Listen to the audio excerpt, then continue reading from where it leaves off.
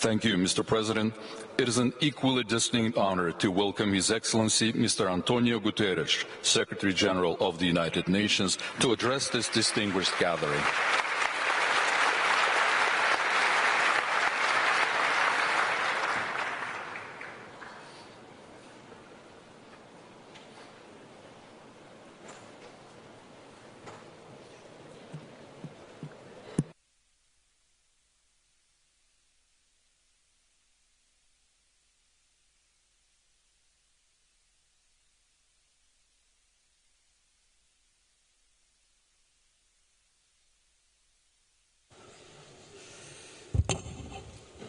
President Aliyev, I thank you, the co-president Mukhtar Babayev, and the government of Azerbaijan for your welcome and hospitality. The presidents can count on our full cooperation in your efforts to achieve the successful COP we all need. Excellencies and friends, the sound you hear is the ticking clock. We are in the final countdown to limit global temperature rise to 1.5 degrees Celsius, and time is not on our side. Exhibit A 2024, with the hottest day on record and the hottest months on record, this is almost certain to be the hottest year on record. And the masterclass in climate destruction. Families running for their lives before the next hurricane strikes. Biodiversity destroyed in sweltering seas. Workers and pilgrims collapsing in insufferable heat. Floods tearing through communities and tearing down infrastructure. Children going to bed hungry as droughts ravage crops. And all these disasters and more are being supercharged by human-made climate change. And no country is spared. In our global economy, supply chain shocks raise costs everywhere. Decimated harvests push up food prices everywhere. Destroyed homes increase insurance premiums everywhere. And this is a story of avoidable injustice. The rich cause the problem, the poor pay the highest price. Oxfam finds the richest billionaires emit more carbon in an hour and a half than the average person does in a lifetime. Now, unless emissions plummet and adaptation soars, every economy will face far greater fury. But there is every reason to hope. Excellencies, at COP28, all you agreed to move away from fossil fuels, to accelerate net zero energy systems, setting milestones to get there, to boost climate adaptation, and to align the next round of economy-wide national climate action plans, or NDCs, with 1.5 degree limit. It's time to deliver. Humanity is behind you. A poll by the University of Oxford and the United Nations Development Programme finds that 80% of people around the world want more climate action. Scientists, activists, and young people are demanding change. They must be heard, not silenced. And the economic imperative is clearer and more compelling. With every renewables rollout, every innovation and every price drop. Last year, and for the first time, the amount invested in grids and renewables overtook the amount spent on fossil fuels. And almost everywhere, solar and wind are the cheapest source of new electricity. So doubling down on fossil fuels is absurd. The clean energy revolution is here. No group, no business, and no government can stop it. But you can and must ensure it is fair and fast enough to limit global temperature rise to 1.5 degrees Celsius. And I urge you to focus on three priorities. First, emergency emissions reductions. To limit global temperature rise to 1.5 degrees Celsius, we must cut global emissions 9% every year. By 2030, they must be down 43% on 2019 levels. Unfortunately, they are still growing at the present moment. Now, at this COP, you must agree to rules for fair, effective carbon markets that support that fight. Yesterday, you made an important first step. You must build on it by agreeing rules for markets that respect the rights of local communities and leave no space for greenwashing or land grabbing. By next COP, you must deliver new economy-wide national climate action plans. And you have agreed that your new plans will align with 1.5 degrees.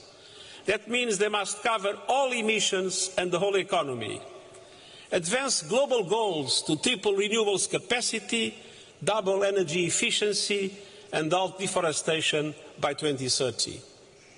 To slash global fossil fuel production and consumption 30% by the same date. And to align national energy transition strategies and sustainable development priorities with climate action to attract the needed investment. All these must be achieved in line with the principle of common but differentiated responsibilities and respective capabilities in the light of different national circumstances. But all countries must do their part, and the G20 must lead. They are the largest emitters with the greatest capacities and responsibilities. They must bring their technological know-how together with developed countries supporting emerging economies. And every nation must have the tools and resources for climate action. And the United Nations is ready to support that effort every step on the way. We are supporting developing countries with new NDCs through the Climate Promise Initiative and striving for justice in the renewables revolution through our panel on critical energy transition minerals. But ultimately, only you can deliver on national ambition and action. Only you can beat the clock on 1.5 degrees. Excellencies, second, you must do more to protect your people from the ravages of the climate crisis. The most vulnerable are being abandoned to climate extremes.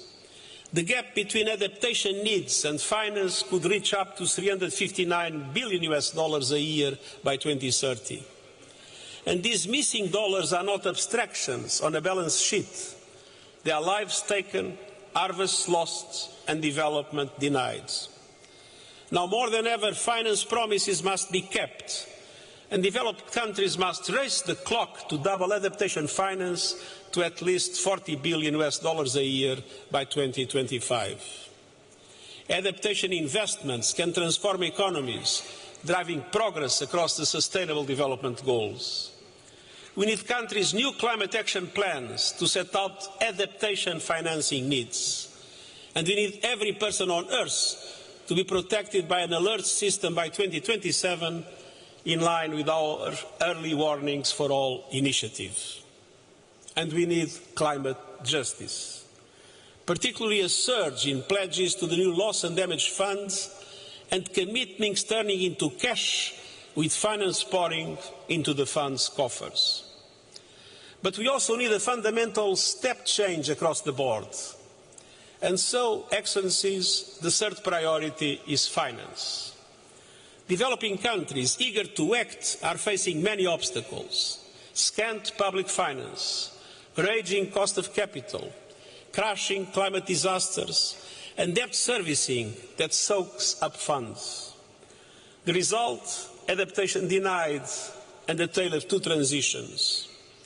Last year, developing and emerging markets outside China received just 15 cents per every dollar invested in clean energy globally. COP29 must tear down the walls of climate finance. Developing countries must not leave Baku empty-handed. A deal is a must, and I'm confident it will be reached. We need a new finance goal that meets the moment, and 5 elements are critical to success. First, a significant increase in concessional public finance.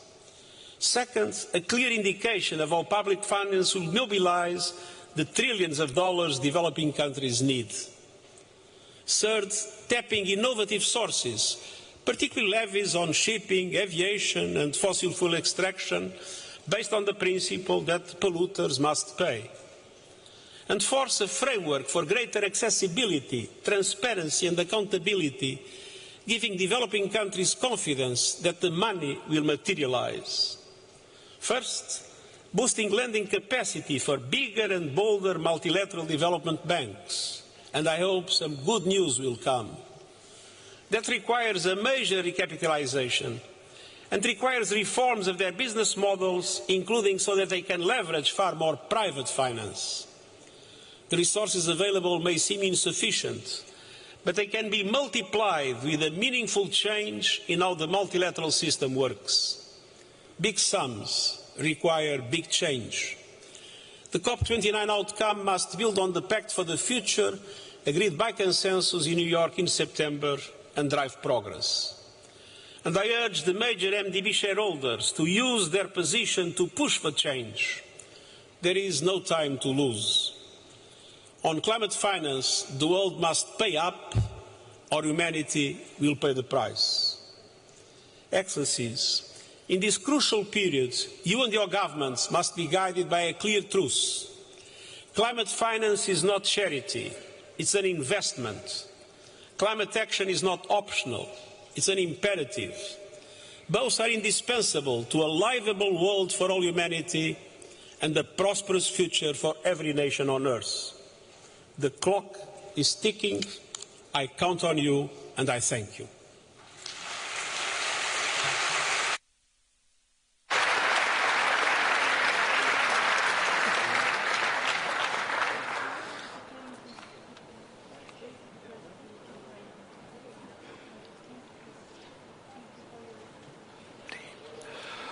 Thank you, Mr. Secretary General.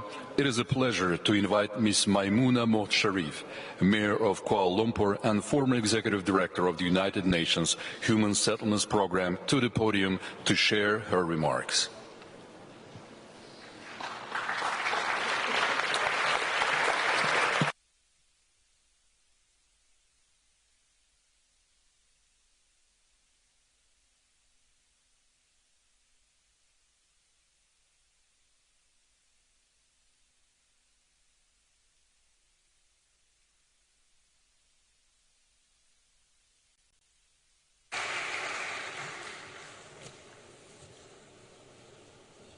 His Excellency Mr. Ilham Aliyev, President of the Republic of Azerbaijan, His Excellency Mr. Antonio Guterres, Secretary General of the United Nations, His Excellency Mr. Mokhtar Babayev, COP29 President, Excellencies, Head of State, Heads of Government, Heads of the delegations to the 29th Conference of Parties of COP29, Ambassadors, Mayors, distinguished guests, ladies and gentlemen, Assalamualaikum warahmatullahi wabarakatuh, Salam Malaysia Madani, and good afternoon to all of you. It is a great honor for me to address all of you from the front lines of the climate crisis, speaking for all the major local governments network, the 4 mayors and community leaders, and as a woman leaders from the grassroots community, and also as a grandmother myself, I'm very grateful for the opportunity given by COP and given by the President to convey the voices of the common people. Due to the climate change and the extreme weather events, all our life, especially those of us from the vulnerable communities, have now become a daily struggle. Yet I can say that with absolute confidence that the people we serve are looking to all of you to continue to deliver on their hopes for a better future. As a former Under-Secretary General and Executive Director of UN Habitat, I welcome and congratulate the COP29 presidency for the collaborative and far-sighted manner, forming a partnership with Dubai and Belém that ensures continuity in the deliberation and decision-taking as each COP. I also thank the COP29 presidency for the continued commitment to the ministerial meeting on urbanization and climate change that was introduced at Sharm el-Sheikh during COP27 and was expanded to strengthen multi-level climate action in Dubai at COP28. Distinguished delegates, having returned to my country in February this year and having been appointed as the First Lady Mayor of Kuala Lumpur, the capital city of Malaysia, I can testify to the reality that the challenges of the climate change is very real. From the longest heat wave ever recorded in my region to the biggest storm in living memory, Kuala Lumpur, like many cities all over the world, is facing ever greater challenges on a daily basis. The only way cities like Kuala Lumpur and the developing world can continue to contribute to the climate goals is to have a consistent annual funding to enable us to preserve urban green spaces and conserve our forested areas as carbon sinks. If we keep innovating to ensure our cities are walkable and invest more in public transport, we can further reduce carbon emission and over-reliance on motor vehicles. To adapt to extreme climate events, I also advocate for more nature-based solutions, including expanding the Smart City concept and making urban centers into biodiversity hubs and create biodiverse cities. Different spelling, S-I-T-I-E-S instead of S-I-T-Y. By 2040, there will be an estimated 1.3 billion tons of plastic polluting the air, water, and food we eat. In fact, each of us now have microplastics in our bloodstream, vital organs, and as for this year, even in babies, in pregnant women. Despite these challenges, I consider ourselves among the luckiest cities and communities living in the region of the world that is relatively peaceful. Mr. President, I thank you for the courage that you have demonstrated in hosting COP29 in Baku, which can only happen because you have managed to convince your fellow leaders to give peace a chance. For without peace, there can be no sustainable development, just as without sustainable development, we cannot win the peace. I thank you for Azerbaijan's contribution to the sustainable urbanization as you rebuild your cities, guided by the new urban agenda and the sustainable development goals. As you know, the Azeri poet Nizami Ganjavi, in his wisdom and his poetic expression, said that, quote unquote, in the hour of adversity, be not without hope, for crystal rain falls from the black clouds. In adversity, we can find opportunities. Let us dig deep in ourselves to find the will to give peace a chance, to make peace with nature, and to make peace with ourselves. I humbly call upon all member states to strengthen multilateralism and strengthen the hand of multilateral organizations like the United Nations to ensure that we leave COP29 with more concrete actions, timelines, funding to save the planets of today's and future generations. Without collaboration and cooperation, without a whole of society approach, we cannot hope to survive into the next century.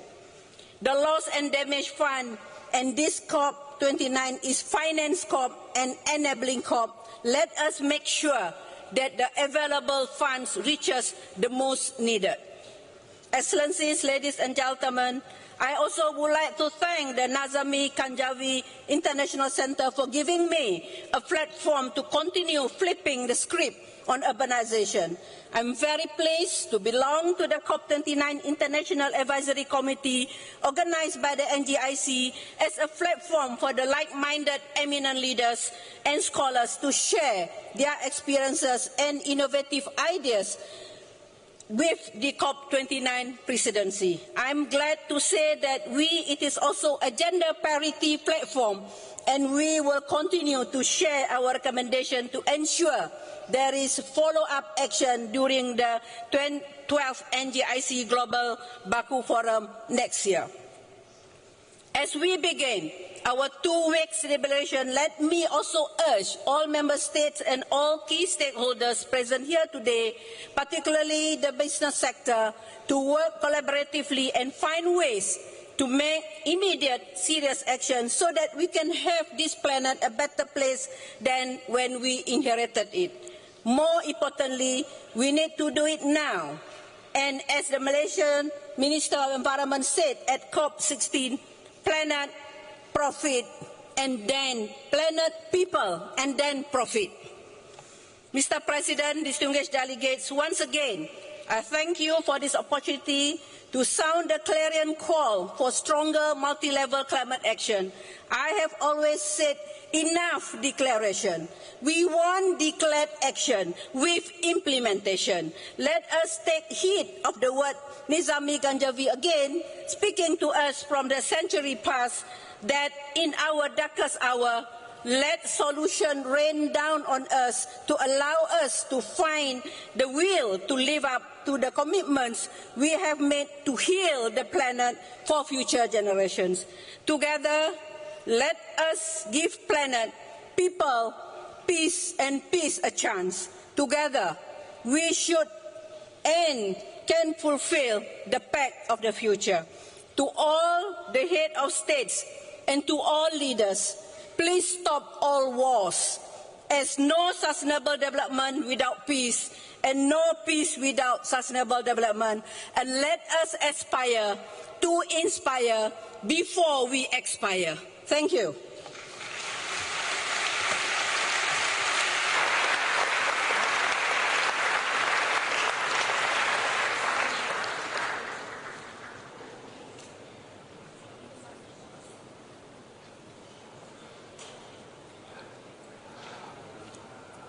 Thank you, Ms. Sharif.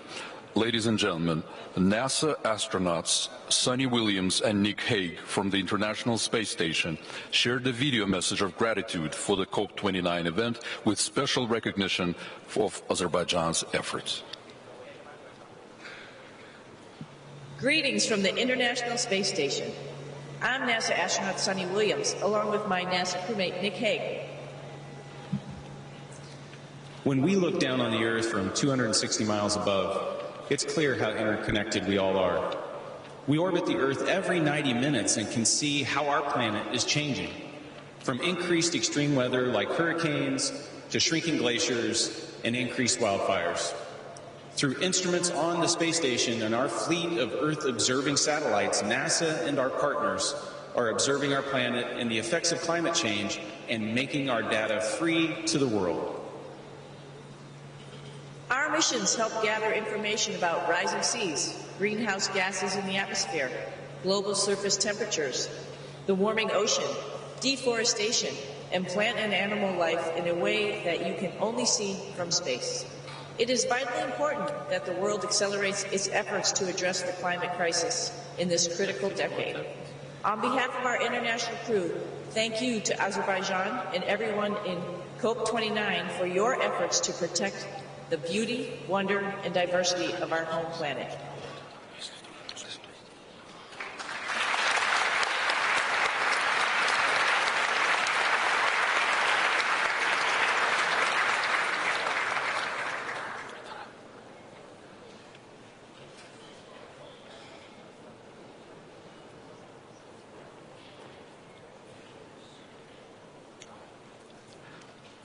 Esteemed guests, we are now delighted to begin the cultural program.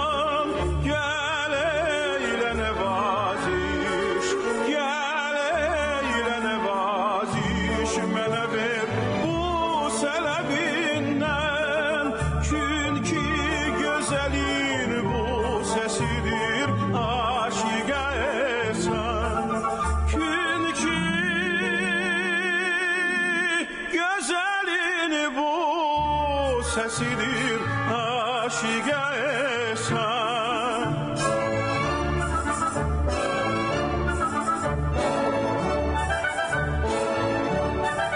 Sordum ki gönül hardadır, aldım bu cevabı. Hiç sorma tapılmaz, onu ahlasa da insan. Rahmeyle dedim gel.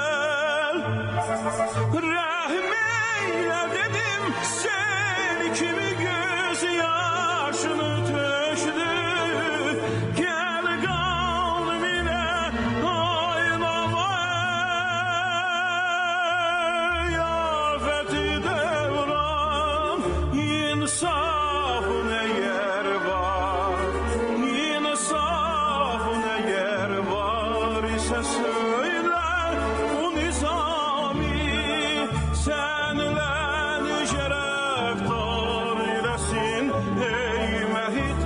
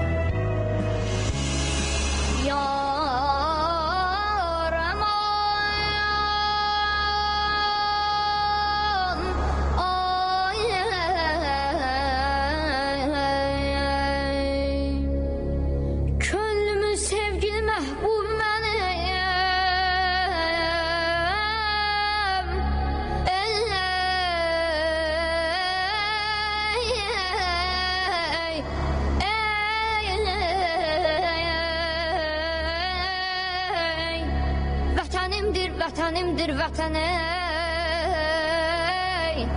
vətən sevməyən insan olmaz,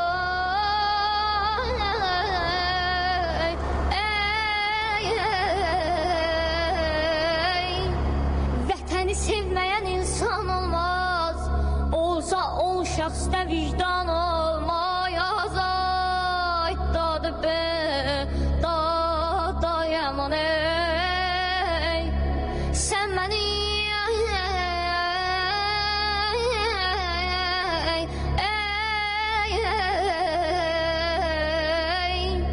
sən mənim köksümdə çarpan rəksən, mən sənin köksündə kiçik bir zərrə, mənə qanad verəyəm,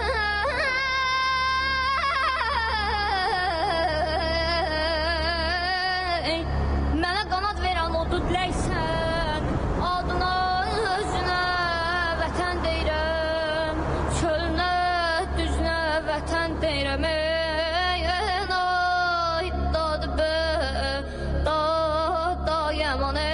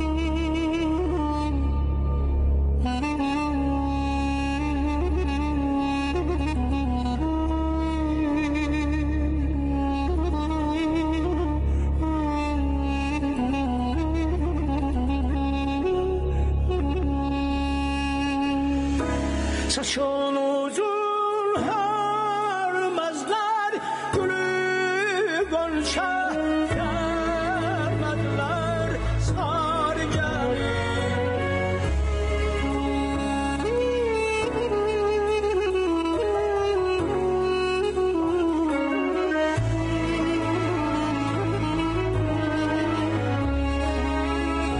Bu sevdana sevdadır,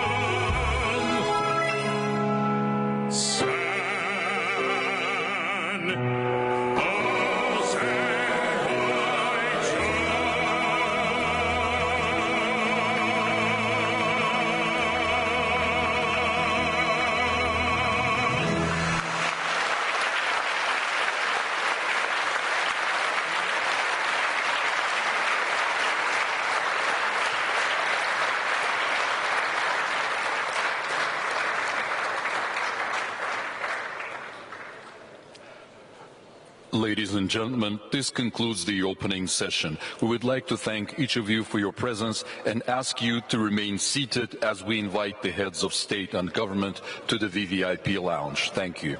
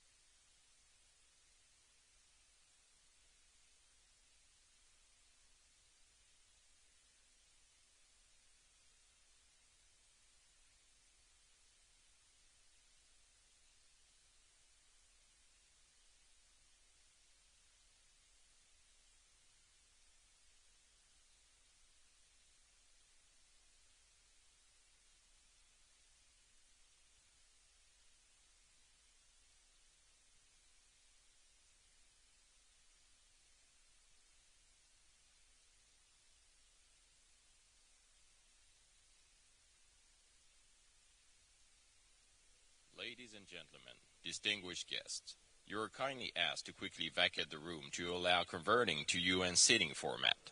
This will allow for the next meeting to start on time. Thank you. Ladies and gentlemen, distinguished guests, you are kindly asked to quickly vacate the room to allow converting to UN sitting format. This will allow for the next meeting to start on time. Thank you.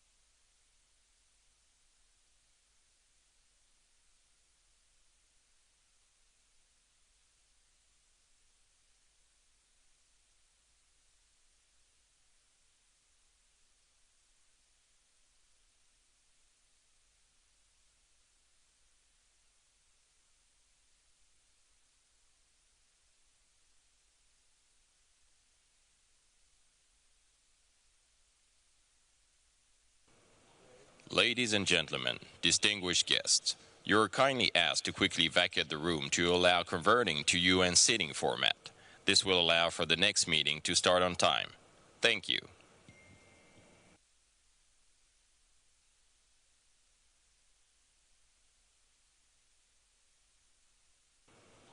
Ladies and gentlemen, distinguished guests, you are kindly asked to quickly vacate the room to allow converting to UN sitting format. This will allow for the next meeting to start on time. Thank you.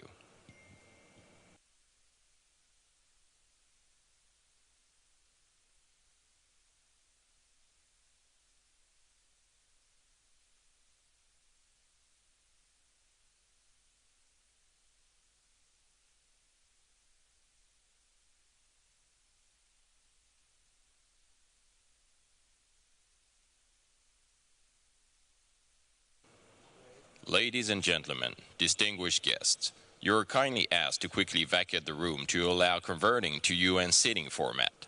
This will allow for the next meeting to start on time. Thank you. Ladies and gentlemen, distinguished guests, you are kindly asked to quickly vacate the room to allow converting to UN sitting format. This will allow for the next meeting to start on time. Thank you. Ladies and gentlemen, distinguished guests, you are kindly asked to quickly vacate the room to allow converting to UN sitting format. This will allow for the next meeting to start on time. Thank you. Ladies and gentlemen, distinguished guests, you are kindly asked to quickly vacate the room to allow converting to UN sitting format. This will allow for the next meeting to start on time. Thank you. Ladies and gentlemen, distinguished guests, you are kindly asked to quickly vacate the room to allow converting to UN sitting format. This will allow for the next meeting to start on time. Thank you. Ladies and gentlemen, distinguished guests, you are kindly asked to quickly vacate the room to allow converting to UN sitting format. This will allow for the next meeting to start on time. Thank you. Ladies and gentlemen, distinguished guests, you are kindly asked to quickly vacate the room to allow converting to UN sitting format. This will allow for the next meeting to start on time. Thank you. Ladies and gentlemen, distinguished guests, you are kindly asked to quickly vacate the room to allow converting to UN sitting format. This will allow for the next meeting to start on time.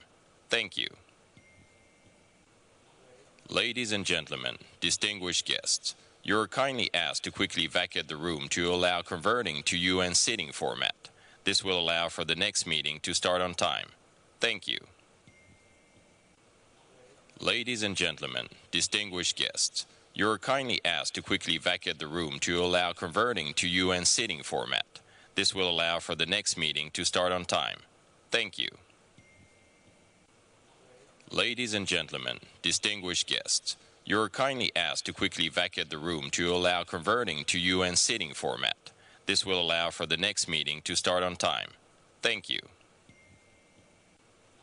Ladies and gentlemen, distinguished guests, you are kindly asked to quickly vacate the room to allow converting to UN sitting format.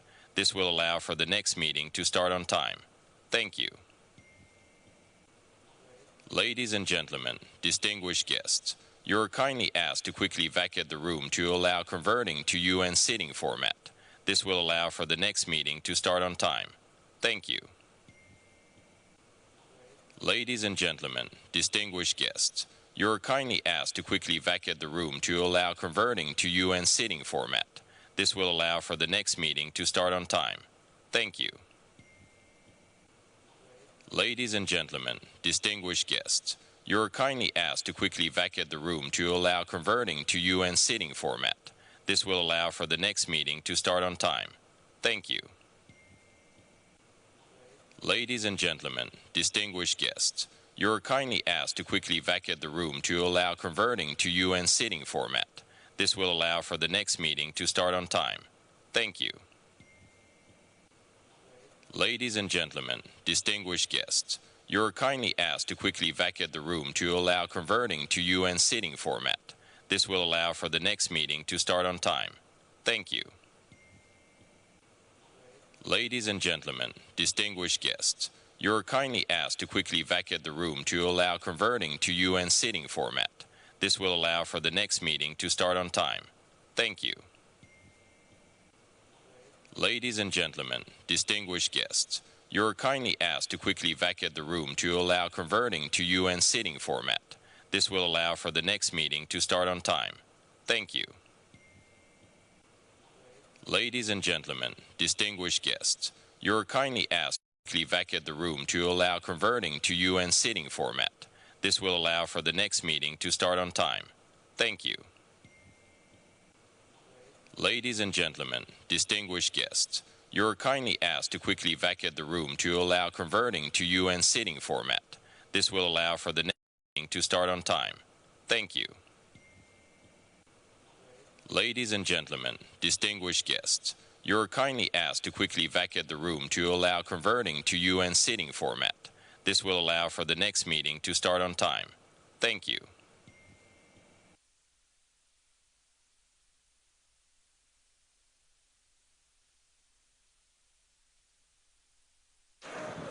Okay, Adil. Guys, can we start the rolling and put the timer on the screen, please?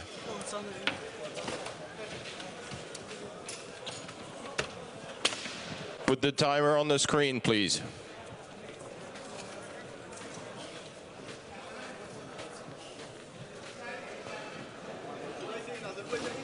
No, Adil is there, so, but the technician is in the other way.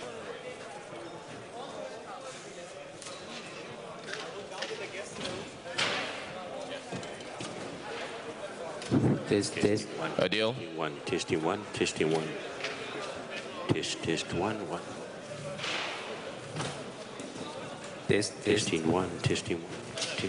one.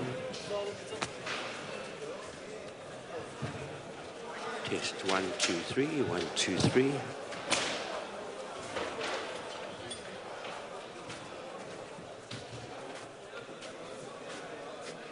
Guys.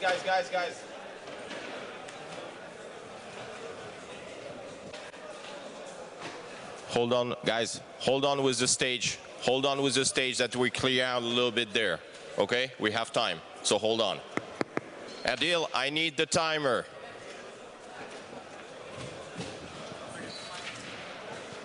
Testing one. Test 1. Test 1. Test 1, Guys, this 2, is 3. not the moment. Seriously, this is not the moment. Go. This is not the moment. Test 1. Test 1. Test 1.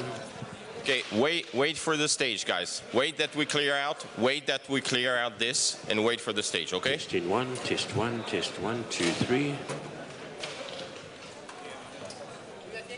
Adil, the timer in the middle, please. Thank you. Yes, this one can go, but before we move that, let them clear that. This one can go, yes. But it's not us. That's why I want to come and take it.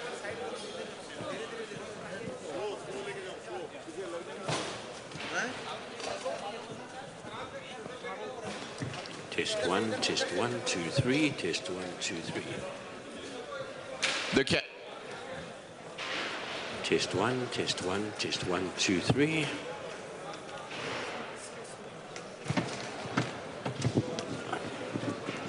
Testing 1. Testing 1. 1, 2, 3.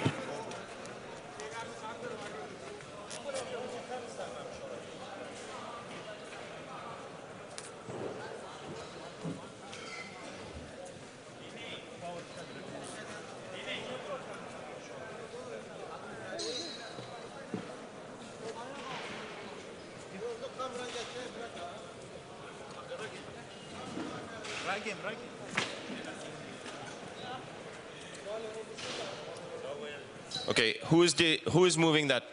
Who is moving the round? Credo.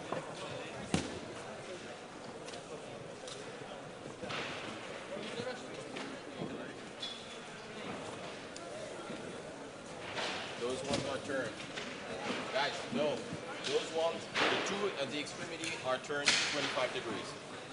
So those ones are like that. And the last one too.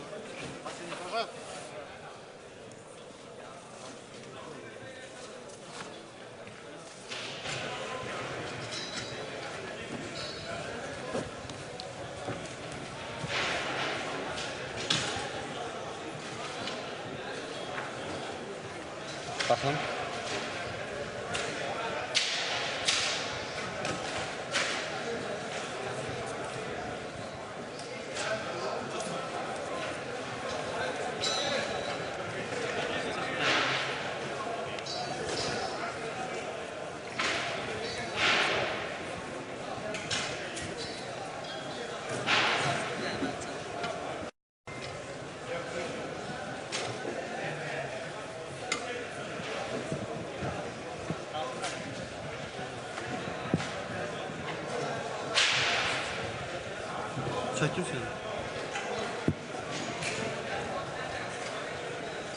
Sen bir yana parti.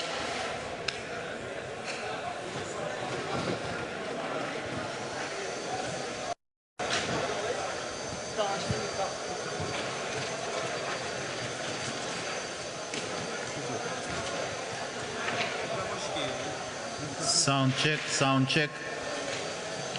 Sakin ol. Söndürmezsem. Sound check.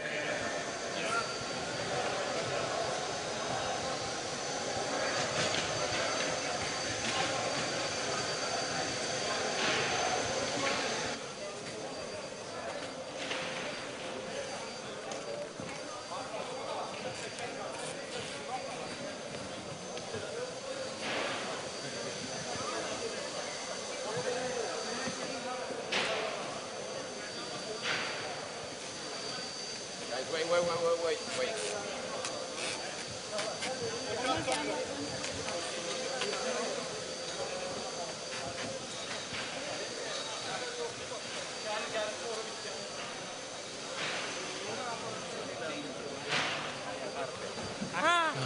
No, guys.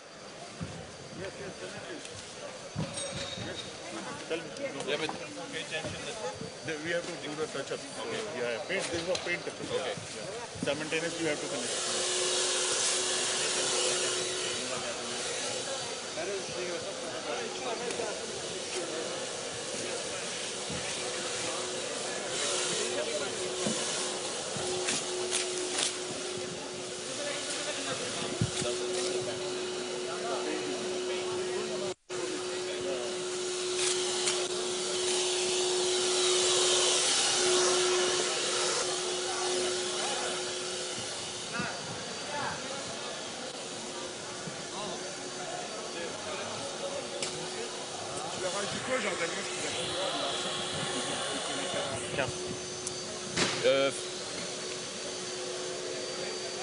Ils sont combien? Ils sont 3, je pense. Tu récupères les badges par contre dès qu'ils sont rentrés.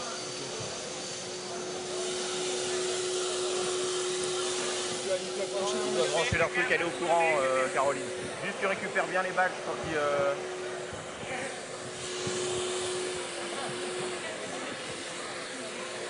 Why did they do anything there? Why did somebody touch your lectern? Who has told you to touch your lectern?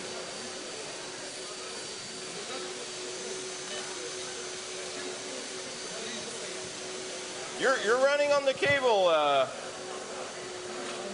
Who told you to touch your lectern? No one. Now it's in the same position as yesterday because of this fire. Okay, everybody move away from the lectern. Nobody touch that.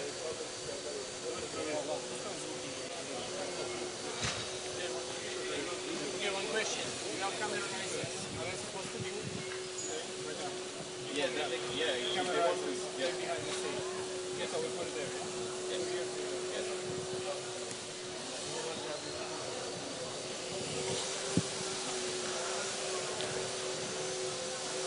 How you doing, Natalie? You good? Yeah, I'm gonna be fine. Everything will work, don't worry.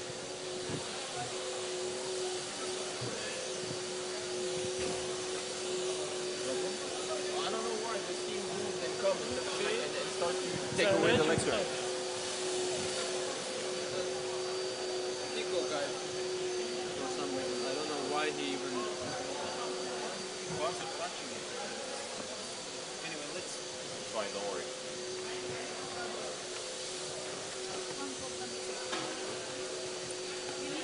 Yes. You are bringing the two here. This doesn't go there.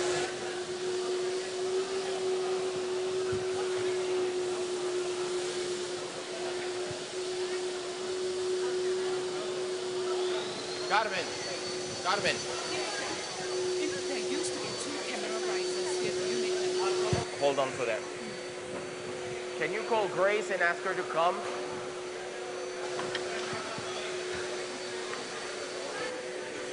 She doesn't want this here. If she can come, to tell her exactly where she wants it. Please, try. That's what I said.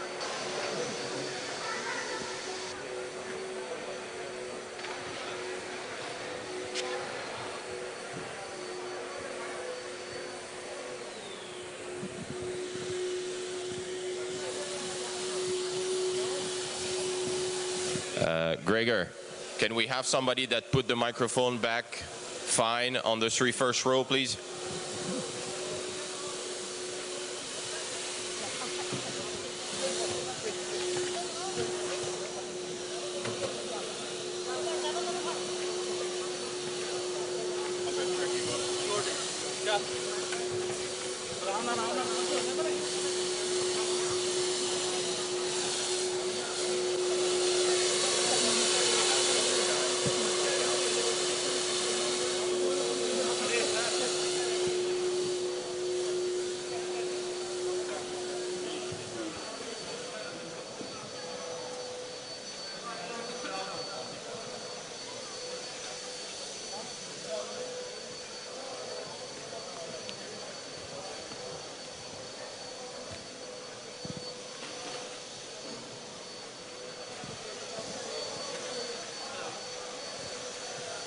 I'm the wireless guy now. I sent it for lunch. I'm here for the wireless mics. You keep it.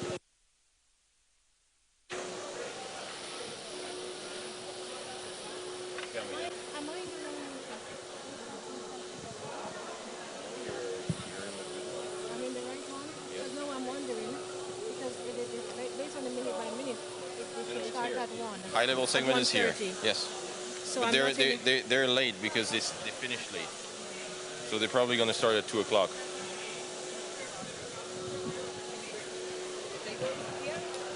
Here. Yes. Yes. Today was the city in Kia. How does it work? How does it work with your camera? I don't know. I asked Grace to come. It was in Kia. How does it work? She asked me for the holding area here.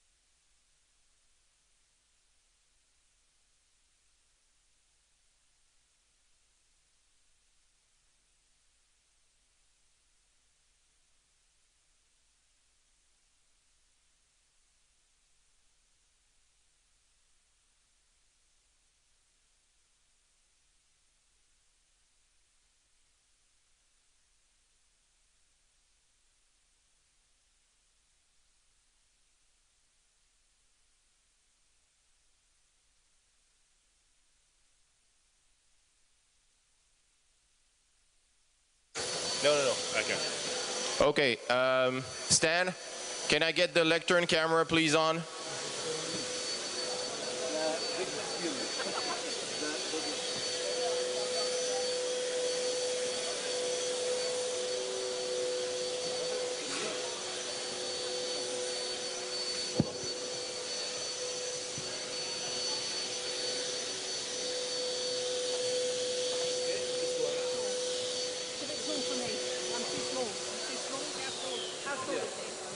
Just lift right. Sorry, guys. Guys. A little bit more. Is he like me? No, a little bit less. There you go. Like you. Don't touch it. Yeah, okay.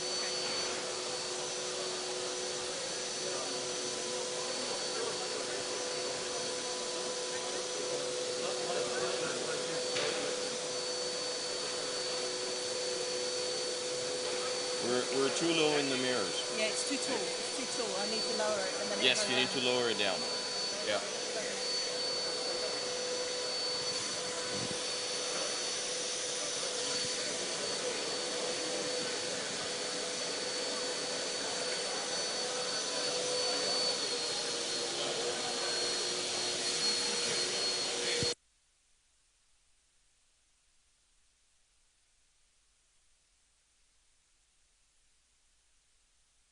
Okay, for all the people that have finished their job, I need them to vacate the room, please.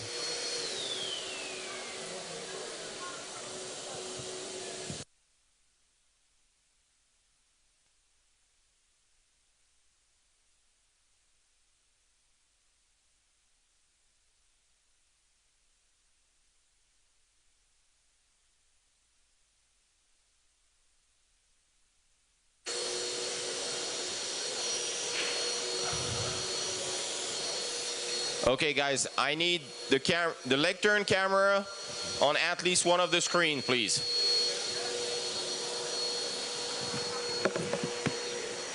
Careful, careful, careful.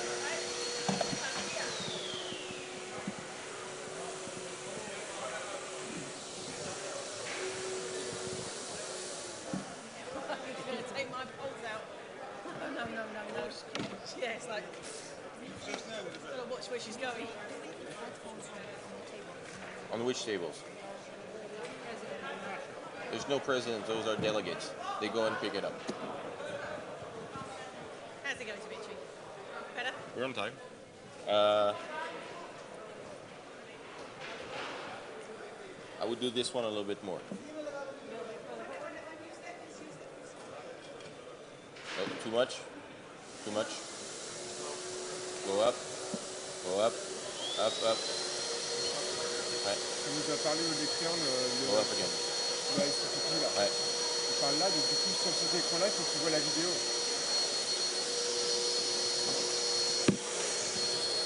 Oh, il me fait chier. On nous a parlé en fonction de la vidéo. Ça veut dire que les autres ne la verront pas. Non, ils ne parlent pas en fonction de la vidéo. La vidéo, elle démarre quand il arrive au pupitre. On en parlera, mais... Non, mais je l'ai vu. Je sais. Mais on en parlera. Il dira après, et puis j'avais pas la vidéo. Bah, ouais. Okay, we good on this one?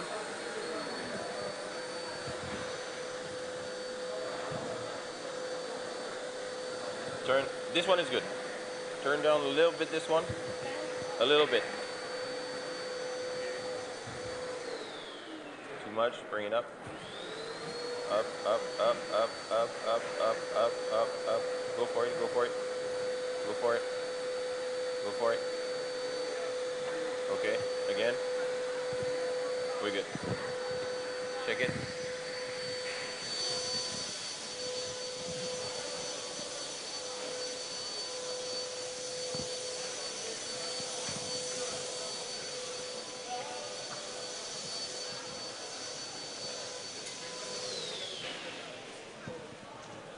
Okay, stand. Guys, can you stop the clock? Put back the screens on. Thank you.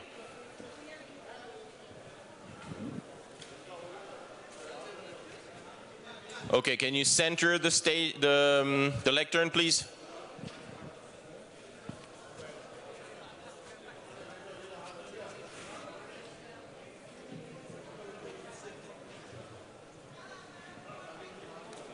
Henry, can we have the light on the lectern and the flag, please?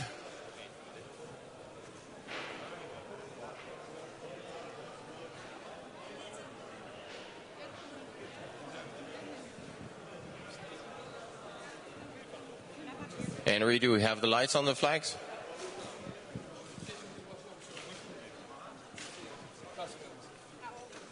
Can we have a little bit more?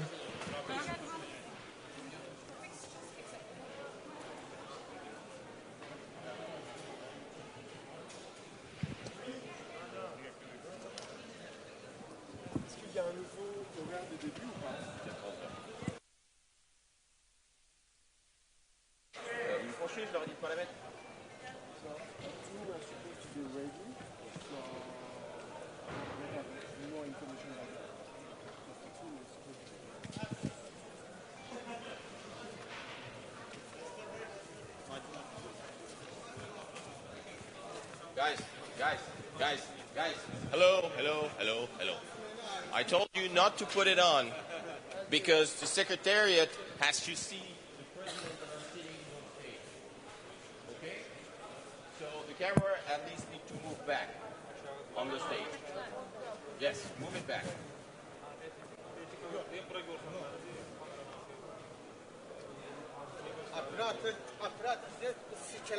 That's what I told you, not to put the stage on, because the people sitting there have to see the president.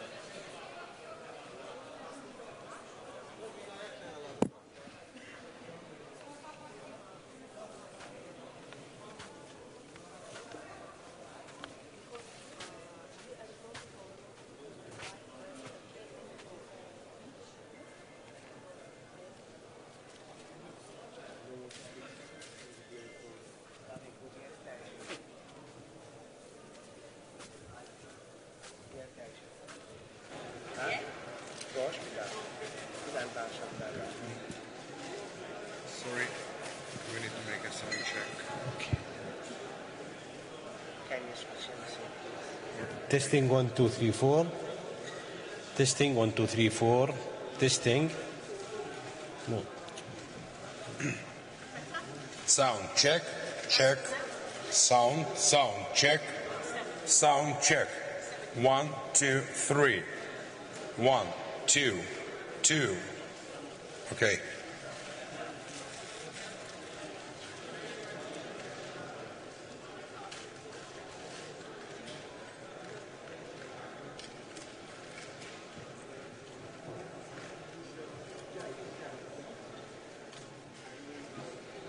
Little bit. Seven. It's okay, 7.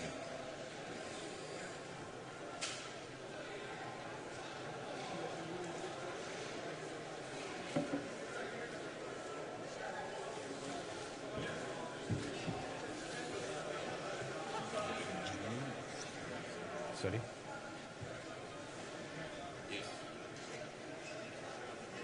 Maybe little. No. Dimitri. No touch. Because there's Turkey, there's Jordan, it has to be هاي فين. not one. خلاص تمام 7.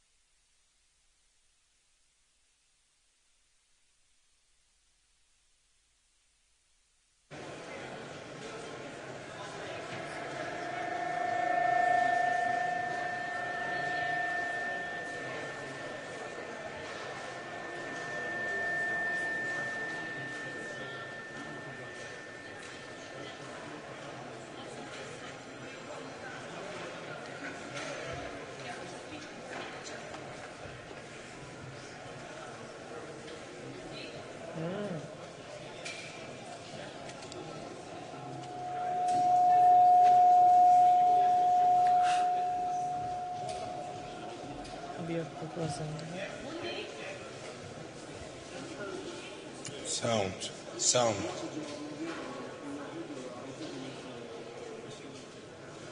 Sound. Sound check. Sound.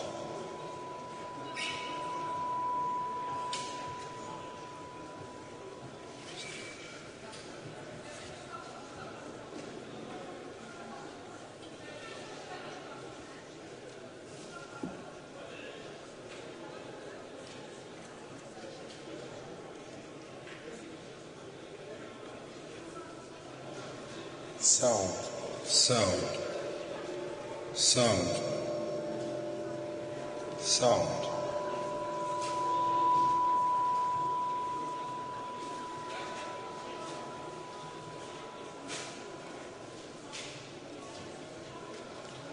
Sound check for plenary room. Sound check.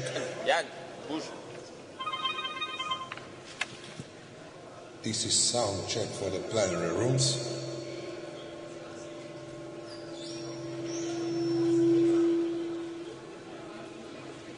This is sound check for the plenary room.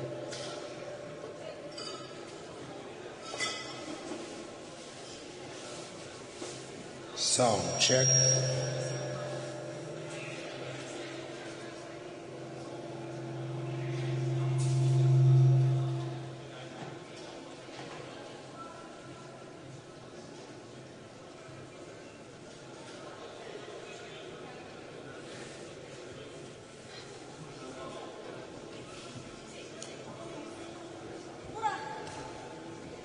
Sound check. This is sound check for plenary room. Plenary 1. Sound check.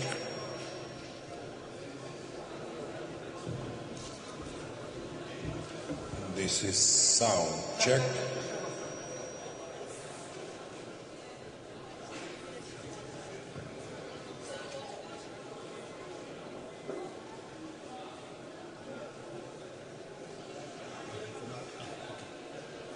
This is sound check. Sound. Yes? Of course. Guys, we have 5 minutes to be ready. So all the people that are finished their job, I need to vacate the room. We have 5 minutes.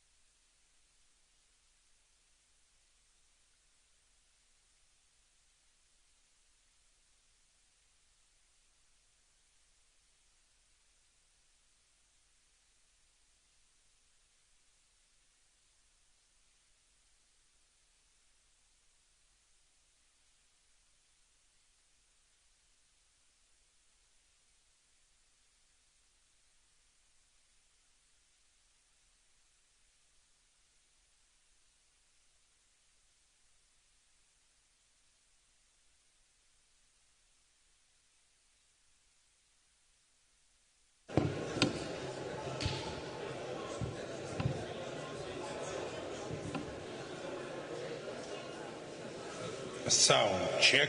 This is sound check. This is sound check.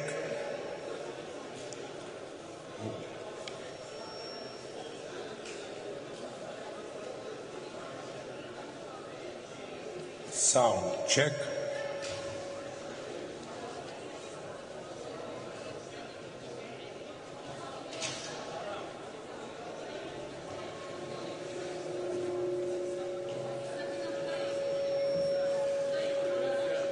Bence çok yukarıda.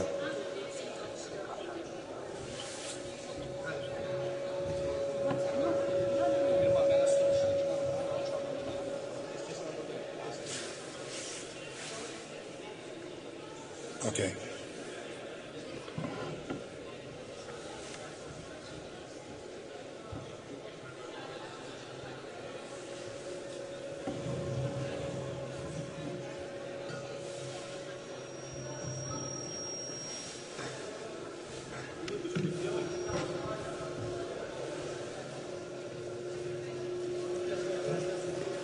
This is sound check. Sound.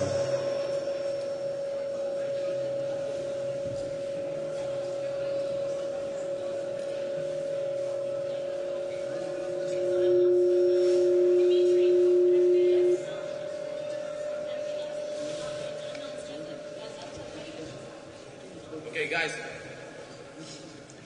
we have 2 minutes. We have 2 minutes. We're going to make an announcement, the VIP, and people will start walking in. So.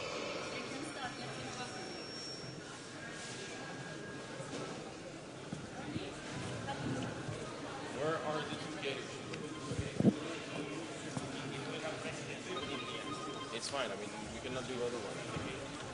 He's coming. Sound check. Sound check. Sound check. Sound check. Sound check. Dorcas. Sound check. Okay, is a board over there? Media. Dorcas. You'll meet over You there. can start to let party. Sound check.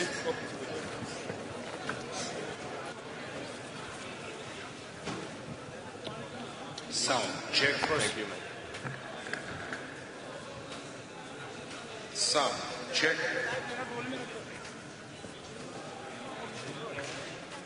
Sound check. Jan. Sound check.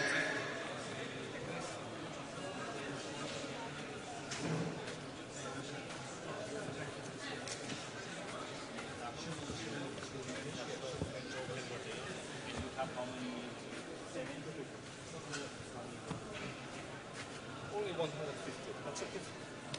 Fantastic. I can take one. Did you introduce to Grace to the 2 guys? Yeah, the 2 guys is coming. I will insert. Okay, because you have to change there. Yes. And there.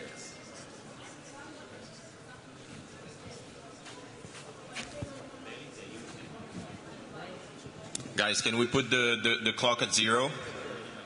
And it doesn't start until the first one, the clock at 3.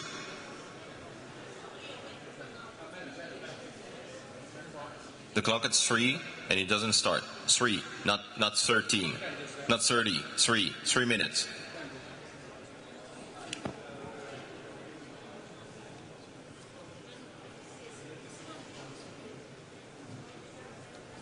Tell me now. Okay, here I need the program.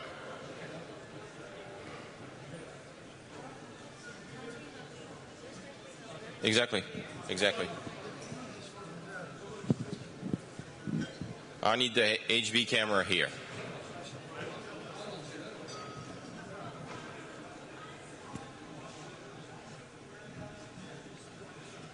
Greece?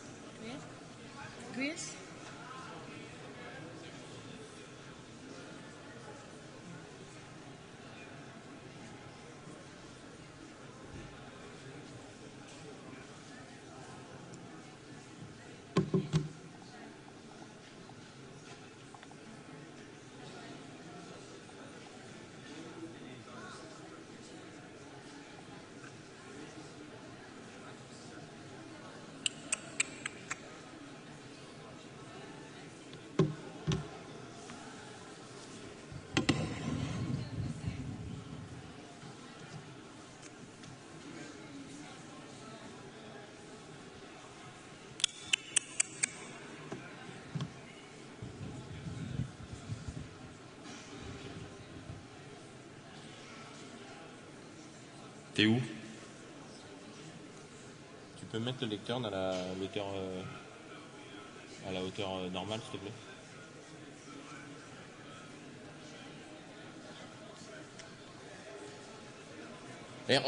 Yann, regarde si ça marche de là-bas.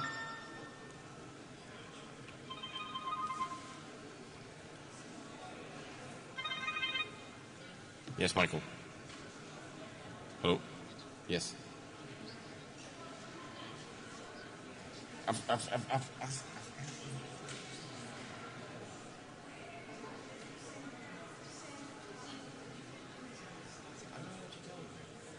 mean, this goes to the MCR. I've talked to them. I talked to them.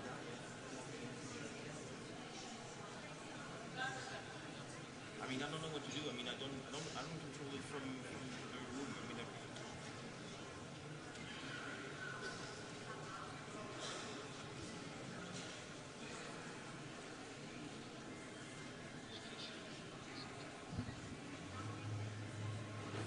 Yeah. Okay.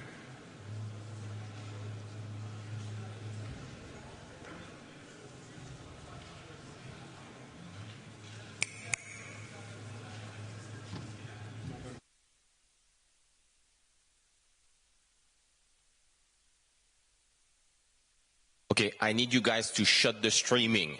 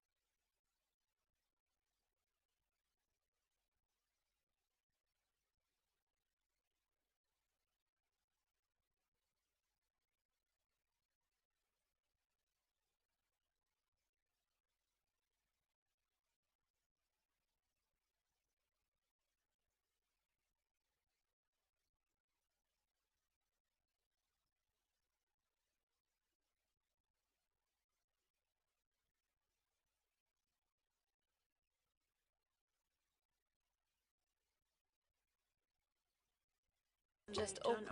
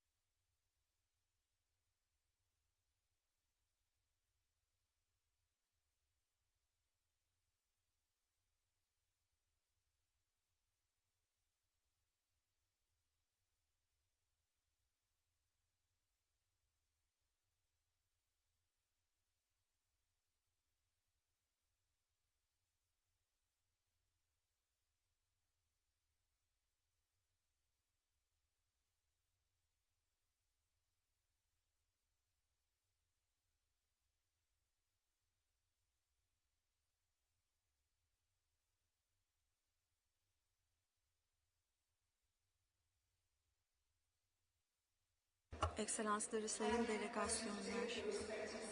Efendim, yerlerinize yerleşmenizi rica edebilir miyiz başlayabilmemiz için?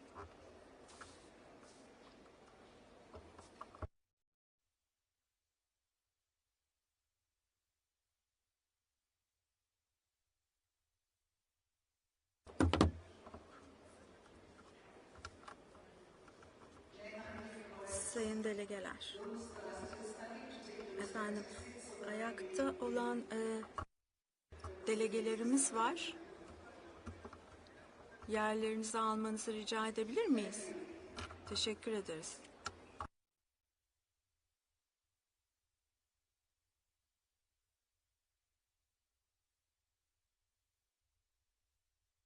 Delegates, honored guests, welcome to the ceremonial opening of the high-level segment for heads of state and government on the occasion of the 29th session of the Conference of the Parties, the 19th session of the Conference of the Parties serving as the meeting of the parties to the Kyoto Protocol.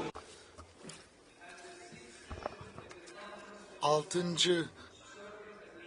Taraflar Konferansı ve Paris Anlaşması'nın paydaşları ve tarafları toplantılarına hepiniz hoş geldiniz. Bu öğleden sonra Ekselansları Sayın Ceremonial bizlerle beraber oluyor. General Assembly and Professor Jim Skier, Chair of the Intergovernmental Panel on Climate Change. Distinguished delegates, it is my pleasure to invite the Executive Secretary of the United Nations Climate Change Secretariat, Simon Steele, to address the plenary. Executive Secretary, you have the floor.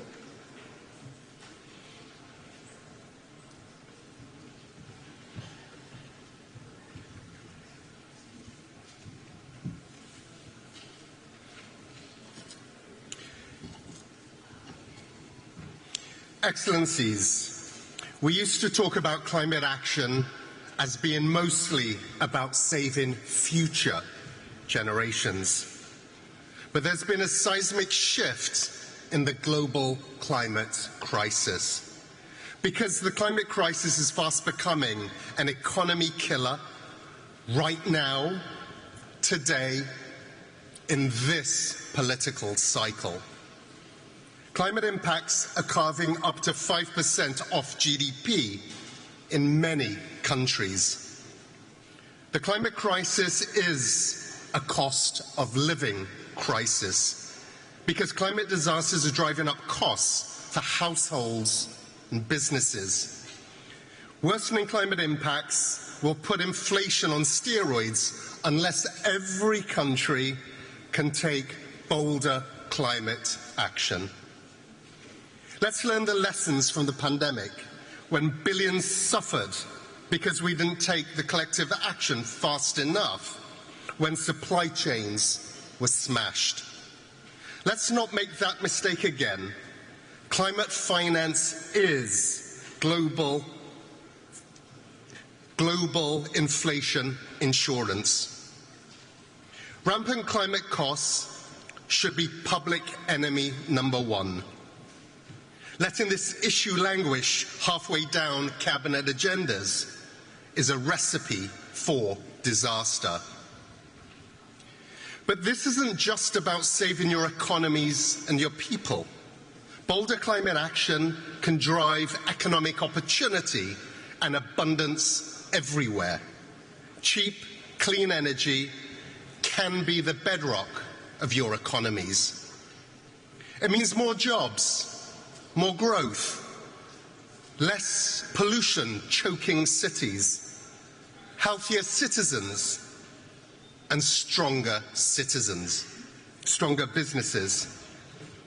Billions of people simply cannot afford for their government to leave COP29 without a global climate finance goal. So for leaders here and back in capitals, make it clear that you expect a strong set of outcomes. Tell your negotiators, skip the posturing and move directly to finding common ground. Bring those positions together. We also need your direct engagement on new national climate targets and plans, NDCs. So all of you can benefit from the boom in clean energy and climate resilience. These are not easy times, but despair is no strategy, and it's not warranted. Our process is strong, and it will endure. After all, international cooperation is the only way humanity survives global heating. The time for hand-wringing is over, so let's get on with the job. I thank you.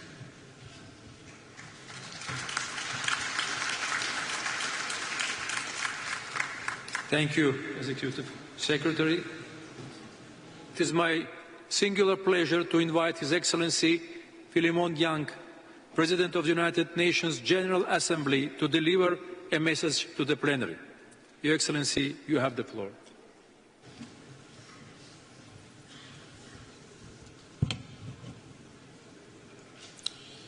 Excellencies, distinguished delegates, we meet at a moment of great need. We must undertake several measures to avert further climate disaster and ensure our resilience. How can we do that? Firstly, we must deliver on the necessary finance commitments. Let me be clear, without financing, climate action will simply not happen. So a first key outcome of COP29 must be the delivery of a new collective quantified goal for climate finance to address the unmet promise of $100 billion per year to support developing countries in their climate response. Climate finance should be additional to official development assistance. To put it simply, no developing country should have to choose between sustainable development and addressing climate change. We need to achieve both at the same time. I am pleased to note that the Loss and Damage Fund exists since last year, and I hope to see ambitious pledges towards it as we go forward. Excellencies, a second key outcome of COP29 must be to continue to pursue efforts while reaffirming our goal to limit global temperatures as we agreed to in Paris and last September with the Pact for the Future.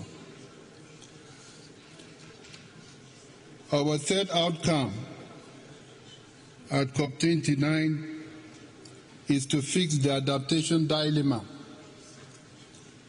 As it stands, current global financial flows for adaptation, both private and public, remain insufficient, as highlighted by the sixth assessment report of the Intergovernmental Panel on Climate Change. As a result, our capacity to implement effective adaptation strategies and build resilience, particularly in developing nations, remains severely limited. We must do much better, striving to build momentum from the Pact for the Future, which member states adopted last September. The Pact was crafted to reinvigorate our multilateral system and make much needed progress in achieving the Sustainable Development Goals. COP29 is an opportunity to do just that, delivering meaningful outcomes that demonstrate solidarity in the face of immense adversity.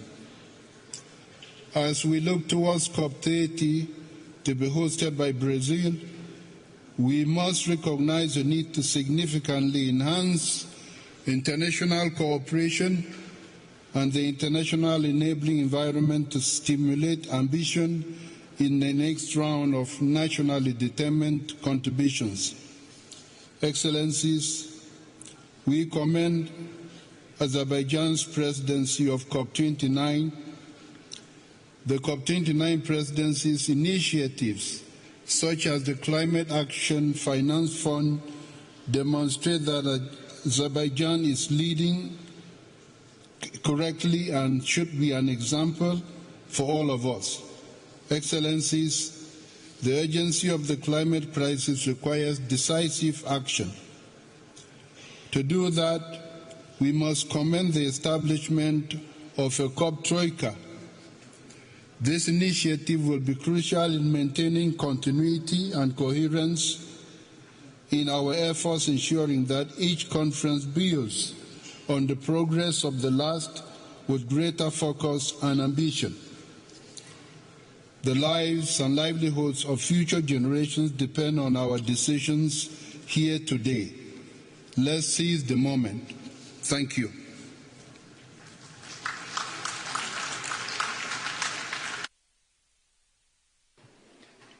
Thank you, Your Excellency. It is my distinct pleasure to invite Professor Jim Skier, Chair of Intergovernmental Panel on Climate Change, to address the plenary. Professor Skier, you have the floor.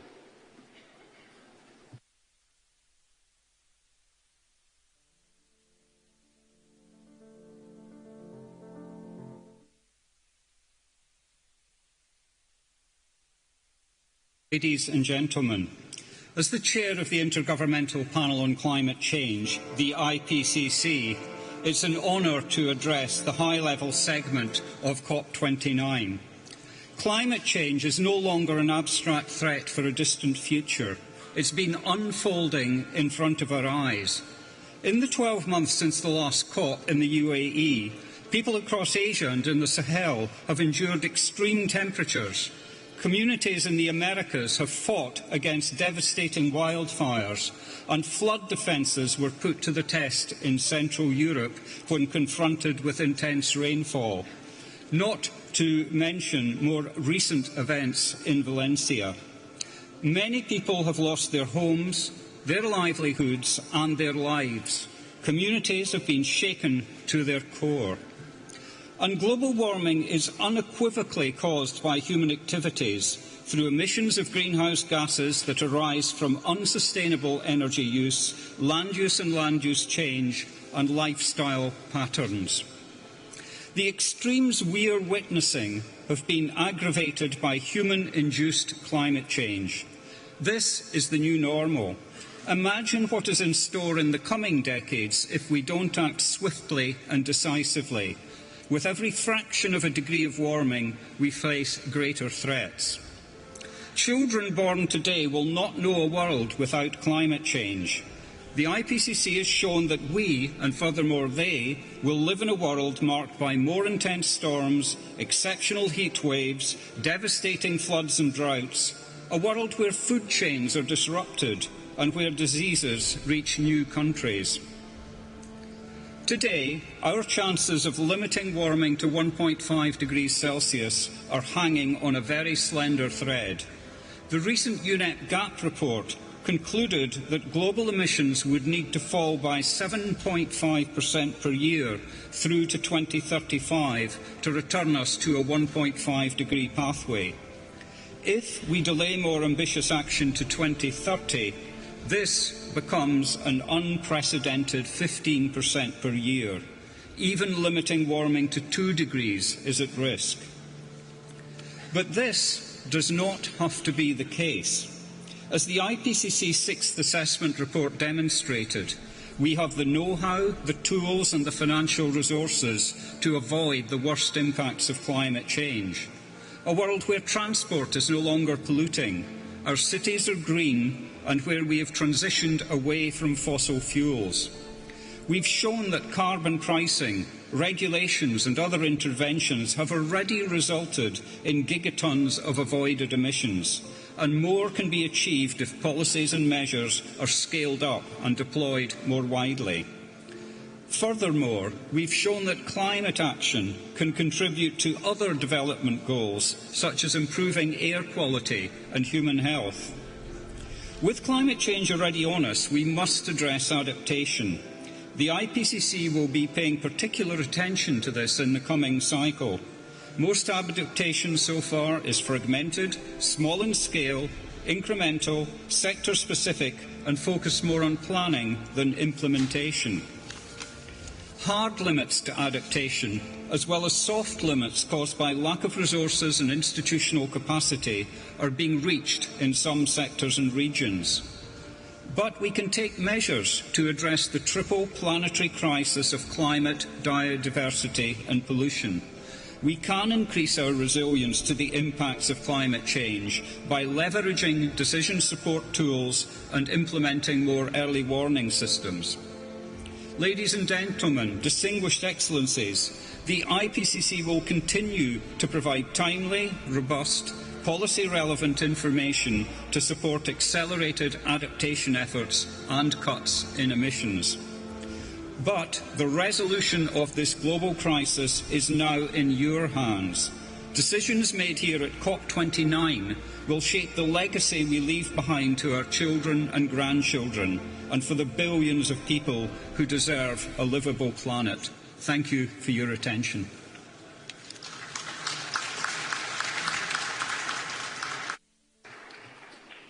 Thank you, Professor Ski. Your Excellencies, distinguished delegates, this brings us to the end of the ceremonial opening of the first part of the high-level segment. Please remain in your seats to allow our guests to leave the podium before we begin the delivery of national statements.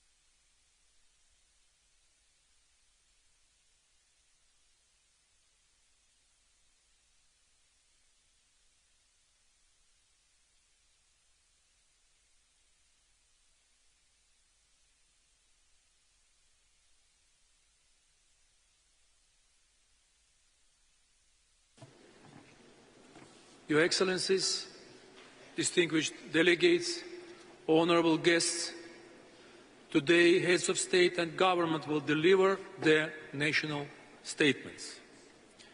I would like to inform Your Excellencies of action in place to ensure effective time management. There is a 3-minute time limit for statements during the high-level segment. Statements should be as concise as possible, noting that full text of the official statements will be made available on the UNFCCC website. And finally, please note that heads of state or government who are not in the plenary at the time for delivery of their statement will be scheduled to speak at the end of the statements of the same category. Your Excellencies, distinguished delegates, honourable guests, the Republic of Azerbaijan is delighted to welcome over 80 heads of state and government. Your presence here is a testament to your country's commitment in taking transformational steps to implement the Convention and the Paris Agreement. It is essential that we expedite efforts toward implementing climate action. I am looking forward to hearing about your achievements toward that end. Let us begin. It is my pleasure to welcome His Excellency Mr. Kassym-Jomart Tokayev, President of Kazakhstan. Your Excellency, you have the floor.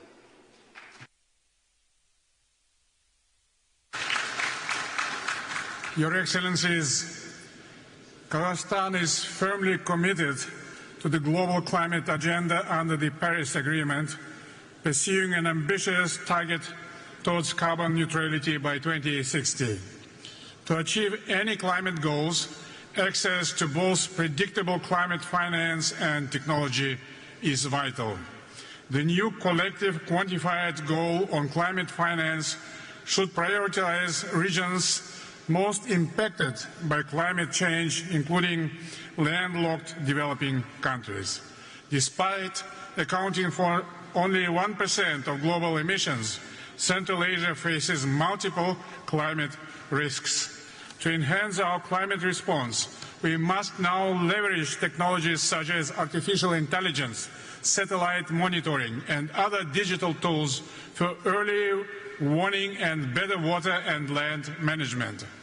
Together with our partners, we continue working on concrete projects on methane reduction, targeting the coal, oil, gas, and agricultural sectors.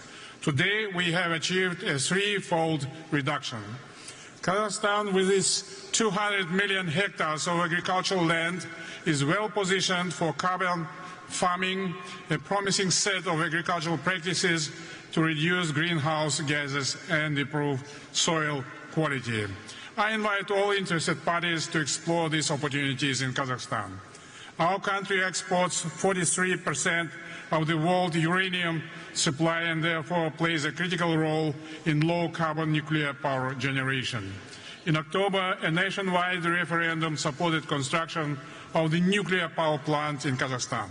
We are committed to ensuring the project's safety and efficiency through partnerships with global technology leaders in this area. Kazakhstan is ready to be a major supplier of energy transition minerals. We see many opportunities for cooperation. Our principal position that the demand in these minerals should be responsible and socially just. Climate change is affecting global water cycle. The water-related disasters account for over 80% of all natural disasters, and we were not spared this year suffering from unprecedented floods. So we respond and recover from future natural disasters, and we will introduce comprehensive disaster risk management system. This December, we are partnering with France to host the One Water Summit to drive the momentum on water agenda. This summit will address issues in global water governance. The Caspian Sea is in danger. Saving the biggest lake in the world is a matter of common concern that requires long-term international cooperation. We support the initiative of President Aliyev to establish a group of experts from the Caspian states. Kazakhstan is intensifying its activities to preserve the Aral Sea. In conclusion, I express my sincere appreciation to the Azeri government for organizing this global gathering, and I believe that together we will be able to meet the defining challenge of this generation. Kazakhstan is strongly committed to multilateral pathways to a just, inclusive, transparent climate agenda. Thank you very much.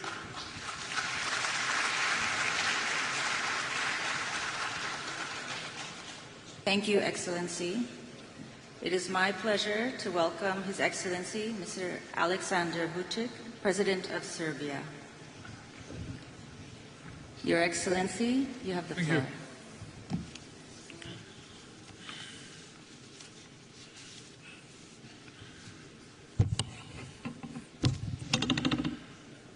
Your Excellencies, esteemed delegates, since I have 3 minutes, will say that it's a special honor and responsibility for me to be here today and to participate at a meeting that brings together the highest state officials to discuss the pressing topic of today, the challenges of climate change and the future of our planet.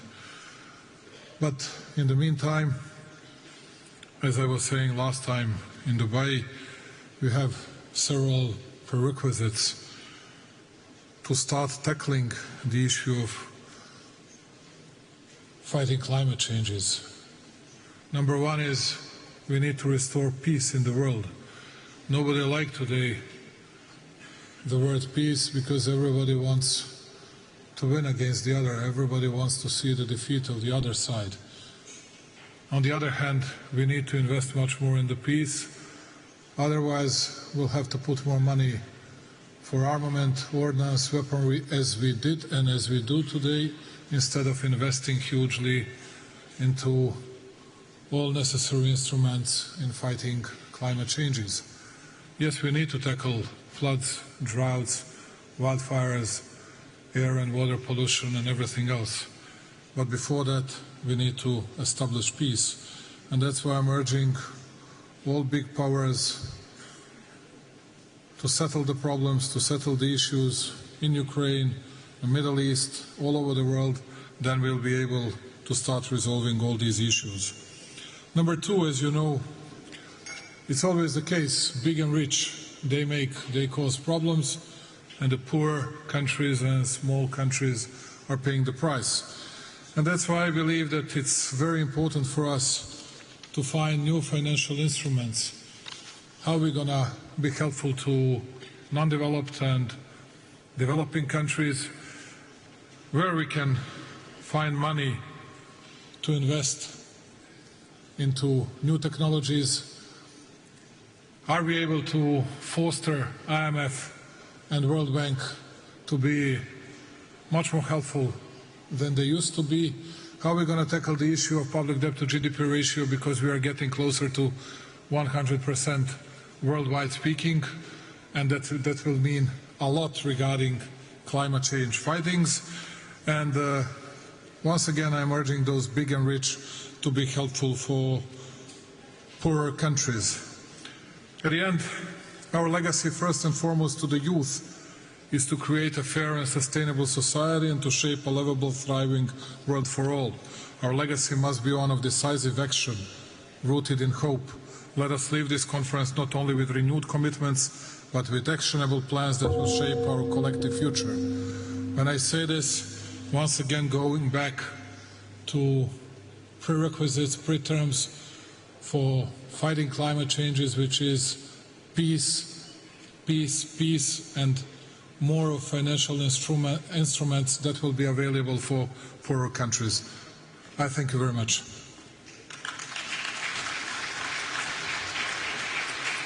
Thank you, Your Excellency. It is my pleasure to welcome His Excellency, Mr. Emerson Dambudzo Mnangagwa, President of Zimbabwe.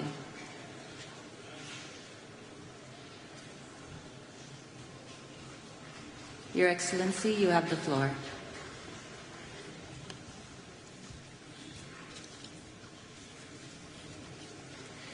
Your Excellency, President of the Republic of Azerbaijan, President Aliyev, Excellencies, distinguished ladies and gentlemen, I extend my profound gratitude to you, Your Excellency, President Aliyev, the government and people of Azerbaijan, for the warm hospitality and superb facilities put at our disposal. The COP29 theme is both timely and urgent, given the escalating global climate crisis. Science warns of the need to drastically reduce greenhouse gas emissions. Regrettably, pollution continues to degrade the environment, threatening the quality of our air and water, while biodiversity loss threatens food security, pushing millions into poverty and hunger. The time for half measures is over, and we all have a duty to fully implement our agreements. Zimbabwe bears the scars of climate change and is currently experiencing one of the most devastating El Nino-induced droughts in history. The drought has negatively impacted nearly every aspect of life in Zimbabwe. My government, in April this year, declared a national state of disaster. The crisis extends beyond Zimbabwe and is affecting the entire Southern Africa region. Our reliance on hydroelectric power has also made our clean energy supply precarious. These cost-getting efforts underscore the vulnerability of developing countries like Zimbabwe to climate change while contributing minimally to global emissions. The transition to renewable energy is non-negotiable, while a just transition combined with robust financial technological support for developing countries are critically important to drive the climate action agenda. As such, my country is implementing the Nationally Determined Contribution Implementation Plan and Investment Framework to aid in our resource mobilization. Additionally, Zimbabwe recently developed a national carbon market framework which puts Article 6 compliance framework at the heart of Zimbabwe's climate change strategy. Zimbabwe welcomes the formal registration of the group of landlocked developing countries as a negotiating group in global climate processes. As we reflect on the commitments made at the recent Summit of the Future, I urge us all to align our climate actions with our broader vision for more just, peaceful, and inclusive order. Let us act decisively to build a legacy of hope, resilience, and shared prosperity on a healthy earth. I thank you.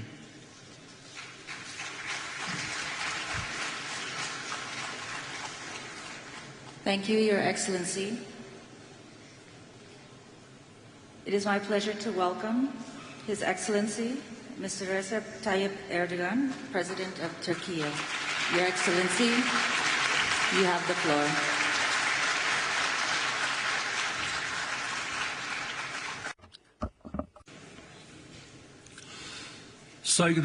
Distinguished heads of states and governments, distinguished Secretary General, I would like to salute you all on behalf of myself and my nation with my most heartfelt emotions.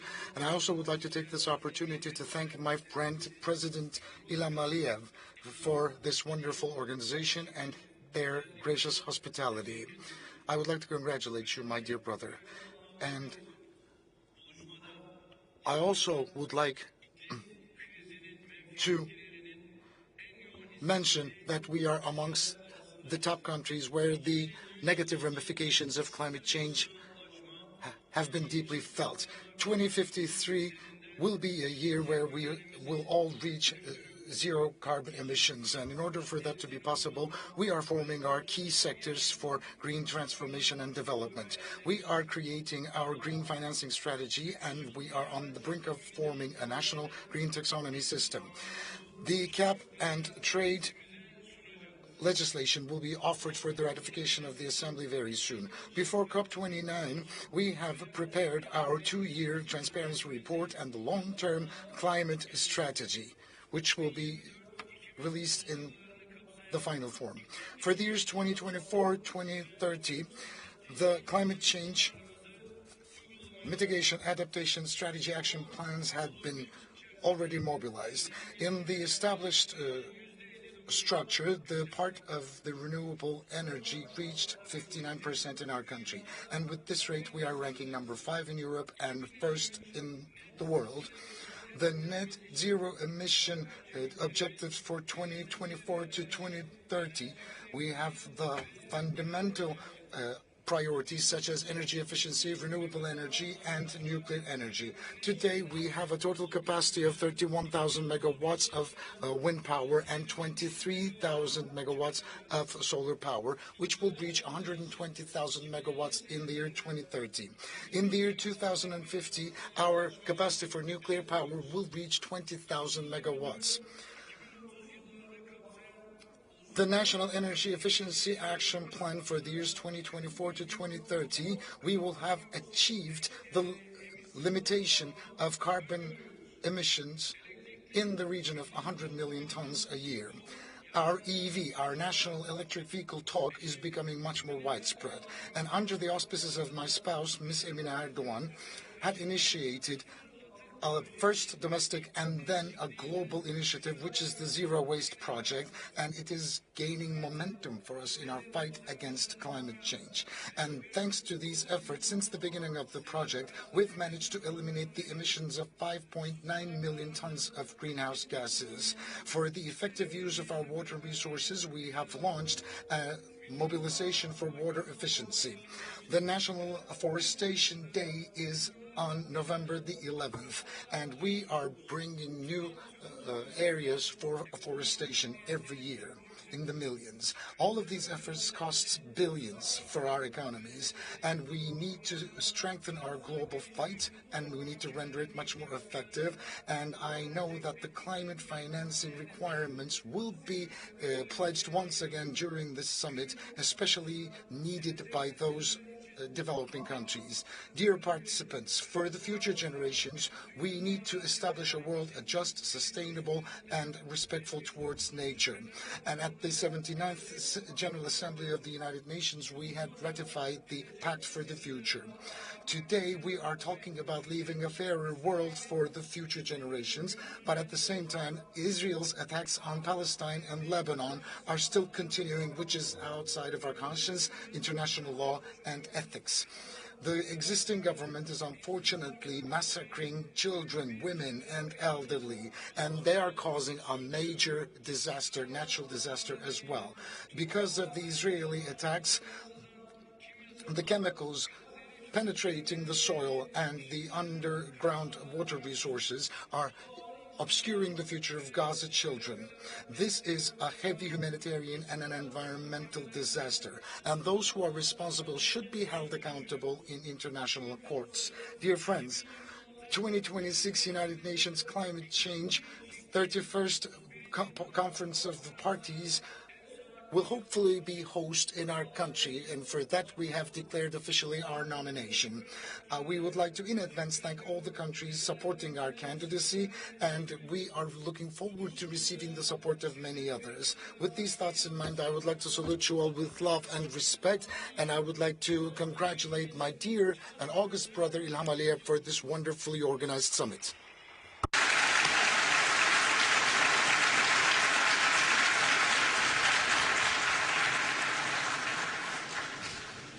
Thank you, Excellency.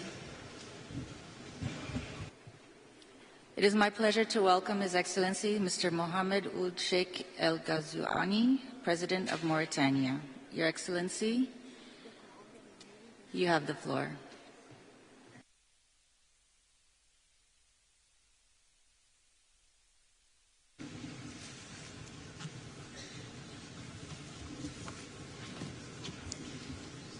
Bismillah ar-Rahman ar-Rahim. In the name of God, the most merciful and the most compassionate, Your Excellencies, Presidents and Kings and Heads of Governments and States. Your Excellency, the President of COP29, Your Excellency, the Secretary General of the UN, Excellencies, representatives of the international governmental organizations and non-governmental organizations, ladies and gentlemen. I would like to congratulate His Excellency Ilham Aliyev, the President of the Republic of Azerbaijan, as well as the people of Azerbaijan for their excellent organization of COP29, the Conference of the Parties to the UNFCCC. I would also like to congratulate His Excellency Sheikh Mohammed bin Zayed Al Nahyan, the President of the UAE, for his excellent organization of the previous COP in Dubai and the excellent series of results, such as the excellent agreement to implement the fund for the loss and damages related to climate change, as well as the various statements and declarations made in Dubai. I would like to congratulate His Excellency Antonio Guterres, the Secretary General of the UN, as well as all his staff for the excellent efforts made to ensure the success of this conference. Your Excellencies, ladies and gentlemen, the severe climate changes as a result of the severe heating on the planet represent threats and risks to our life on this planet. Thus, today we feel the urgent need to counter the negative effects of climate change, and we are responsible. We have this historic responsibility to move very swiftly in order to make amends before it is too late. In spite of our limited emissions, we feel the desertification, the floods, and the other negative results of climate change. All these risk our systems of livelihood as well as our economies. In spite of the fact that we have not participated or contributed a lot to that climate change, we do take climate action very seriously, and we have an initiative related to the Green Wall, and we have adopted the Middle Eastern Initiative for a Green Middle East that was launched by our brethren state, Saudi Arabia. We have adopted severe actions to limit the emissions, and we have imposed taxes within the country in order to limit the emissions and to restore the various lands that have been affected by climate change. We also exert various efforts to use our renewable energy, which is more than 4,000 megawatt or gigawatt, to be able to use these renewable energy to the best of our capabilities. We have reached 48% of such use and aim at 60% by 2030. And here we would like to renew our call to international financial organizations to support us in this effort. And here I would like to underline the fact that Africa exerts major efforts to reduce the emissions in spite of the fact that we do not produce a lot of those emissions. And this is through the use of renewable energy and increasing our adaptation policies to counter negative climate change effects. We need to strengthen international cooperation, regional cooperation. We need also to seek new funds and mobilize new funds according to the needs and priorities of the least developed countries, particularly in Africa. I wish you all the best in this COP28 and hope that we will be able to adopt further conclusions and declarations and statements that would underline our collaborative action to counter climate change. Thank you.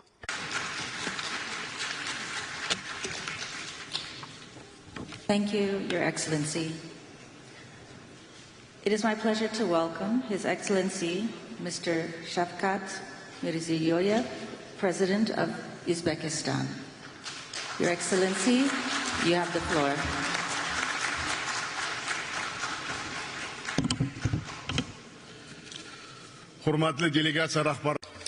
The distinguished heads of delegations, First of all, I would like to sincerely congratulate the President of the Republic of Azerbaijan, His Excellency Ilham Aliyev, for the excellent organization of this historic conference in the beautiful city of Baku. We fully support Azerbaijan's active efforts in broadening the international partnership to effectively address current climate challenges. Dear participants of the conference, climate change is now emerging as a major global threat and directly influencing the escalation of geopolitical tensions. It primarily exacerbates the problems of poverty eradication, food and energy security, as well as access to water and resources. In Central Asia, we feel these problems especially acutely. Climate challenges are posing new barriers to improving the quality of life of our people and implementing national development strategies. Our main goal under the Paris Agreement is to prevent the region from outpacing temperature rise and to keep it within 1.52 degrees this century. In this regard, we are actively pursuing extensive reforms in Uzbekistan to achieve carbon neutrality. We have set a target to reduce greenhouse gas emissions by 35% by the year 2030. We are ready to extend this commitment by the year 2050. We will increase the share of green energy to 40%.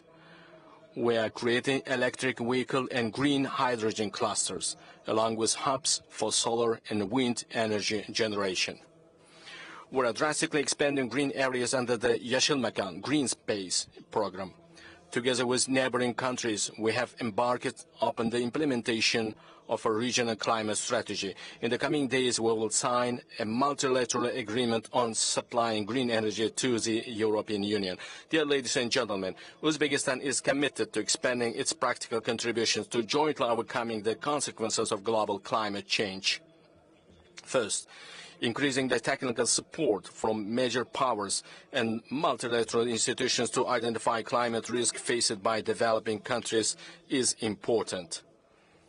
In this regard, we propose to consider the establishment of an international center for climate loss and damage assessment. Second, unified approaches are essential in preventing the pollution of transboundary water resources and preserving sustainable biodiversity. Using our region as an example, I would like to highlight that the total disappearance of the RLC before the eyes of a single generation has become a global tragedy. In this regard, we support the development of a declaration on obligations to ensure the ecological safety and health of river ecosystems under the auspices of the United Nations. Third, we plan to launch a regional genetic resources bank involving leading multilateral structures in order to improve crop resilience to climate change.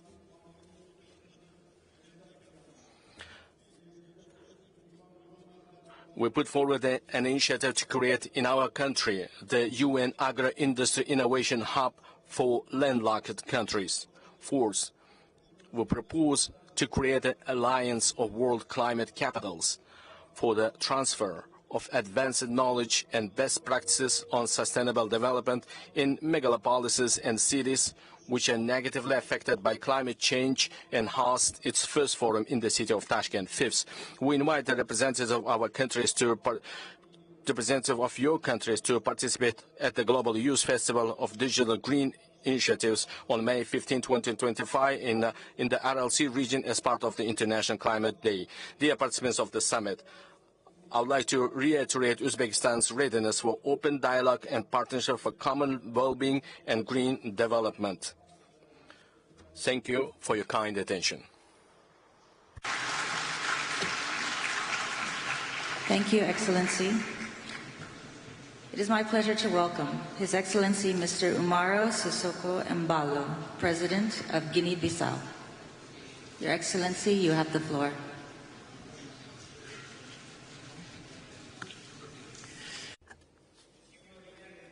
Mr. Ilham Aliyev, President of the Republic of Azerbaijan.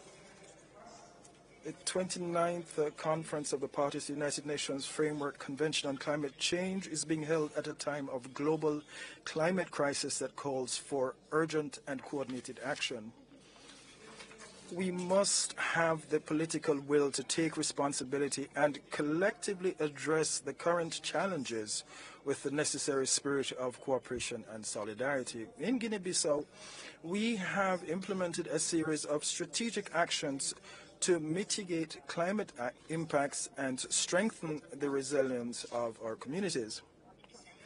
We have launched reforestation and mangrove protection projects, which are essential for biodiversity preservation and also for carbon absorption. We're also promoting water conservation initiatives and strengthening sustainable agriculture, which we consider critical sectors to ensure food security.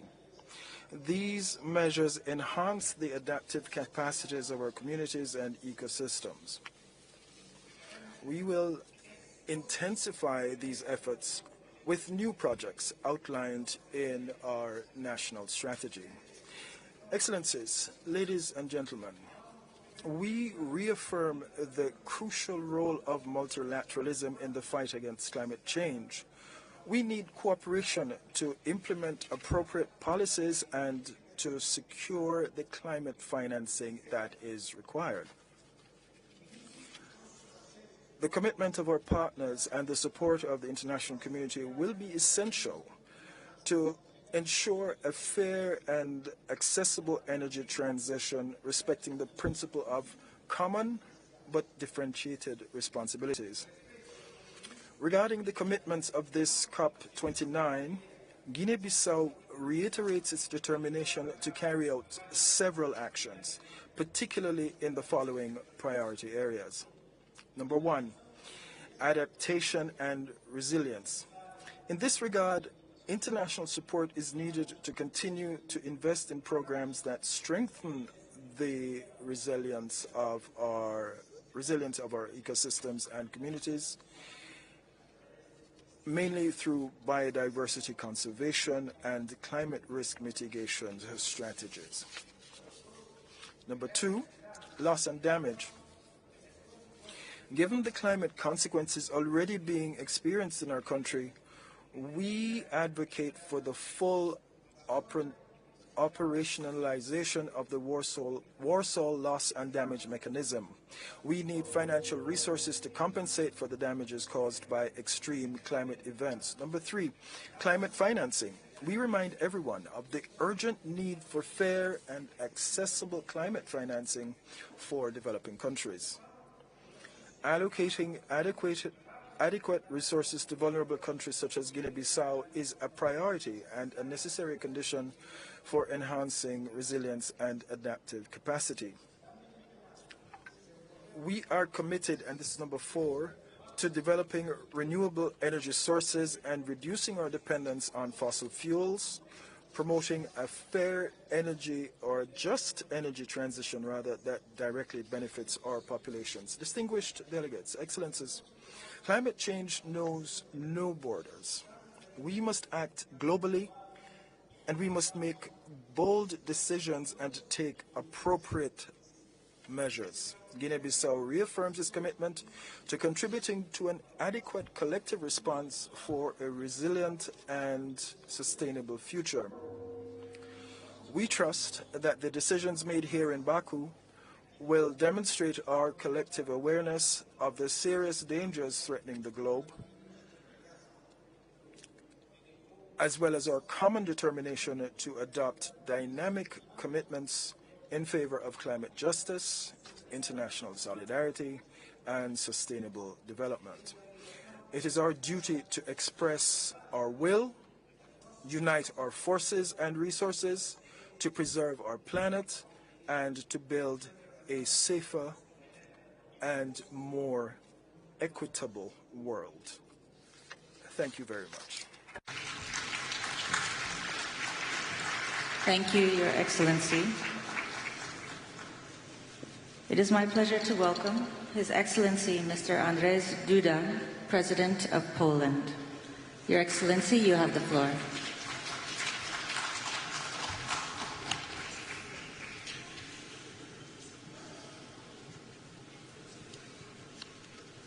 Distinguished Madam President, distinguished Mr. Secretary General, distinguished President Aliyev, distinguished Presidents, heads of the states and the governments, ladies and gentlemen, I warmly congratulate Minister Mukhtar Babayev on taking over this year's presidency of the 29th session of the Conference of the Parties of the United Nations Framework Convention on Climate Change. I thank His Excellency President Aliyev and the Republic of Azerbaijan for the organization of the event and for excellent hospitality. This is the last time that I attended the Conference of the Parties as President of the Republic of Poland. I'm pleased to be able to raise once again issues of such immense importance to our future. During my presidency in Poland, I have worked to keep the climate policy agenda high on my country's priority list. I'm glad that I had the pleasure to personally ratify the Paris Agreement in 2016. I also feel great satisfaction with the organization of COP24 in Katowice. It was, in my opinion, a landmark event in many ways. It was exactly in Katowice that we adopted the so-called Katowice Rule Book, a guide to implementing the tenet of the Paris Agreement. It was also there that the idea of the Declaration on Solidarity and Just Transition was born. Today, it constitutes the benchmark for energy and economic transformation across the world. Since then, I have consistently repeated that a just transition cannot take place against societies and to determine of the current living conditions. At the last year's COP28 in Dubai, I stressed that we still pay too little attention to the human dimension. And yet, a just transition must be carried out in a sensible way so that it benefits people in the first place. COP24 in Katowice also adopted a ministerial declaration, Forests for Climate, which highlighted the need to use forests in climate policy as natural sinks and reservoirs for greenhouse gases. Poland values the woodland and cares for them because they are also provide a home and habitat for many species of plants, animals and fungi living in Poland. Preserving biodiversity is a precondition for the existence of the life on Earth. I touched upon this issue in my speech at the UN preliminary session on biodiversity in 2020. Ladies and gentlemen, at a time of so many climate changes and threats, a key conclusion for us should be to strengthen synergies between the following conventions: the UNFCCC on climate, the UNCBD on biological diversity, and the UNCCD to combat desertification. It is also important to take joint action on mitigation, adaptation, combating soil degradation, and achieving climate neutrality. Let us also remember that our environmental efforts are being undermined by the wars going on in the world. Russian aggression against Ukraine has shown us that armed conflicts also result in serious environmental damage and pollution. Therefore, our actions must be comprehensive, because environmental protection is also conflict prevention. Excellencies, despite challenges, Poland fulfills all its obligations and is consistent in following the path of sustainable development and just transition.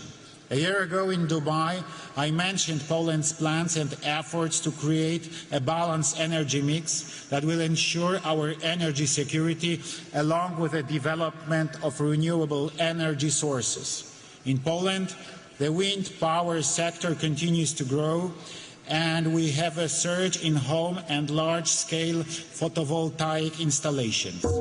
At the same time, we are drilling more wells for the development of geothermal energy. A year ago, I also presented Poland's ambitions to build a stable nuclear power industry.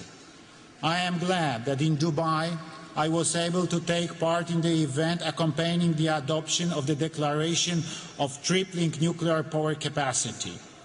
I signed it with full conviction because I believe that nuclear is the future. And it is only nuclear that will help us to achieve our climate goals and guarantee clean, safe and stable energy. We are an example of a country which for years has been able to ensure both a steady GDP growth and a decrease in the carbon intensity in our economy.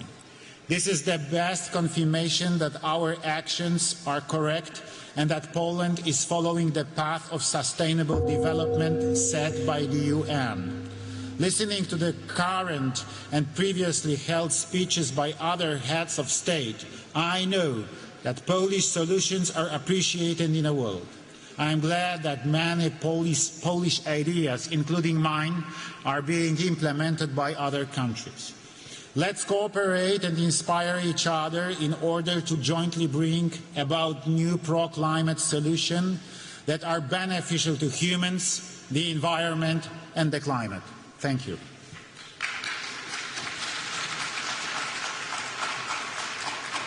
Thank you, Your Excellency. It is my pleasure to welcome His Excellency, Mr. Emomali Rahmon, President of Tajikistan. Your Excellency, you have the floor.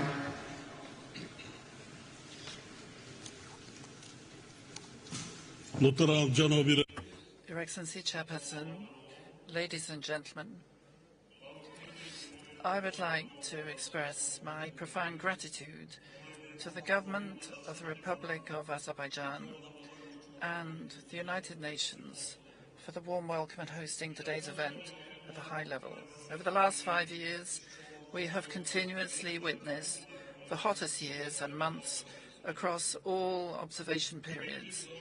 According to experts' reports, 2024 is also recorded as the hottest year ever.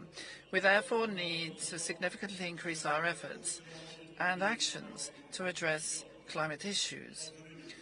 Distinguished audience, based on our green economy development strategy, we intend to fully transform energy production in the country to renewable sources by 2032 and to convert Tajikistan into a green country by 2037.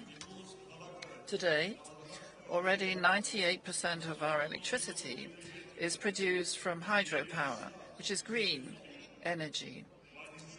And Tajikistan, with its lowest indicators of greenhouse gas emissions, is ranked 130th in the world in terms of carbon dioxide emissions. Another important point I would like to draw your attention to is the nexus between water and climate. It is pleasing to note that the COP29 will adopt a declaration on water for climate action. In this regard, we must pay special attention to the accelerated melting of the glaciers, which is occurring due to the consequences of climate change. In this context, at the initiative of Tajikistan, the United Nations General Assembly declared the year 2025 as the Year of Glaciers Preservation. According to this resolution, the World Day of Glaciers has been proclaimed, and an international trust fund of glaciers preservation has been established under the United Nations. Tajikistan has contributed its share to this fund and calls on all partners to support this initiative. Furthermore, in accordance with this resolution, it has been decided to hold the high-level international conference on glacier preservation in Dushanbe in May 2025.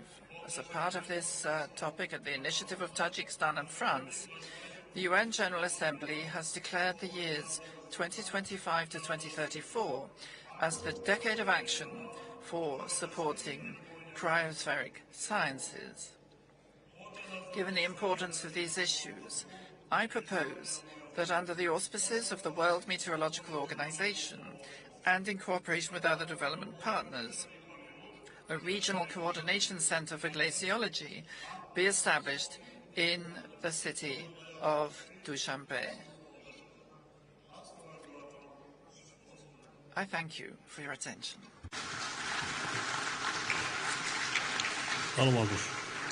Thank you, Your Excellency.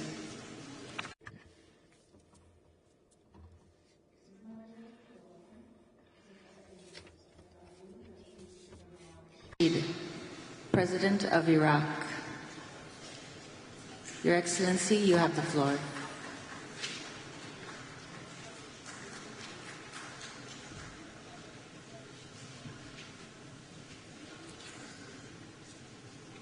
أصحاب السعادة والفخامة والسمو والمعالي السيدات والسادة السلام عليكم ورحمة Your Majesty and Excellencies, may the peace of God be with you. Today we convene for the 29th COP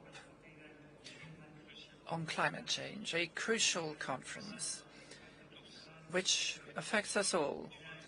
But may I begin by expressing our deepest gratitude to the Republic of Azerbaijan for its warm welcome and hospitality.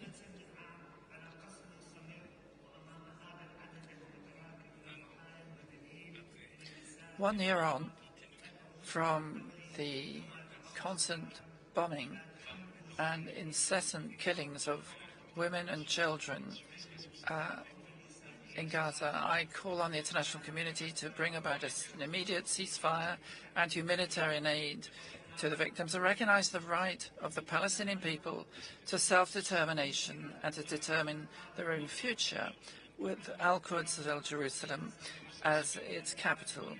Indeed, we hope that the discussions at this conference will culminate in proportionate decisions equal to the growing global challenges of climate change, such as the tragic flooding in densely populated area in Spain recently, with a huge loss of human life.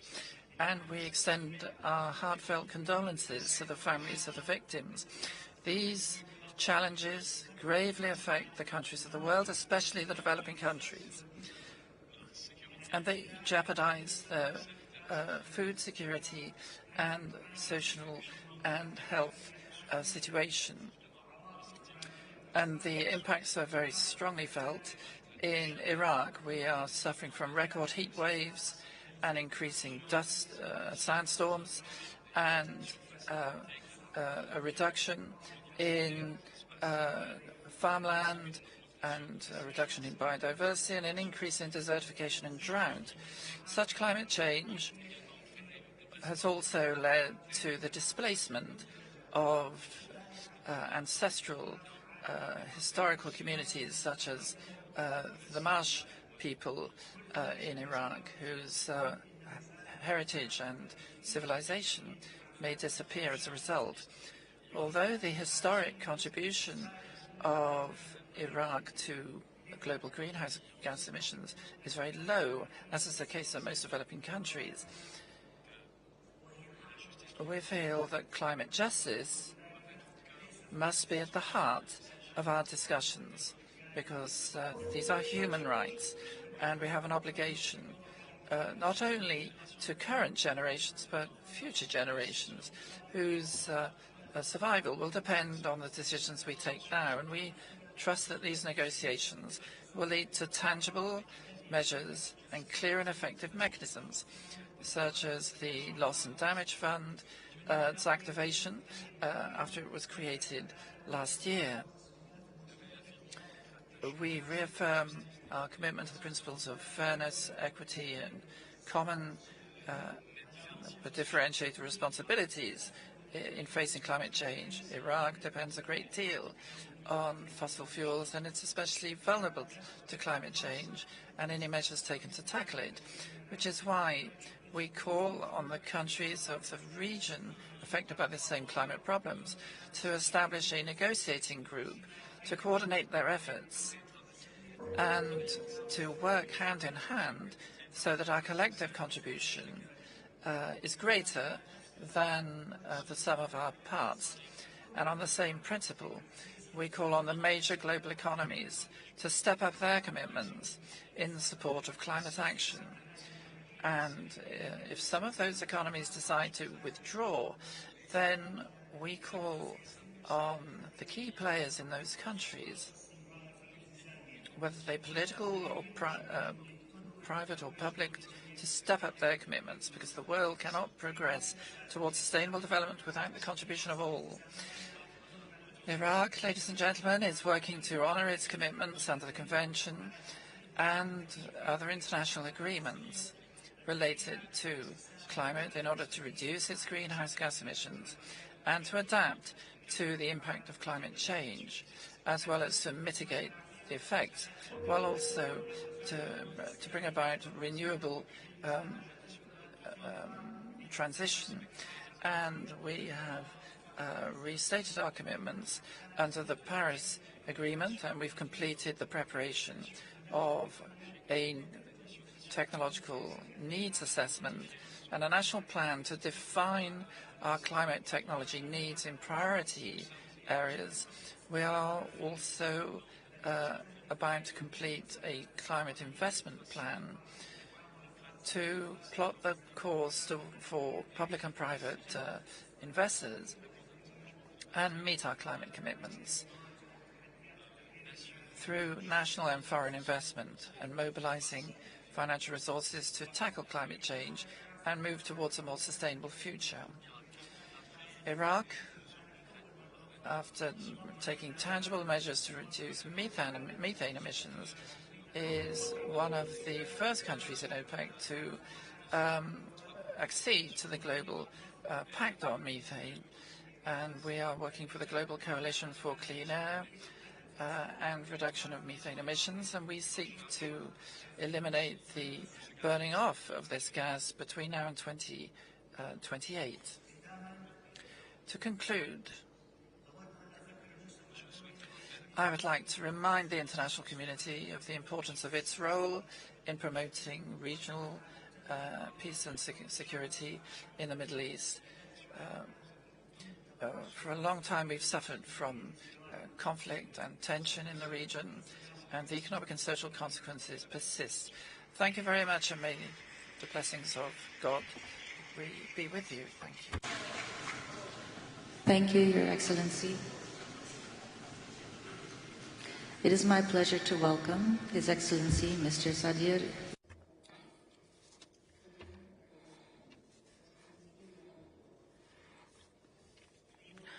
Dear Chairman, dear ladies and gentlemen, against the backdrop of accelerating global climate change, we today must agree on coordinated, well-funded climate action to achieve the ambitions of the Paris Agreement. When we speak in the climate issue, we must unite regardless of relations between the countries of the world. We support the early adoption of the new collective quantitative goal on climate finance and call on development countries to raise amount of climate finance assistance to developing countries up to $2 trillion with easy access to this finance. For its part, Kyrgyzstan has initiated a mechanism for exchanging external debt for climate and sustainable development projects. We propose restructuring of the country's external public debt by applying the debt exchange mechanisms for specific green projects, including using the mechanisms of the Climate Trust Fund being created in Kyrgyzstan, which will finance projects in the fields of ecology and sustainable mountain development. we invite interested countries to join this fund. Taking the opportunity, I would like to express gratitude to Turkey and Germany, as these two countries have taken the decision to transfer debt to green projects. Dear ladies and gentlemen, in our country, we have a number of projects implemented in the field of renewable energy sources. Thus, together with our neighboring countries, a project has been launched in the region to build the largest hydropower plant, Kambarata 1. The climate context change, issues of inefficient use of water resources are becoming increasingly important. In this regard, we kindly request development partners to support our initiative to establish a regional center for the implementation of energy efficient and resource-saving technologies in Bishkek. Dear participants, we are witnessing intense melting of glaciers and reduction of the glacier cover, low water levels, and desertification. I would like to draw your attention to the fact that the life of people living in the downstream regions also depends on the process occurring in mountainous regions and ecosystems. Due to climate change, these water resources in the region are decreasing every year, negatively affecting water and energy, food security, and in general the socio-economic situation of all countries. Recognizing the importance of the issue of sustainable development of mountain regions, the UN General Assembly, on our initiative, adopted at its 77th session the resolution Sustainable Mountain Development, within the framework of which 2023-2027 is declared a 5-year action for mountain regions. I invite all participants to Kyrgyzstan and for the second Global Mountain Summit Bishkek +25 in 2027, during which we will summarize the results of the Mountain 5 years. Thank you very much for your attention. Thank you, Your Excellency. It is my pleasure to welcome His Excellency Mr. Denis Sassou Nguesso, President of Congo. Your Excellency, you have the floor.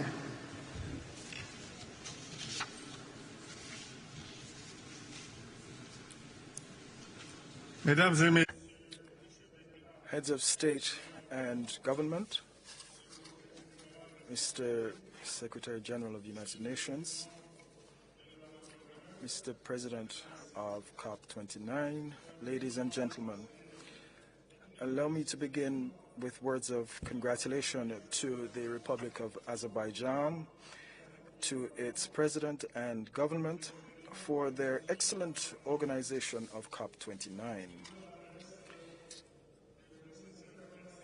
We extend to them our most sincere appreciation for the warm hospitality extended to my delegation and to myself. Ladies and gentlemen, the Republic of Congo, as most of you already know, has for almost a half a century taken full part in the global effort to tackle climate change and biodiversity loss. Indeed, my country has placed issues related to environmental conservation at the heart of its national policy and front and center in its international commitments. This year, in July, in Brazzaville, my country's capital, we hosted the first international conference on afforestation and reforestation. In our bid to deliver on our commitment and to strengthen the essential role of forests in regulating climate, and also in our bid to make the initiative for a global reforestation effort a permanent one, recently Congo submitted to the United Nations General Assembly a resolution on making declaring a global decade of afforestation and reforestation. Furthermore, jointly with the group of African forest countries known as the C15, the Republic of the Congo is today carrying what can be styled as a climate justice initiative. This is an initiative which is aimed at including gross natural capital of countries in our calculation of states' GDP. Ladies and gentlemen, in 2015, we had all placed our hopes in the Paris Agreement.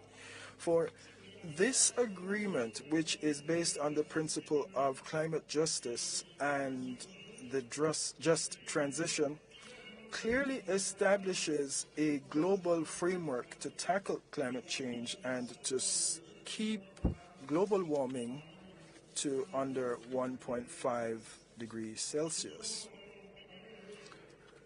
We note with regret, however, that the financing mobilized since 2015 is not commensurate with our expectations and in no way corresponds to the level of our commitments.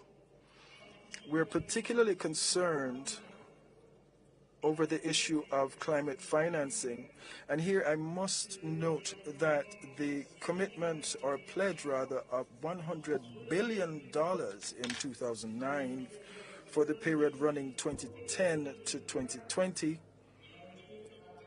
was fulfilled only in 2022.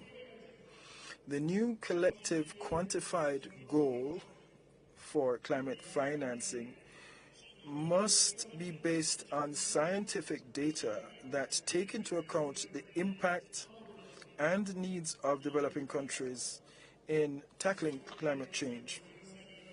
Now, we know that these needs total over $1,000 billion.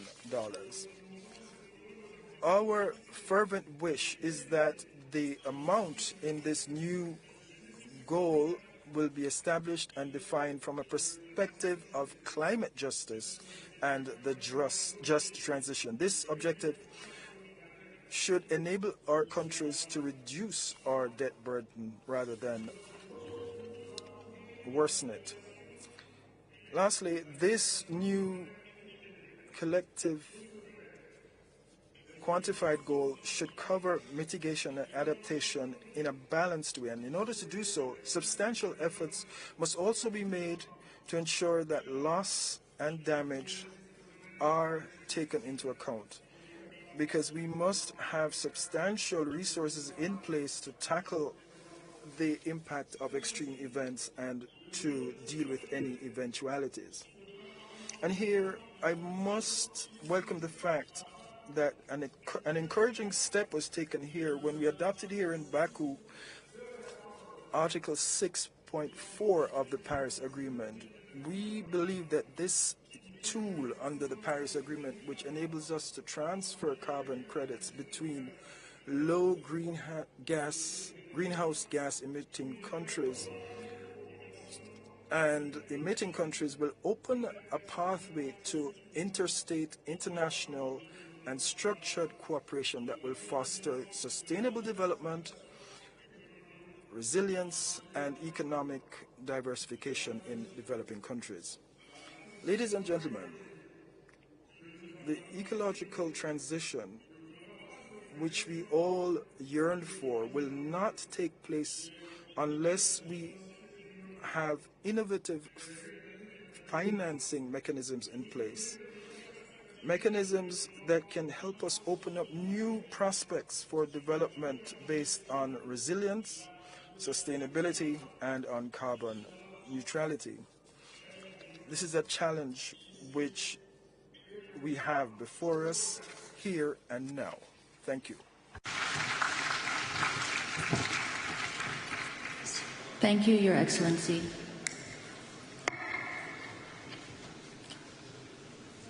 It is my pleasure to welcome His Excellency Mr. Alexander Lukashenko, President of Belarus. Your Excellency, you have the floor.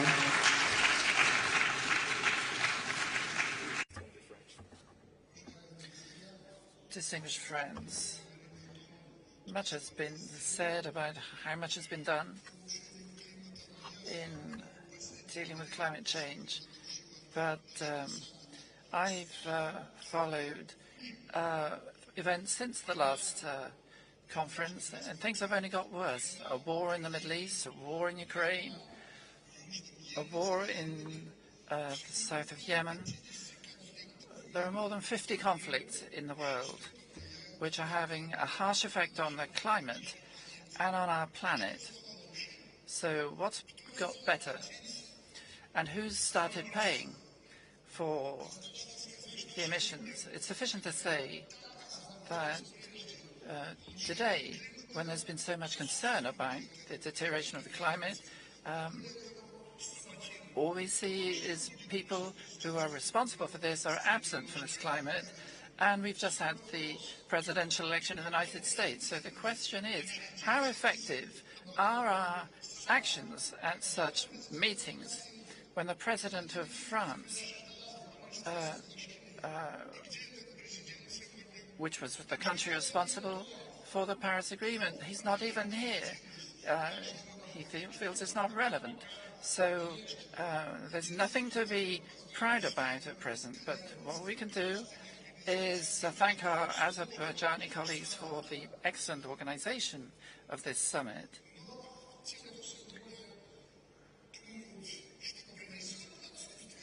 But what will come from the absence of people from this summit? It's not going to come from the United States. Recently, so many people died in Valencia, which shows what we're doing about improving the climate. But I have to say that there's nothing to hold against our country. We are strictly complying with all our obligations. But since there is this deep-seated bureaucracy in the UN Secretariat, it's almost impossible to say anything substantive. I will say just a few key things. The climate has changed. It's a fact of life, and therefore the prime task is to restructure national economies, first and foremost agriculture, to take into account of the changing conditions and adapt it to these difficulties. And we have experience which we're prepared to share. Secondly, there's a need to help the developing countries to secure equal access to green technologies without impairing their national interests, and so that they don't become enslaved as a result. And everything needs to be done to do away with those things which hamper international technology, trade and exchange of innovation and best practice. Thirdly, we've already had to deal with a situation when new production, which is positioned as more environmentally safe, nonetheless does even more damage. And objectively, there's a need for new approaches to a comprehensive assessment of the potential impact of innovation on the environment throughout the entire life cycle of such production. This and other areas require a consolidation of international efforts, and not mere words but deeds. And therefore it's time to move from words to deeds. And those who have to pay must pay, and not hide in the shadows. Thank you very much. Thank you, Your Excellency. It is my pleasure to welcome His Excellency Mr. Mohammed Yunus A. Menfi, President of Libya. Your Excellency, you have the floor. Okay.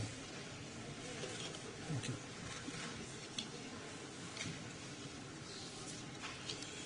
بسم الله الرحمن الرحيم. السيد. Name of God the Merciful. Your Excellencies, ladies and gentlemen, let me begin by thanking the government and people of the Republic of Azerbaijan for their generous hospitality. I also thank the President and for their wonderful organization of this conference. We greet you all well Today, from our direct experience in Africa of climate events, that climate change is having a devastating effect on the planet, and this is imperiling the human development and lives. And our concerns for the future of current and future generations are even worse because of the increasing disasters leading to human and material loss. We notice that intensifying conflicts are intensifying, and we welcome the call for truce and to reduce military activities, and we encourage the presidency to renew this call each time for global peace. Ladies and gentlemen, 14 months ago, several regions in the Green Mountains experienced disasters that caused the loss of hundreds of lives.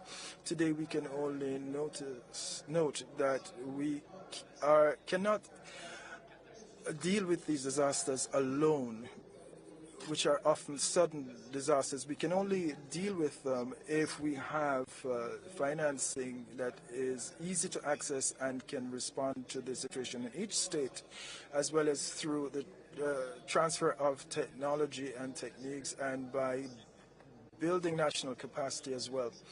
And if we allow the private sector to participate along with civil society in our countries in this endeavor,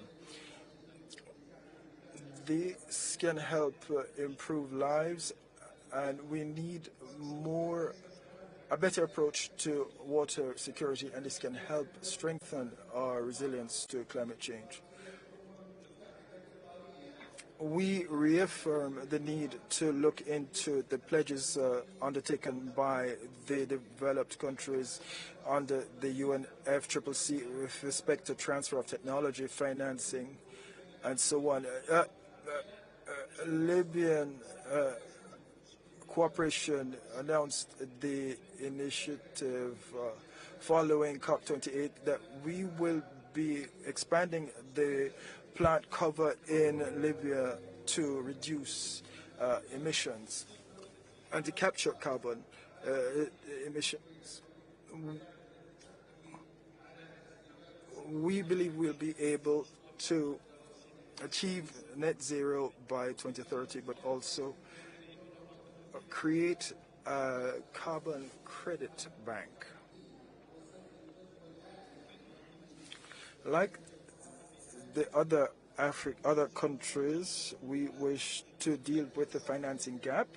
We need financing that will come from multiple sources, and we must enable access to financing through the World Bank, the IMF, and other IFIs, so that there will be access to credits, especially for adaptation and mitigation projects, so that these projects can actually become investment projects.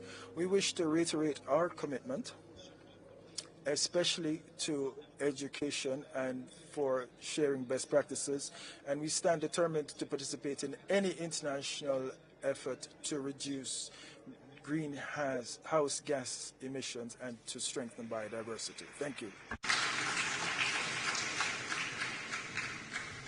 Thank you, Your Excellency. It is my pleasure to welcome His Excellency, Mr. Rumen Radev, President of Bulgaria. Your Excellency, you have the floor. Excellencies, let me first express my gratitude to our host, the Republic of Azerbaijan, and the Presidency of the Conference for organizing this significant event in times of political, security, and climate challenges all around the world. The continuity of our actions is crucial to deliver ambitious and balanced approach to achieve the climate goals in the complex geopolitical context. Agreeing on the achievable new collective quantitative goal on finance will be the main expected outcome of this conference. The new goal must provide financing from all possible sources, both public and private, to address the financing needs for mitigation and adaptation measures, focusing on the most vulnerable countries. At the same time, we must significantly strengthen the mitigation ambition and remain on the course of decarbonizing global energy systems. This can only happen if we embrace all available technologies, significantly improve energy efficiency, upgrade energy infrastructure, and ensure that energy security remains of utmost importance. Bulgaria is committed to not only be a part of regional energy cooperation initiatives across Central and Eastern Europe, the Balkans and the Black Sea region, but also beyond, by strengthening the links between the European Union and non-EU countries who share our priorities on climate neutrality, just energy transition, energy security, and low-carbon technological innovation. As no region is spared from deadly and costly climate-related disasters, all parties should undertake greater efforts to integrate climate change adaptation and resilience into all policies and strategies. We call for continuing support for climate science and education. Bulgaria proudly hosted the IPCC session this summer. Science holds the key not just to reducing our carbon footprint, but also to improving human lives in an age of climate instability. Finally, let me conclude by reiterating Bulgaria's commitment to climate policy goals. We stand with all countries willing to strengthen climate diplomacy and regional cooperation, as only together we can achieve a better and resilient future for us and for the future generations. Thank you.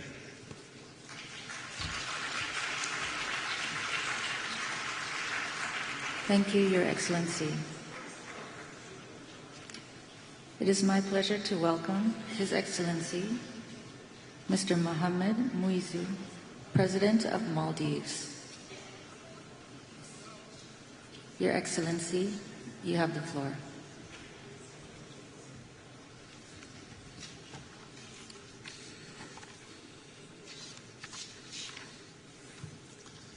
Bismillahirrahmanirrahim.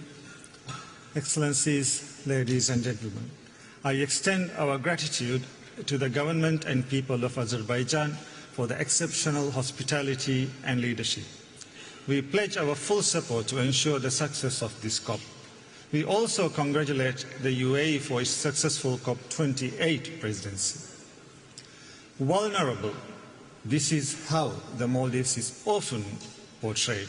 But we are a nation of extraordinary fortitude. We speak not from desperation, but from a belief in the power of collective action. Our story is not of fragility, it is a testament to resilience, leadership, and international cooperation. Since hosting the first Small States Conference 35 years ago, we have called for stronger climate action. Our call has not changed. Our course has not strayed. Because for us, the environment and the ocean are more than resources. They are our cultural identity. Their protection remains our sacred duty. At COP28, I shared my vision for a climate-resilient Maldives. Despite formidable challenges, we are now seeing the dawn of hope. We recently launched our energy policy and roadmap, green initiatives to strengthen food security and affordable housing, and economic diversification through expanding port services, special economic zones, in addition to new development banking, unlocking new investment opportunities. We will soon unveil our 20-year vision, the blueprint for a sustainable, climate-resilient, developed nation by 2040. Mr. President, it is the lack of finance that inhibits our ambitions, which is why this COP, the finance COP, we need to deliver. The new climate finance goal must reflect the true scale of the climate crisis, The need is in trillions, not billions. It must consider the special circumstances of small island developing states. It must include adaptation, mitigation, and loss and damage, and increase contributions to it. As we approach the next round of nationally determined contributions, developed nations must increase their ambition to close the emissions and finance gap and align with the 1.5-degree goal. Mr. President, as we look around the globe, we see funds flowing freely to wage war, but scrutinized when it's for climate adaptation. We need to reprioritize, revise the international financial system. We must choose the path that changes lives, not the climate. My delegation here is determined that the finance goal should be scored right here in Azerbaijan. Mr. President, 28 COPs later, emissions still rise, finance falls still short, and our hopes fails. Let us prove this time it will be different. I thank you.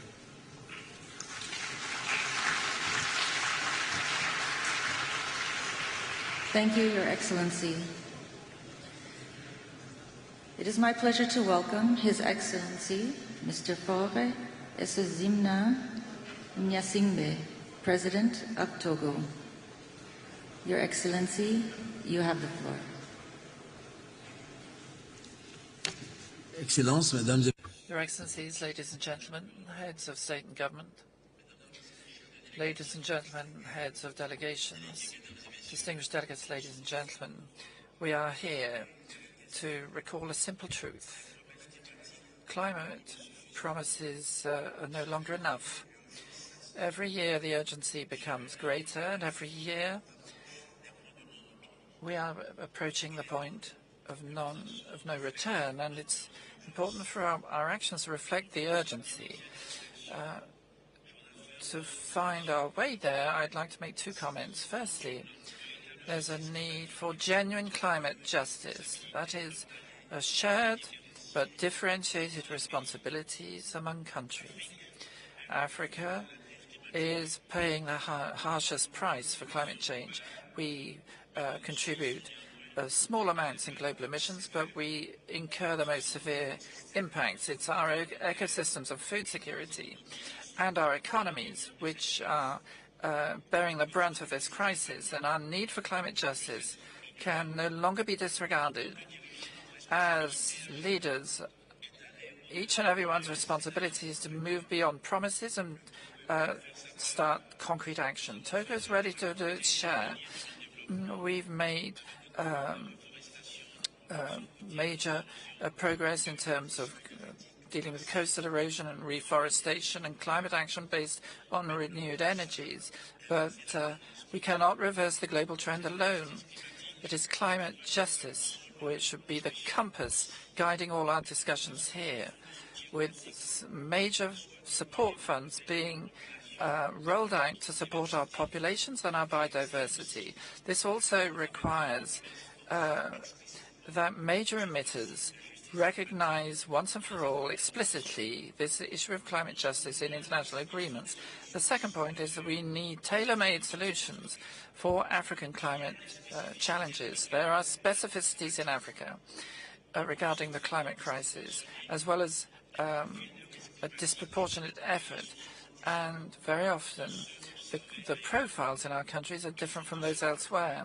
We also need to recognize that climate adaptation poses unique challenges for developing economies and mostly rural populations. These specific challenges call for specific responses. We need solutions which are tailored to the realities of Africa, as well as mechanisms which are tailored to achieve the solutions. We cannot confine ourselves to generic, simplistic discussions or standardized solutions. That means financing the ecological regeneration of our coasts and redeveloping resilient rural infrastructure. It also means flexible forms of investment and funding which are flexible to help the developing countries, and making sure the investment is consistent with our other needs and commitments.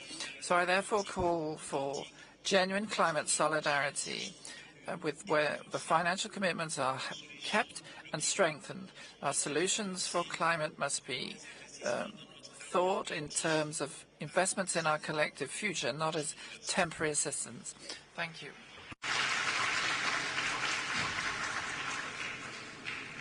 Thank you, Excellency. It is my pleasure to welcome Her Excellency, Dr. Hilda Heine, President of Marshall Islands. Your Excellency, you have the floor.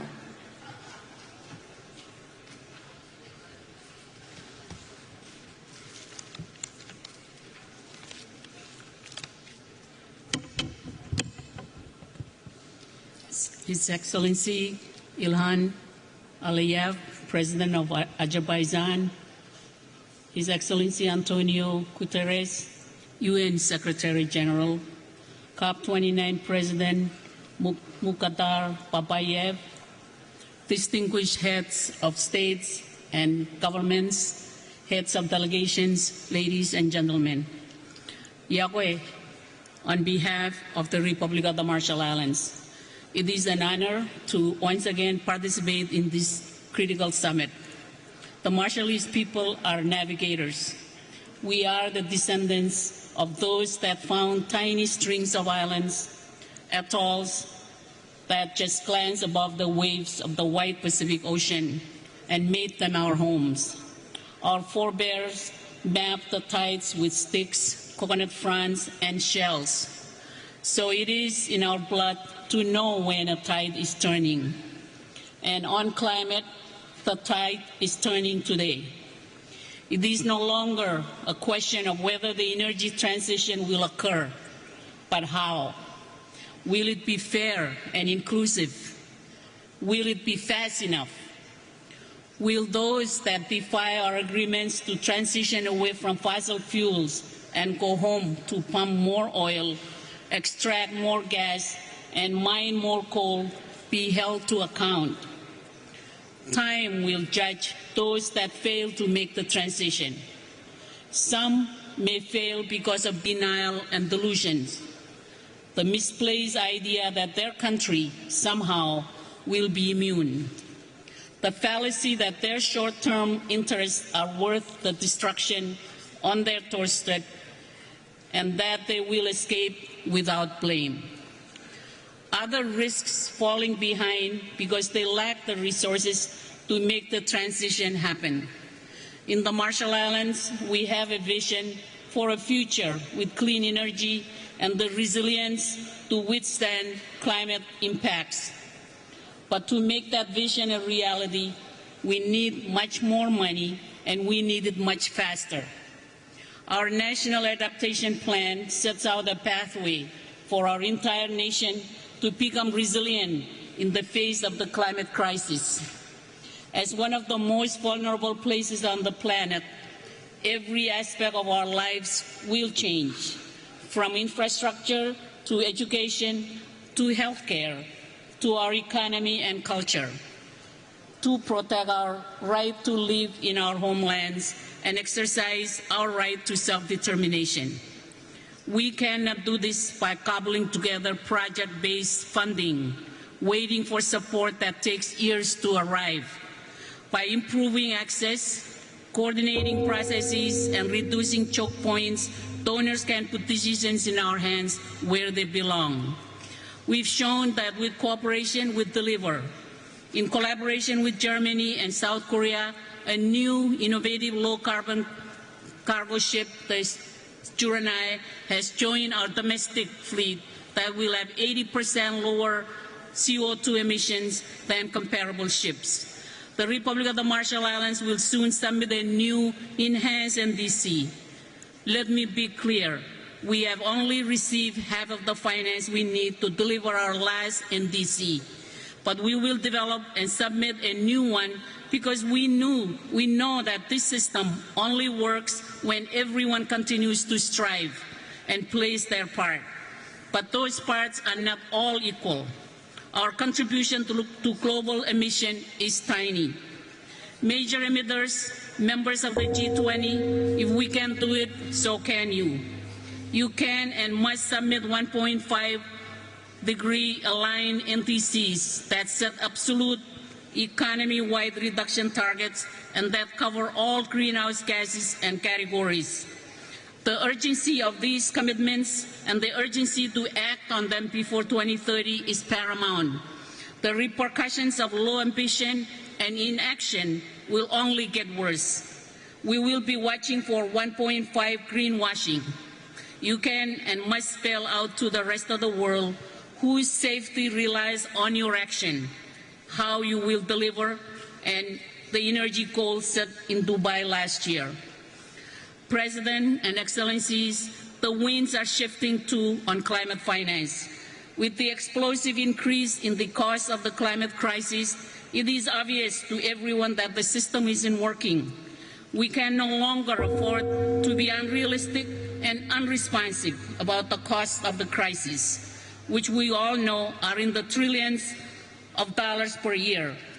Anyone who is here to fight over who pays for a small share of those needs rather than engage in a collective effort to find the trillions is no friend to islands like mine. Nor can we afford empty promises. Those that have benefited from extractions have an obligation to provide the climate finance that is desperately and urgently needed. We need a new collective quantified goal that sets us on a path to adapt and protect our communities, drive down our emissions, and respond to the ever-increasing loss and damage. That starts with making it crystal clear what climate finance is not. It is not market rate loans, and it's definitely not finance that funds fossil fuel production. Article 9 of the Paris Agreement contains specific protection for SIDS that have never been operationalized. The new call must remedy this by ensuring a minimum floor of finance that flows to our islands. We can no longer afford to base our hope on an international financial architecture that holds us in the past, that perpetuates inequities. There is no shortage of proposals for how to reform these institutions. What has been missing is the willingness to make it happen. Excellencies, climate change threatens human rights. Every person on this planet has the right to a safe and healthy environment where they can thrive and have their dignity upheld. We must heed the voices of those that hold us to account and demand from us as governments the highest standards, and their rights must be respected. We won't succeed with the process and outcomes that are not inclusive. It is clear that women and children will suffer the most if we fail to stay within 1.5 degrees centigrade and to adapt. They must be part of the solution, from the community level to the international. We cannot afford to exclude Taiwan, a country which is under threat from the climate crisis, but also offers solution and innovation from this process. They deserve a seat at this table. Excellencies, it is time to fortify faith and trust in the process that we have created together to solve the climate crisis. The Paris Agreement is a beacon of hope that has guided change around the world. The success of this process does not depend on one country, but on all of us. We are here because we share a common commitment to solving the greatest challenge of our time. In our Marshallese culture and traditions, we have a saying, "Wakuk Wachimor," which literally means we are all on the same canoe, and that we must all work together if we are to reach our destination. Our world demands that we steer our canoe of humanity to reach a future that is safe and secure for generations to come. Thank you to the government and generous people of Azerbaijan for hosting us here in the beautiful city of Baku. Komoltada, I thank you very much.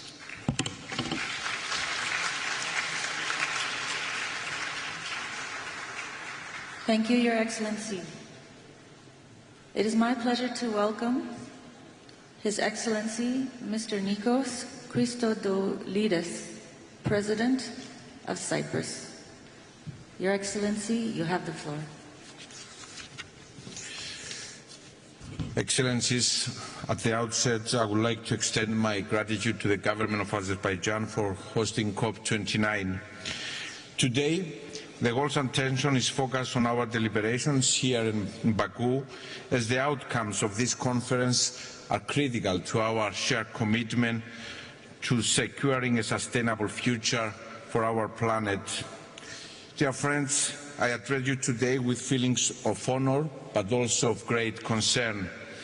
We stand at a critical juncture as the impacts of climate change are intensifying with alarming speed. In the Mediterranean region, we are witnessing a rise in extreme weather events, raging wildfires, severe and prolonged droughts, extreme heats, sea level rise and catastrophic, deadly flooding, as we very recently saw happening in Spain. Speaking also from my own country experience, these extreme weather events are impacting our ecosystem, our economies, including agriculture and tourism, our communities and the quality of life of our people. They act as a stark warning and also are highlighting the urgent need for decisive, coordinated action. We need immediate, targeted responses at both the national and regional levels. My country has taken proactive steps by implementing a national adaptation strategy since 2017. We are currently updating this strategy in order to strengthen our capacity to manage complex and interlinked climate risk. Despite our small carbon footprint, Cyprus is committed to contributing to global emissions reduction. Within the European Union framework, we submitted an enhanced nationally determined contribution in 2020, pledging to reduce greenhouse gas emissions by at least 55% by 2020 compared to the 1990 levels, and the European Union as a whole remains resolute in its legally binding commitment to achieve net zero emissions by 2050. At regional level, my country recently relaunched the Eastern Mediterranean and Middle East Climate Change Initiative, aiming to develop synergies to mitigate the impact of climate change with focus on cross-border projects. Dear friends, it is crystal clear that government action alone is not enough. We also need to engage our societies, our citizens, our businesses in this collective mission and fundamentally rethink the relationship between our economies and nature. Green investments, the transformation of the energy and industrial sectors, and the eventual decarbonization across sectors can be the answer to more competitive and healthier markets. Excellencies, as I already stressed, only by acting collectively with urgency and ambition, we can avert the most severe consequences of climate change. With this in mind, we need to successfully conclude COP29 with a determined and forward-looking outcome, crystallizing pathways and opportunities for climate resilient and sustainable development. Before closing, dear friends, I would like to acknowledge the importance of youth. Young voices have been instrumental in pushing for an ambitious climate agenda. Let's hear their voices and let's heed their call. If we ignore these voices, our children and grandchildren will inherit a climate and natural dystopia. Let us resolutely walk together the path of climate neutrality. Only together we can build resilient, sustainable and green societies for the generations that will inherit our planet. Thank you very much.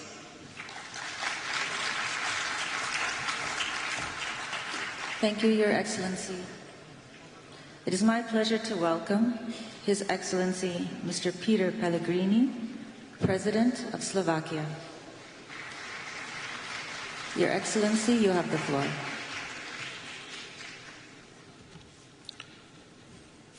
Excellencies, ladies and gentlemen, this year my country, Slovakia, as others in Europe, has experienced the hottest summer on record. It brought heavy rains and devastating floods. The greenhouse gas concentrations are the highest in the humankind. We have crossed critical 1.5 Celsius degrees in 12 consecutive months. And this gives us a real taste of what the planet can become. Climate change accelerates, so it's the detrimental effects on our planet. Longer we wait, more we can lose in terms of lives, ecosystems and economies. Esteemed colleagues, in face of climate change danger, every single country is too small. True commitment of all to multilateralism is badly needed. Let us ask, can we succeed without all the biggest economies and polluters stepping up? Developing countries need our solidarity. Can they succeed if our approach to financing and its contributors remain the same? Everyone needs to speed up. My country does. We cut our emissions by almost 50% since 1990.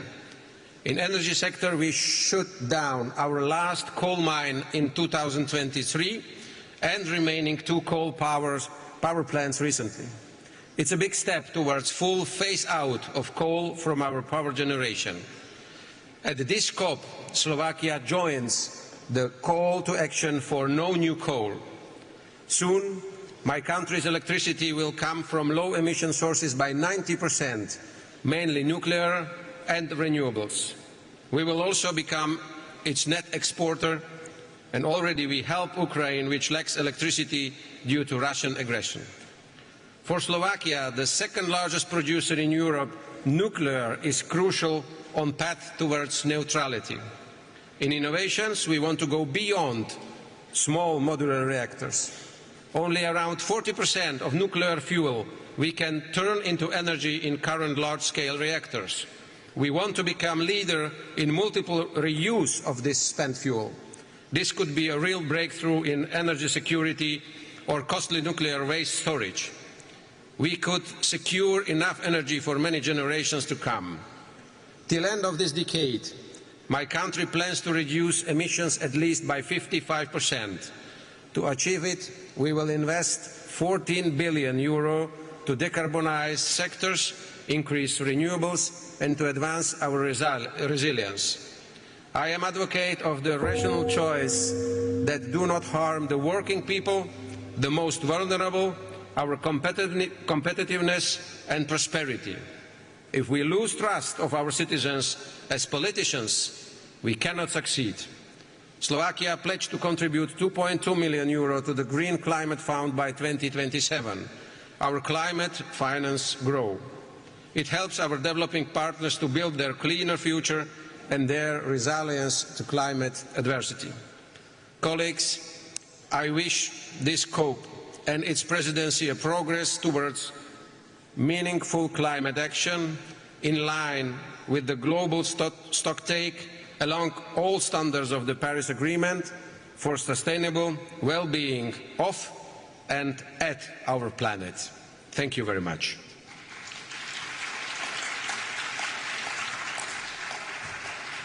Thank you, Your Excellency. It is my pleasure to welcome His Excellency, Mr. Charles Michel, President of the European Council, speaking on behalf of the European Union. Your Excellency, you have the floor.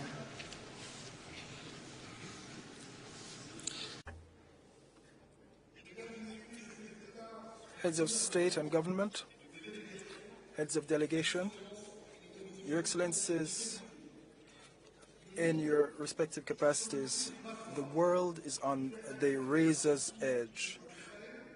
Russia's war of aggression against Ukraine, the war in Gaza, and the tragic crisis in the Middle East, civil war in Sudan.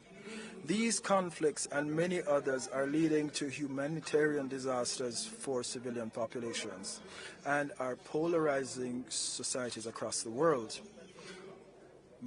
Violent imperialism, endless cycles of vengeance and collective punishment are poisons that are imperiling us all.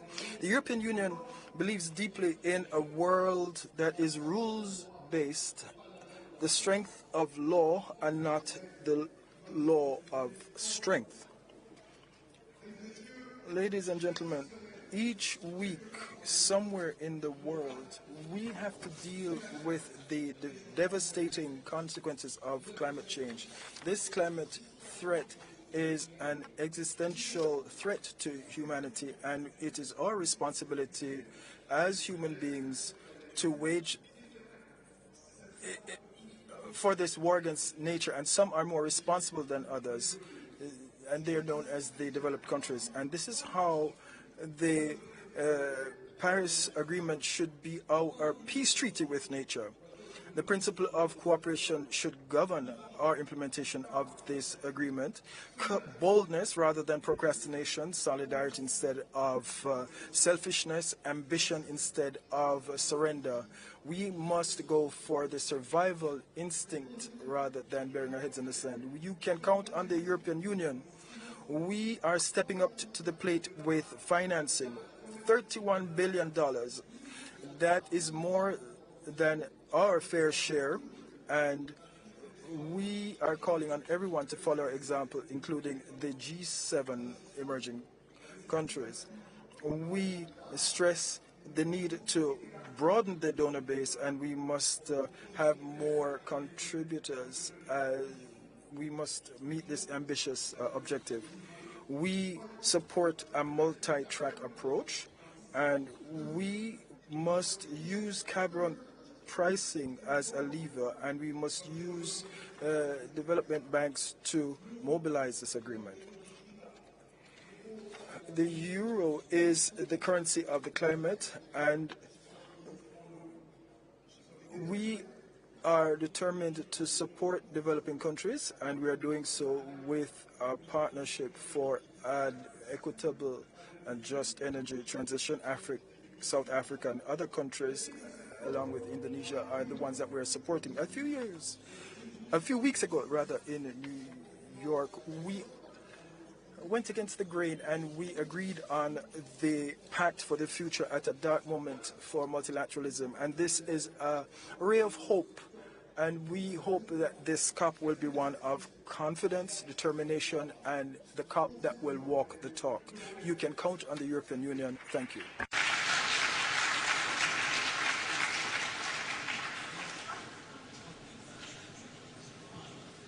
It is my pleasure to welcome Her Excellency Ms. Gordana Sliunska Daskova, President of North Macedonia.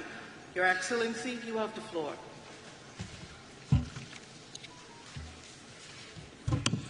Mr. President, Excellencies, ladies and gentlemen, let me thank the Republic of Azerbaijan and President Aliyev for hosting, in my opinion, this urgent conference. We have gathered at COP29 in the midst of a war. The good news is, some would say, that the aggressor is already suffering heavy losses and will most probably lose the war. The bad news is that the aggressor is humankind itself, with its unsustainable production systems and consumer habits. Unless we hold global warming below 1.5 degrees by 2050, instead of sustainability and growth, we will have to think about habitability and survival. In this war against nature, it is the innocent, the children, the vulnerable populations and small developing nations who often suffer most. Situated in one of the most climate vulnerable regions in the world, the Mediterranean, we must adapt our security, defense, energy, health, tourism, water, educational and other systems to this multidimensional challenge, making them inclusive to women, children and youth. We have endorsed the declarations on enhanced action in tourism and on water for climate action. In addition, I have appointed a climate expert in my National Security Council, and we have joined the group of friends on climate and security. Our goal is to accelerate the transition to a low-carbon economy across all sectors, including energy, transport, industry, and agriculture. To achieve green growth, we will invest in green jobs and reskill workers moving away from carbon-based energy production. Sustainable energy transition must be environmentally and socially just. We adopted a long climate action. We will introduce a legal framework for monitoring, reporting, verification and accreditation. In parallel, we will adopt a revised law on energy and a new law on renewables. These laws support the implementation of the challenging green agenda and sustainable connectivity cluster in EU membership negotiations, requiring €3.1 billion for renewable energy and energy efficiency. The Economic and Investment Plan and the Green Agenda for the Western Balkans provide funding for this. Regardless of progress in the EU accession process, countries should have ongoing access to climate action funds before membership.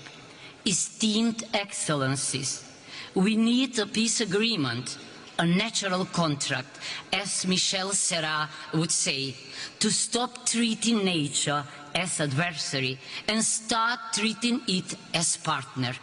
The Paris Agreement, the SDGs, and are the blueprint of that peace agreement, of that natural contract. Let's implement them in the line with the principle Pacta sunt servanda.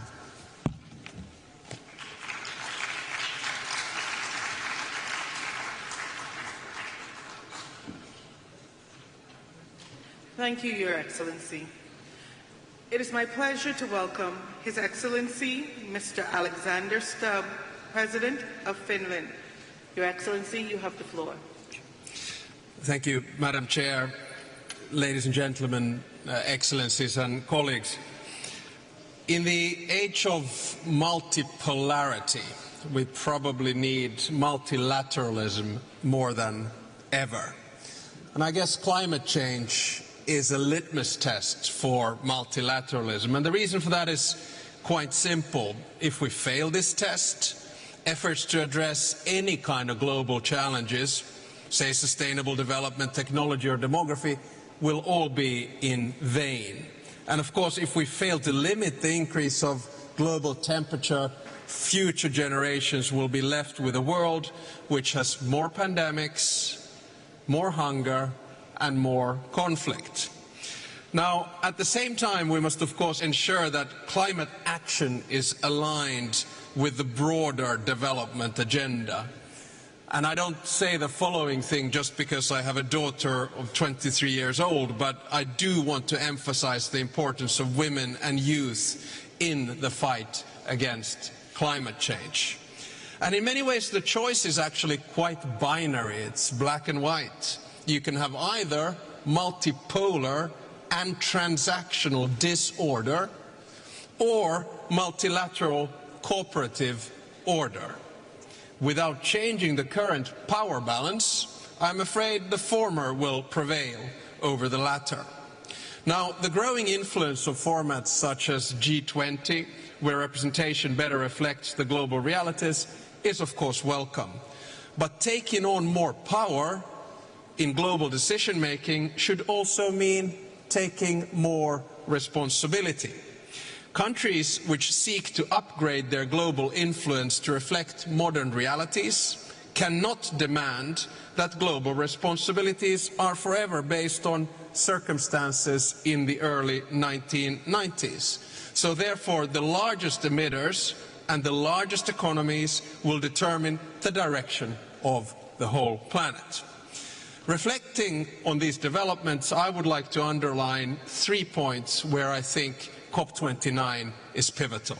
First, we all have to take more responsibility for reducing emissions. Last year in Dubai, we took the crucial step by agreeing on the transition away from fossil fuels. Now we need to turn our promises into practice as we prepare our new nationally determined contributions ahead of COP30 in Belém. It's crucial that especially the G20 members show leadership by setting the most ambitious targets possible in line with the 1.5 degrees limit. Second, we all have to take more responsibility for climate finance. The new collective quantified goal needs to be both ambitious and achievable. It has to reflect the current global economy and sources of emission, not the situation more than 30 years ago.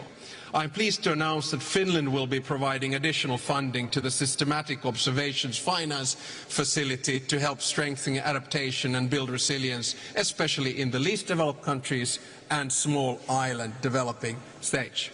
And let me conclude by saying that we actually need three things simultaneously. We need targets and legislation, we need finance, both public and private, and we need technological innovations.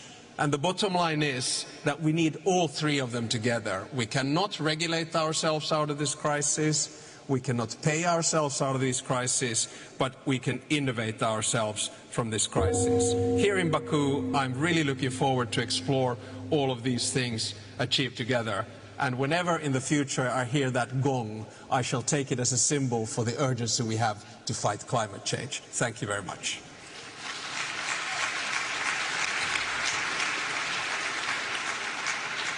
Thank you, Your Excellency. It is my pleasure to welcome His Excellency Jakov Milatovic, President of Montenegro. Your Excellency, you have the floor. Thank you, Chair. Your Excellencies, it is a profound honor to participate on behalf of Montenegro in this distinguished gathering. COP29 is taking place at a crucial time. The data from the UN agencies are showing that 2024 is on track to be the hottest year on record. The negative consequences of the climate change are increasingly impacting communities worldwide, with Montenegro being no exception, thus underscoring the urgent need for climate action. Since the early 1990s, Montenegro's commitment to aligning national policies with international sustainability standards has been evident, especially when the country became the first nation in the world to establish its status as an ecological state within our own constitution, thus pledging to integrate all environmental considerations across areas of national governance. Although our share in global CO2 emissions is negligible and Montenegro's contribution to environmental goals may seem modest in a global context, this does not exempt us from the responsibility to contribute to collective efforts towards carbon neutrality. As an EU candidate country, Montenegro aligns its policies with those of the EU, and as such, we have committed to sharing the climate ambition expressed in the European Green Agenda. Through our NDCs, Montenegro has pledged to reduce greenhouse gas emissions by 35% by 2030 compared to 1990 levels. And as the goal is assessed to have been already achieved, the country is planning to raise the target to 55%, while the policymakers are actively exploring ways to further enhance this goal. In parallel, Montenegro is actively investing in renewable energy infrastructure, including the development of wind farms and solar energy panels, while the plans for doubling the capacity of the undersea electricity connection with Italy is already being planned, thus positioning Montenegro as a unique link between the Balkan and Italian electricity systems. The country is accelerating the implementation of energy efficiency initiatives, especially within public institutions, and these efforts are being supported by major international organizations. Montenegro has also emerged as a regional leader in innovative financing mechanisms for sustainable development. Building on existing institutions like the Eco Fund, the country has, in partnership with the UN office in Montenegro, introduced what we call Sustainable Development Goals Acceleration Fund, thus creating a unique and powerful tool for fostering partnerships that represent a new generation of financing for SDGs. Ladies and gentlemen, to conclude, on the path to carbon neutrality, we must remain committed to just transition. Dear colleagues, time is the most precious resource at our disposal, and every day counts as crucial in our collective pursuit of a climate-resilient economy. Collaboration is essential in this endeavour, so I urge us all to leave this event with a renewed sense of urgency and commitment. Thank you very much.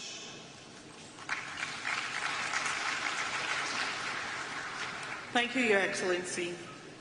It is my pleasure to welcome His Excellency, Mr. Ramchandra Paldel, President of Nepal. Your Excellency, you have the floor.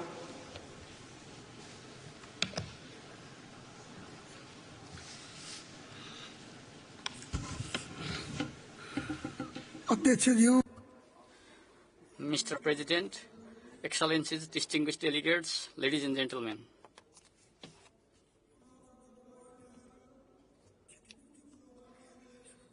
Mr. President, climate justice and climate finance, including reparations for loss and damage, are my paramount concerns today. Even though Nepal's carbon emission is negligible, we are suffering terrible consequences of global warming and climate change. In fact, we are reeling from some recent climate-related disasters, glacial lake outbursts and devastating floods that caused damages worth tens of billions of rupees. The scale of destruction is so immense that recovery and reconstruction present a severe challenge given our limited resources and capacity. Climate change has affected the whole planet, but its impacts have been especially severe in poor, least developed, developing nations and states. Mr. President, Nepal is committed to utilize natural resources sustainably and prudently. As we implement our ambitious emission reduction targets set out in the second NDC, contributing to the global well-being and protection of Mother Earth, we have increased forest cover and enhanced production and supply of clean energy, to mention a few of our efforts. But the challenges precipitated by global warming and climate change far exceed our capacity and resources to manage them. Mr. President, we are compelled to divert our meager resources, originally allocated for poverty reduction, towards adaptation and mitigation, which is a grave injustice. Urgent implementation of polluters pay and compensate principle is critical, and they must also take responsibility for reducing emissions. While the pledges for climate funds have been insufficient to begin with, they have also remained unmet. It is even more distressing to note that the targeted communities do not receive the funds due to complicated processes.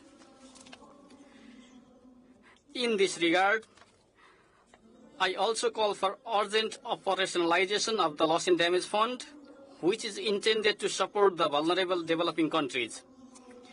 Climate finance must recognize the contributions of countries like Nepal in protecting biodiversity, the Himalayan cryosphere, as well as in supplying fresh water.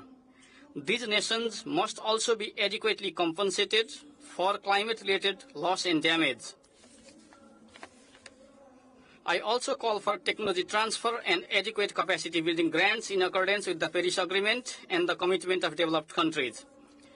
Climate finance must be provided in the form of grants, and this should be disbursed through national treasuries to ensure effectiveness. Mr. President, the vast resources spent for the arms should instead be redirected for adaptation and mitigation efforts to protect human civilization and bequeath a habitable planet to future generations. I hope this conference will make concrete progress towards setting out a clear NCQG based on the principle of climate justice, equity and capacity, towards limiting global warming to 1.5 degrees and towards ensuring climate justice and sustainable development of least developed and Himalayan nations. As the snow-capped white mountains turn into black rocks, the world needs to recognize that the effects are not limited to the mountainous nations, but also extend to the coastal ones. Therefore, it is high time we formulate and implement integrated and holistic adaptation strategies that link mountains to the sea. Nepal is organizing Sagarmatha Sambad Everest Dialogue to advance this important concept. Finally, I reiterate that protecting Himalayas is protecting ourselves and entire humanity across the planet. Thank you for your attention.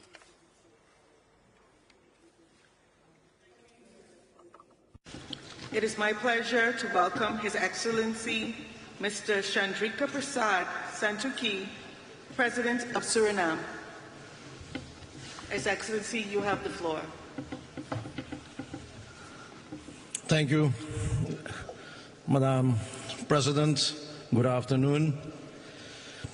As President, I'm here today to inform the COP that my country, Suriname, a member of CARICOM, a carbon-negative nation, rich in natural resources, is on a path of sustainable green development strategy and is a determined advocate in the fight against climate change. Our vast forests, still covering 93% of our territory, act as a vital carbon sink, absorbing more carbon dioxide than our economy emits, and we are committed to stay carbon negative. CARICOM and CIS nations are facing the injustice of a crisis they didn't cause, a crisis they cannot solve alone, even with their best efforts to cut their emissions, which are now lower than 1%. Developed countries must act now to support the resilience and transition of developing nations.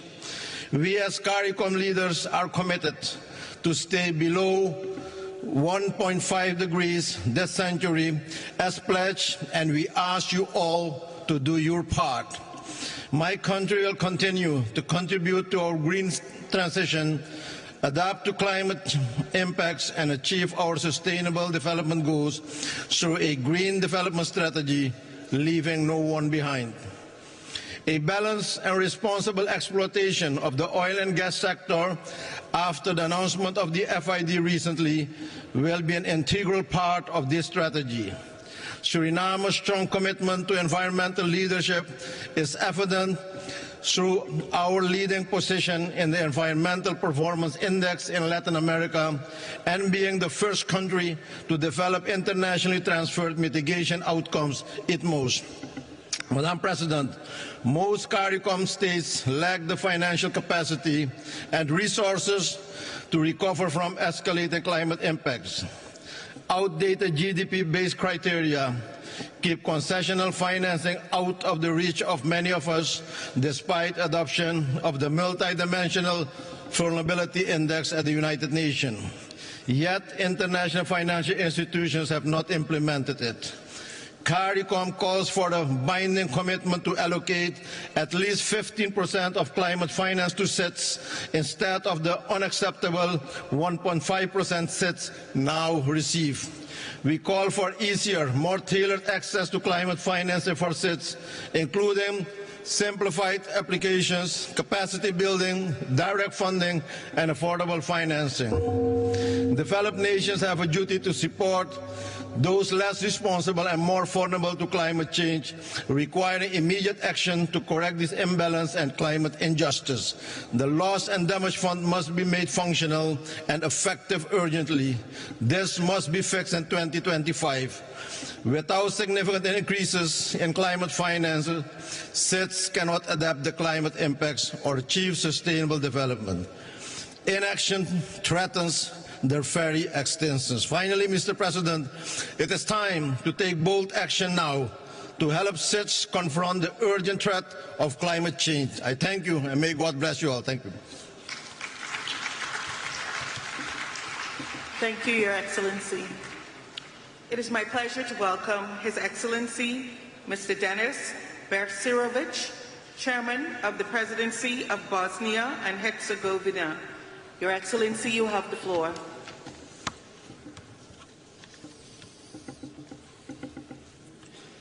Distinguished Madam President, ladies and gentlemen, first of all, let me thank to host Azerbaijan and United Nations for organizing this important conference. The state of our planet is alarming. Accelerated climate changes are the result of irresponsible human actions. By industrializing the earth, man endangered nature and thus endangered himself. The path our civilization is currently on is leading to catastrophe. One of the key problems today is the complete erosion of moral. We are witnessing that some big countries preach heaven but practice hell. Because of such policy, both people and nature are suffering. One of the biggest obstacles in the fight against the climate crisis is state egoism. Unfortunately, certain countries consider that this is not a critical issue for the current generation and choose to defer its resolution to future generations.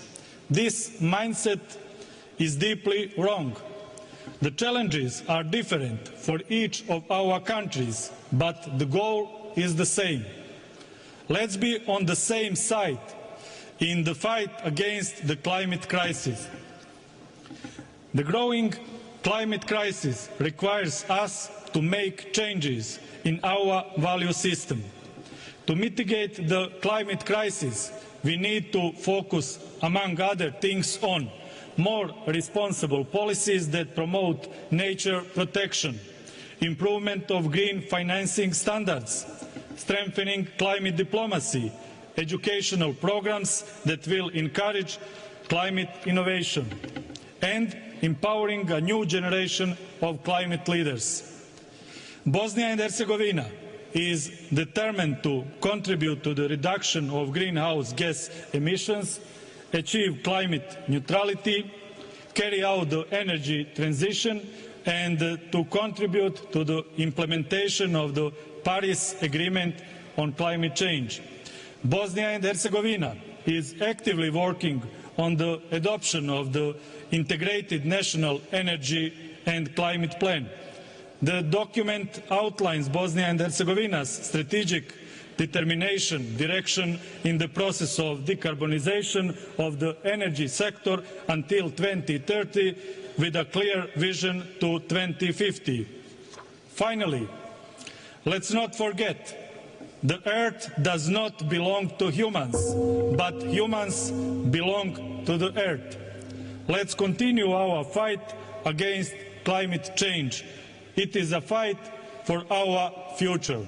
Thank you for your attention. Thank you, Your Excellency. It is my pleasure to welcome His Excellency Nana Addo Danwa, Kufuor-Addo, President of Ghana. Your Excellency, you have the floor.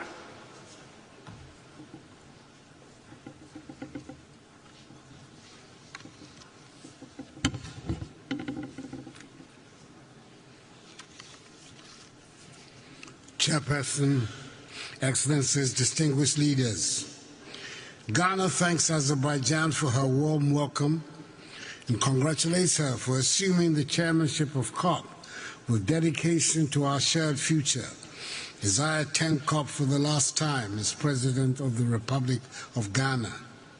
Today we gather not merely as leaders or policymakers, but as individuals bound by our love for our lands and future generations. We're here to declare we stand in solidarity for a green world. For Ghana, climate change is real and immediate, affecting our farmers, coastlines, and communities. Rising temperatures and unpredictable weather threaten our livelihoods daily. Yet we respond with resilience and commitment. In 2021, Ghana submitted updated nationally determined contributions to the United Nations, encompassing 47 programs to mitigate and adapt to climate impacts. Our goal is to cut emissions by 64 million metric tons by 2030.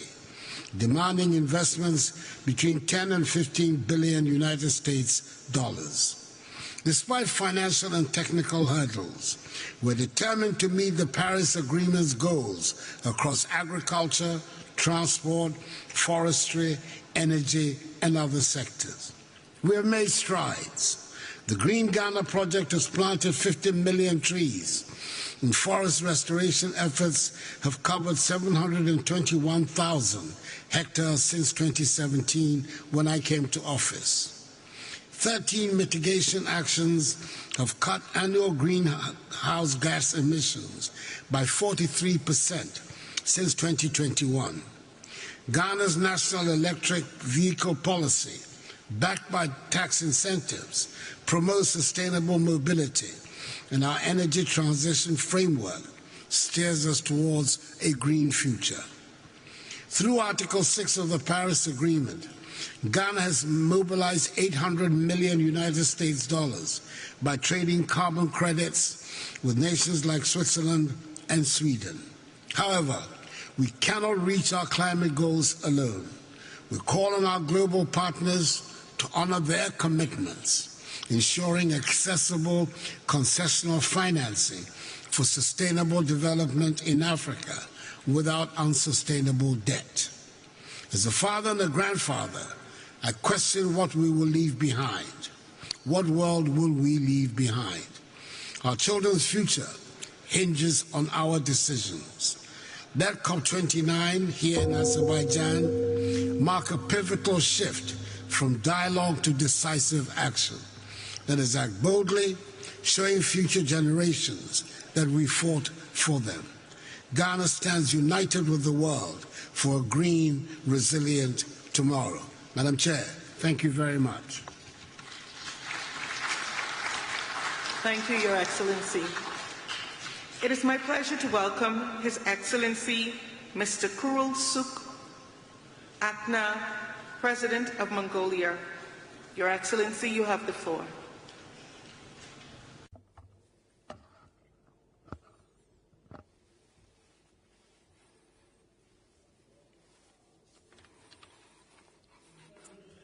His Excellency Mr. Ilham Aliyev, President of the Republic of Azerbaijan, Mr. Antonio Guterres, Secretary General of the United Nations, distinguished delegates, ladies and gentlemen.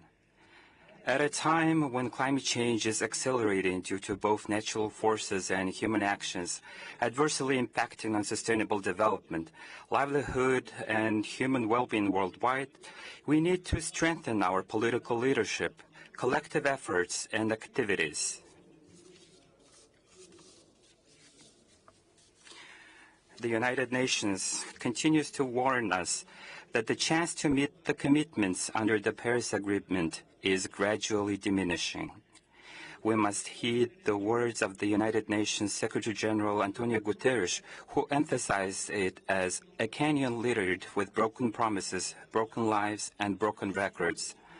All of this signifies a failure of leadership, a betrayal of the vulnerable, and a massive missed opportunity.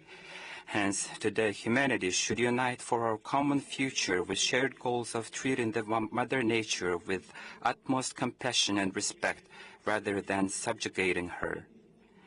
And in order to every country to achieve more tangible results, it is necessary to strengthen national consensus, common policy, and mutual understanding involving all social groups, including government, private sector, civil society.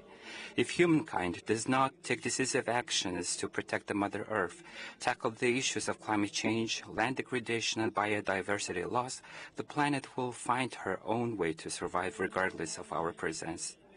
Harmonious coexistence with Mother Nature is the foundation of human existence. We should never forget that. Particularly, owing the elevated debt levels, constrained domestic budgets, and limited financial resources, developing countries and those vulnerable to climate change face with financial risks in successfully fulfilling their obligations and commitments under the Paris Agreement.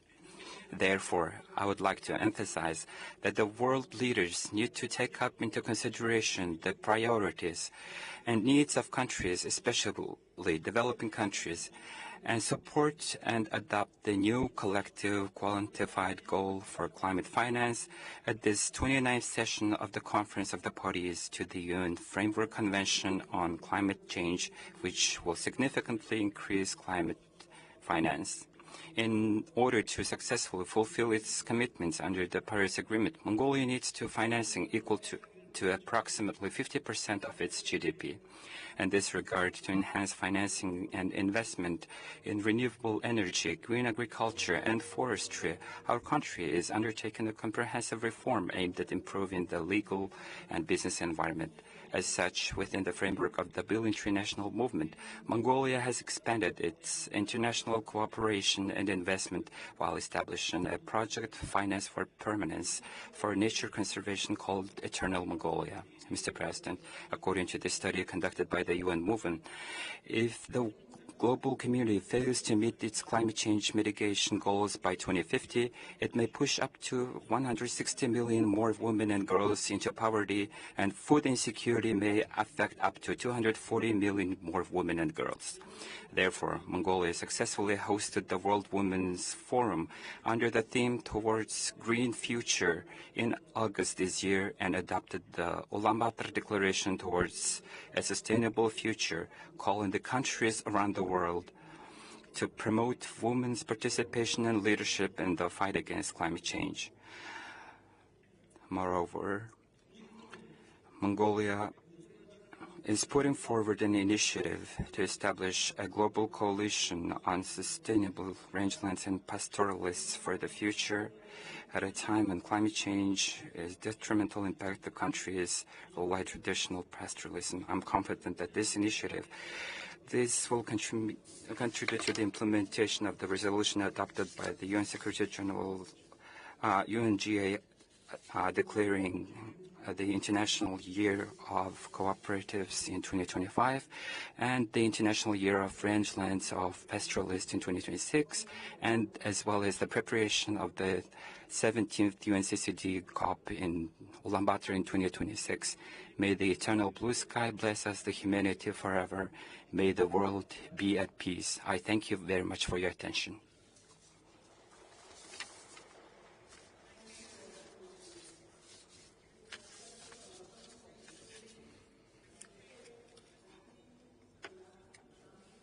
President of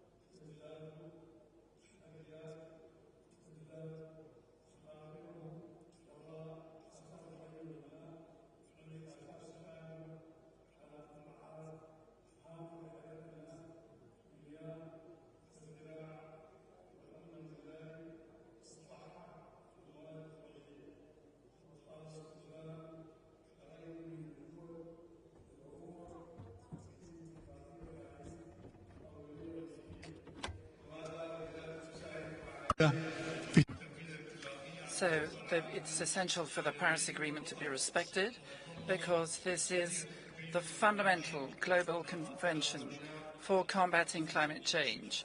Indeed, climate change is a key priority for Sudan because it is vital to deal with it for our national development. Our country is facing aggression, whether it is from the rapid response militia, rebels, and all the consequences stemming therefrom, such aggression. But these aggressions have an impact on people and on the environment. There are also non-sustainable practices which are the result of war, such as, for example, the felling of trees, an increase in pollution, as well as the destruction of infrastructure. All of that has an impact on us. Notwithstanding all of this, the government of Sudan has established a whole number of policies and plans to improve the efficiency of production and to depend less and less on fossil fuels. Ladies and gentlemen, financing, localizing, and making sustainable development financeable is something which is vital for the donor countries to help the developing countries to meet their climate change commitments. Thank you. Thank you, Your Excellency. It is my pleasure to welcome Her Excellency Ms. Mia Sandu, President of the Republic of Moldova. Your Excellency, you have the floor.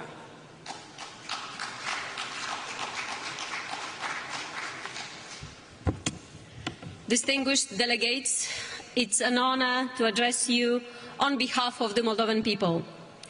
My deep gratitude goes to His Excellency President Aliyev and the government of Azerbaijan for hosting COP29 in Baku.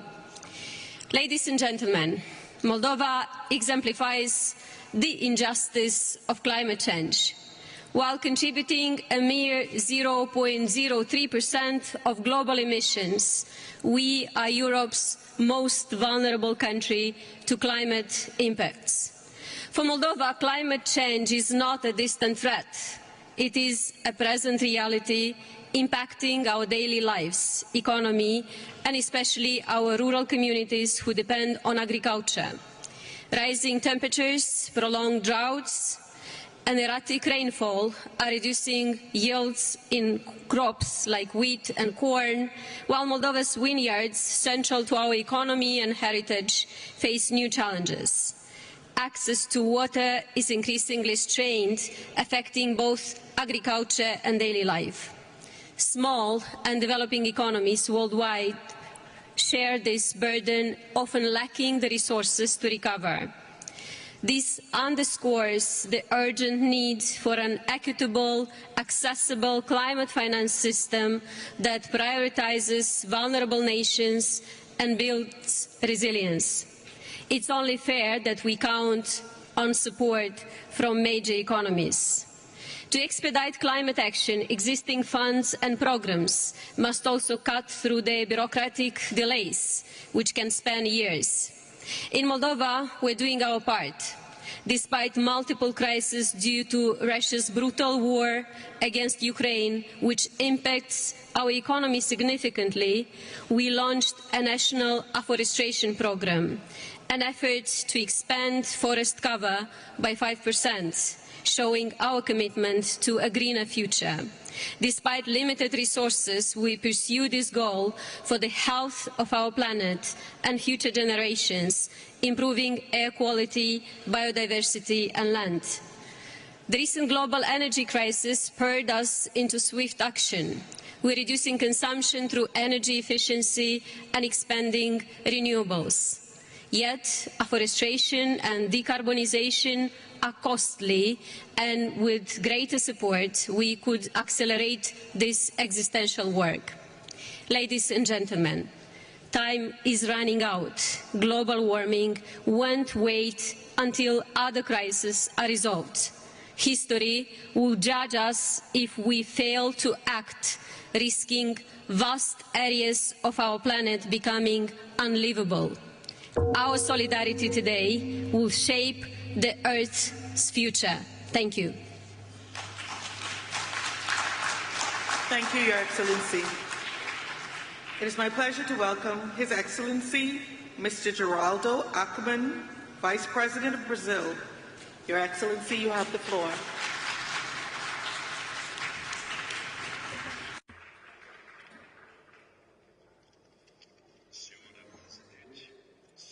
Madam Chairman, ladies and gentlemen, the pathway and the diplomatic efforts of the Climate Convention, which began in 1992 in Rio de Janeiro, Brazil, now bring us to Baku in Azerbaijan for COP29. Each step along this path represents both progress and hesitations of multilateralism in the task of achieving common environmental goals and in our ability to rise to the challenges. The Baku Conference aims to define the new climate finance target. The new financial target must be ambitious in a way as to limit the temperature increase to 1.5 degrees Celsius. Baku also has the challenge to conclude carbon market negotiations and lead the way for the implementation of historic commitments achieved during COP28, in particular about energy and forests. Brazil is recognized as an environmental powerhouse, but also a leader in food security. We have the largest tropical forest in the whole wide world. We have the cleanest energy matrix among the major economies, efficient and green agriculture, and above all, we are aware and committed to the fact that there is no future without sustainability. We are implementing the climate plan, which will serve as a guide for Brazilian climate policy until 2035. We have also signed the Pact for Ecological Transformation between the three branches of government of Brazil, with the support of which is fundamental the participation of civil society. We need concrete measures at the right pace. I will have the honor of presenting at the COP29 Brazil's NDC. Our target reflects our highest ambition to reduce emissions by up to 67% by 2035 compared to the year of 2005. Certainly ambitious, but also feasible. To do this, however, we will need to work together to ensure the appropriate conditions and means of implementation. Our NDC is much more than simply an emissions reduction target for 2035. It reflects the vision of a country that looks to the future and is determined to be a protagonist in the new global economy with renewable energy, fighting inequality, and commitment to sustainable development. The success of COP29 is fundamental to the success of COP30, which we are proud to host in Belém, in Brazil, and also for the global response to climate change. Failure to act now will cost us dearly later. On behalf of President Lula, I hope to see you next year in Brazil. Thank you. Thank you, Your Excellency. It is my pleasure to welcome His Excellency Mr. Philip Isidore Mapango, Vice President of the United Republic of Tanzania. Your Excellency, you have the floor.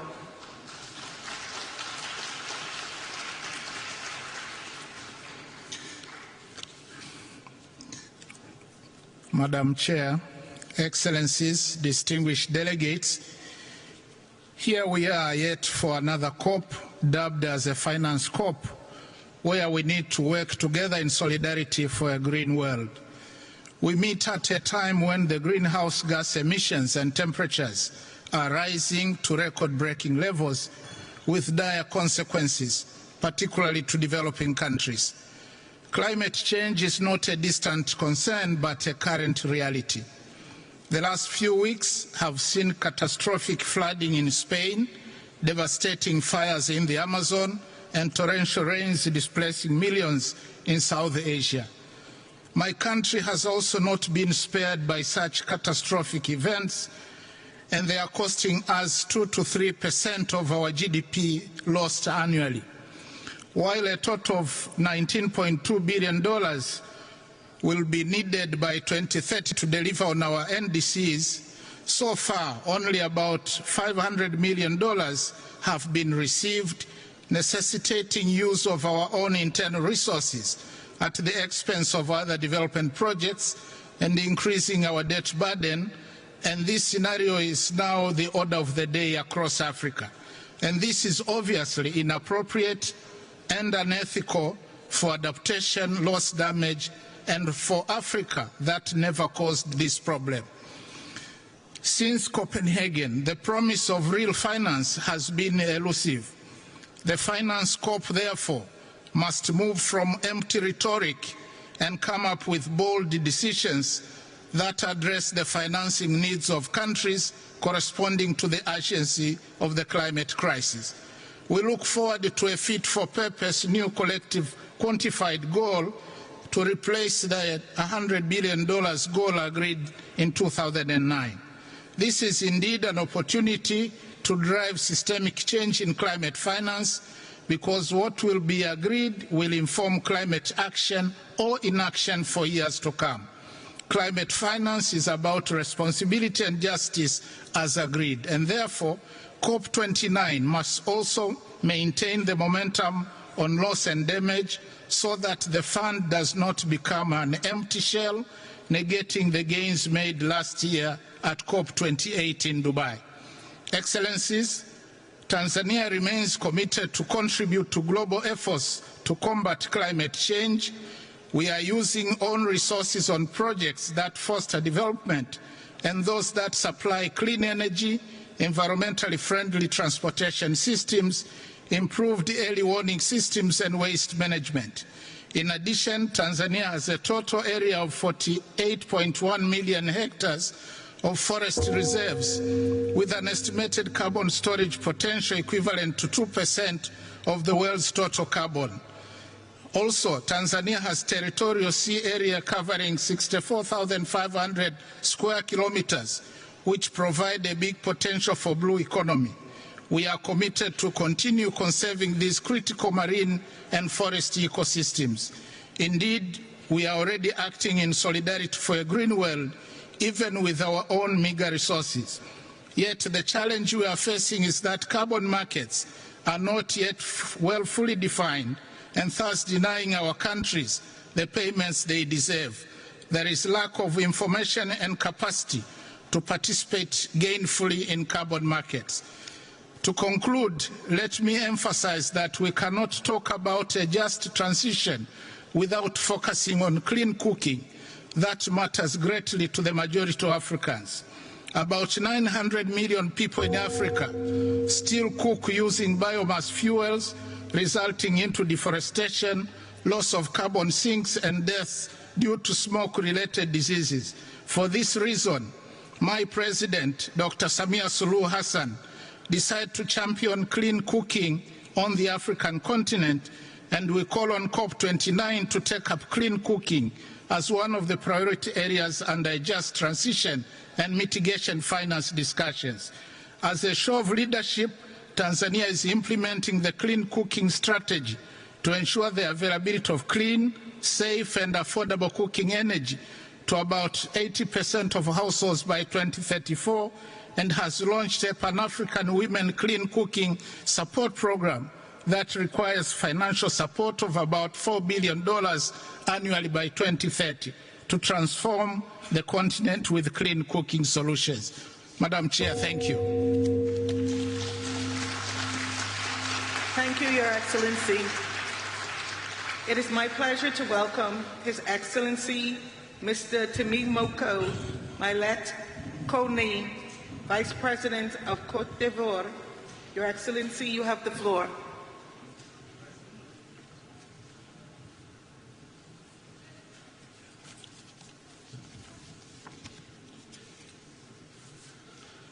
Madame la Présidente, Excellences, Mesdames et Madam Chair, President, ladies and gentlemen, our meeting is being held at a time when the climate crisis has reached an unprecedented level.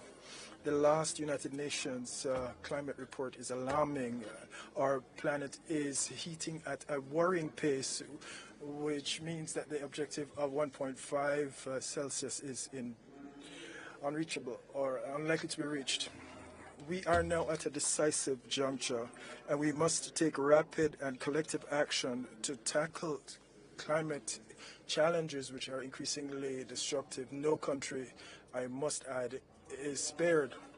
In Côte d'Ivoire, we have taken bold initiatives, and without them, we could have a 13% drop in our GDP by 2050, and almost 2 million of our peoples would dip into poverty. It is clear that the economic, social, and health consequences are inevitable if we stand without doing anything. And it's for this reason that our President Alassane Ouattara has led strong measures that confirm our commitment to the Paris Agreement. This year, we concluded with the IMF a facility for sustainability and resilience, and along with other partners, we have, including the World Bank, we have been looking into more innovative financing measures. We have also strengthened governance, and we have set up a National Commission for Climate Change and a Carbon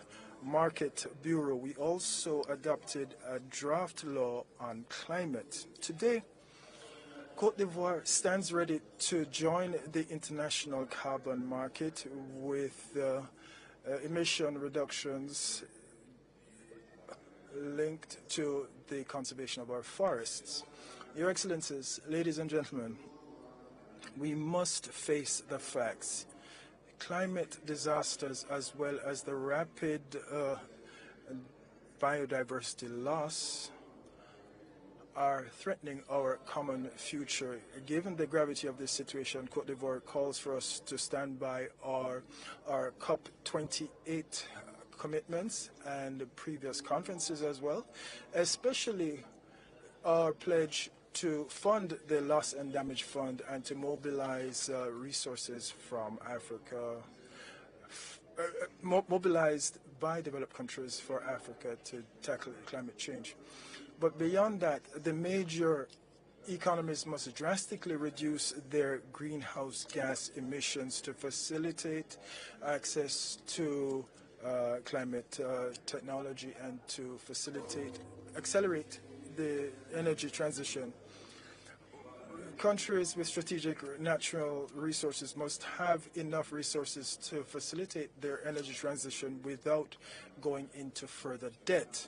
Ladies and gentlemen, this conference must more than ever meet the expectations of the people across the world, and to this end it is a pressing need on developed countries to take climate action. We must come up with a more ambitious They must have a more ambitious program for developing countries, and they must take into account the legitimate and specific needs of the more vulnerable regions.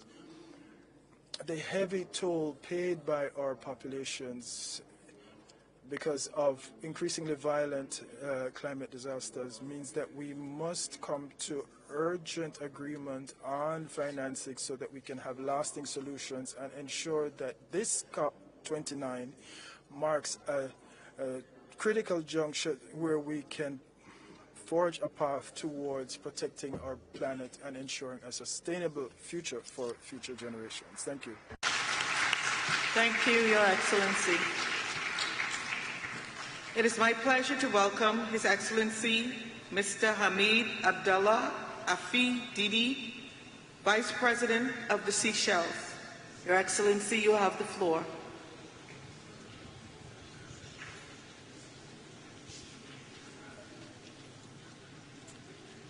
Thank you, Madam President, distinguished delegates, ladies and gentlemen.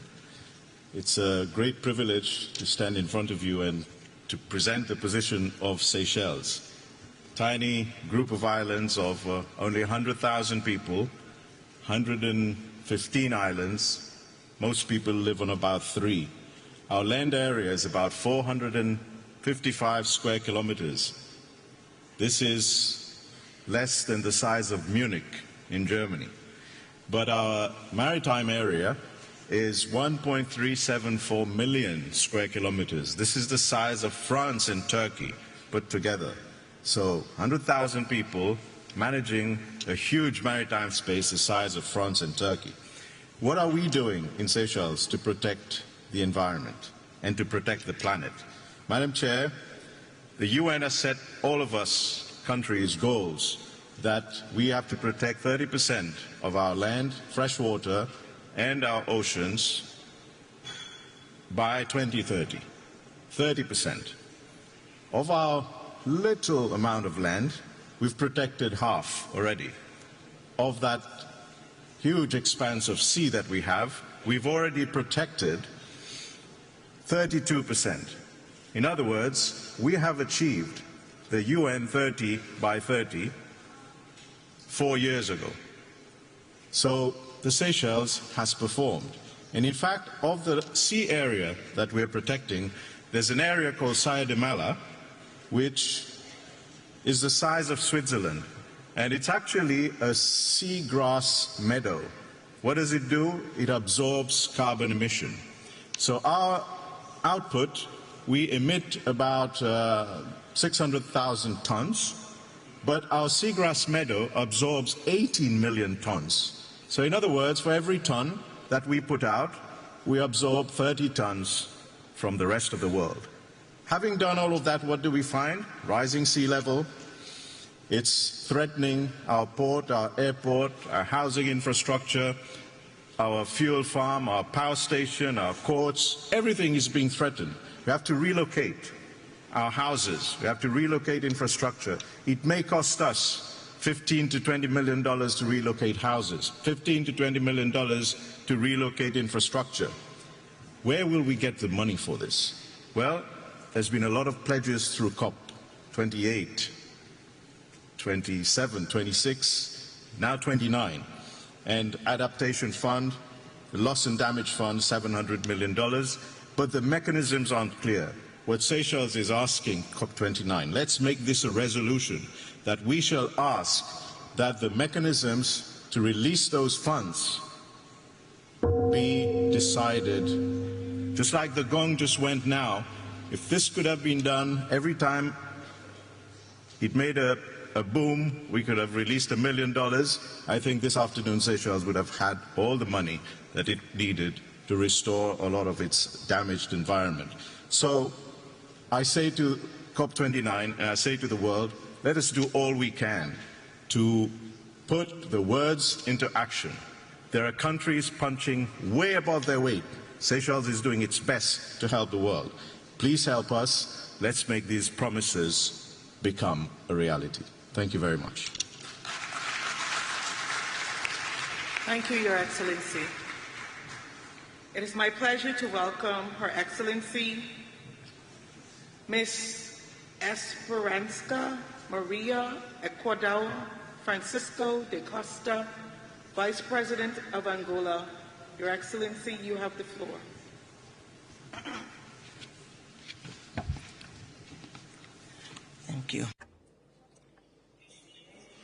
Your Excellencies, heads of state and government, ladies and gentlemen, it is with the highest honor that I address the distinguished delegations present at this, the 29th Conference of the Parties to the United Nations Framework Convention on Climate Change. Conveying the greetings of His Excellency João Manuel Gonçalves Lourenço, President of the Republic of Angola, whom I have the honor to express our gratitude to represent at this event. Taking this opportunity, allow me to express our gratitude to His Excellency Ilham Aliyev, President of the Republic of Azerbaijan, for the hospitality extended us since the arrival of our delegation in this beautiful city of Baku.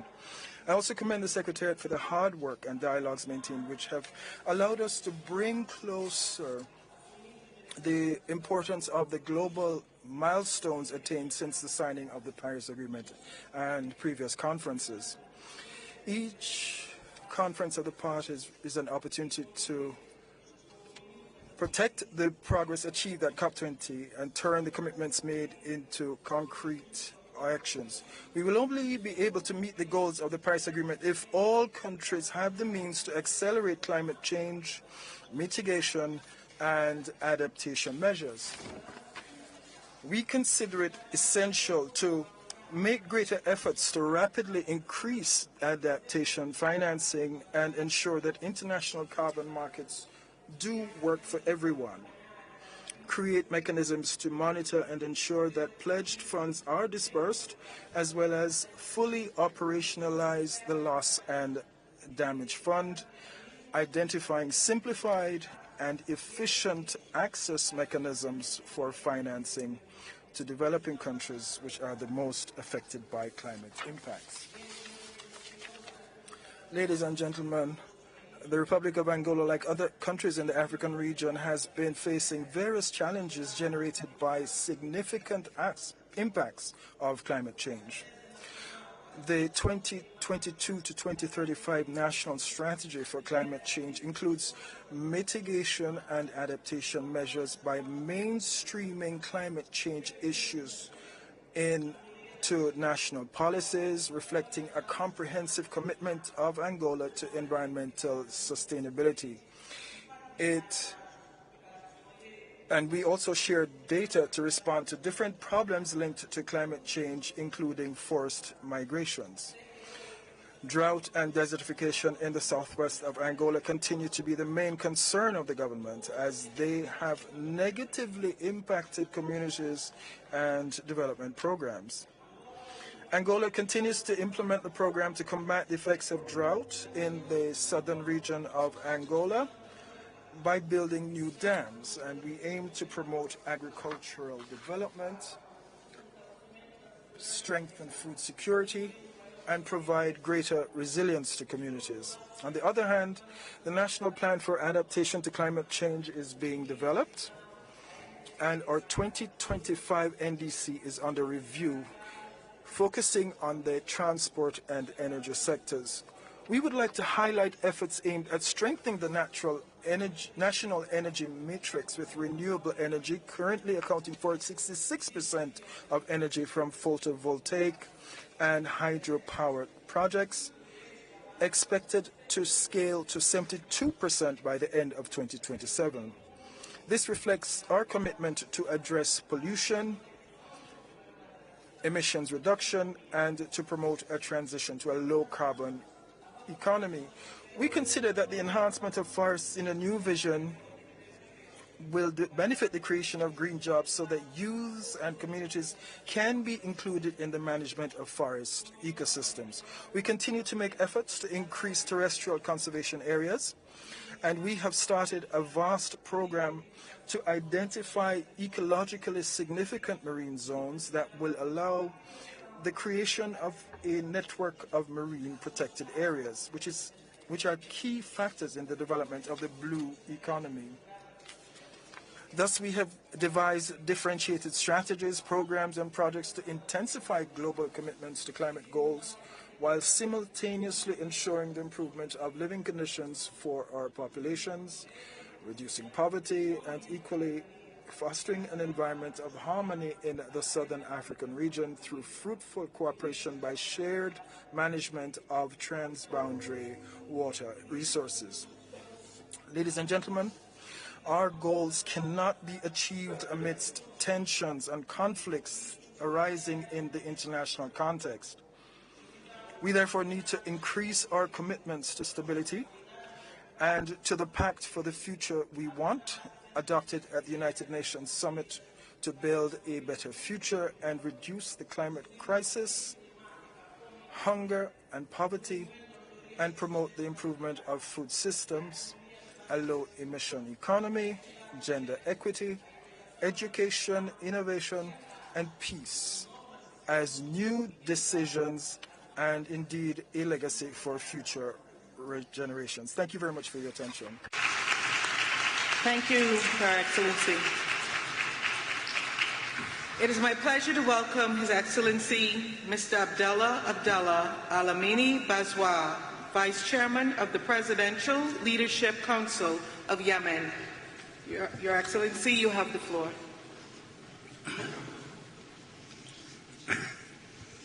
فخامة الرئيس إلهام علييف رئيس جمهورية أذربيجان. Your Excellency, President Aliyev, President of Azerbaijan, ladies and gentlemen, heads of government, Secretary General of the United Nations, ladies and gentlemen, may the peace of God be with you.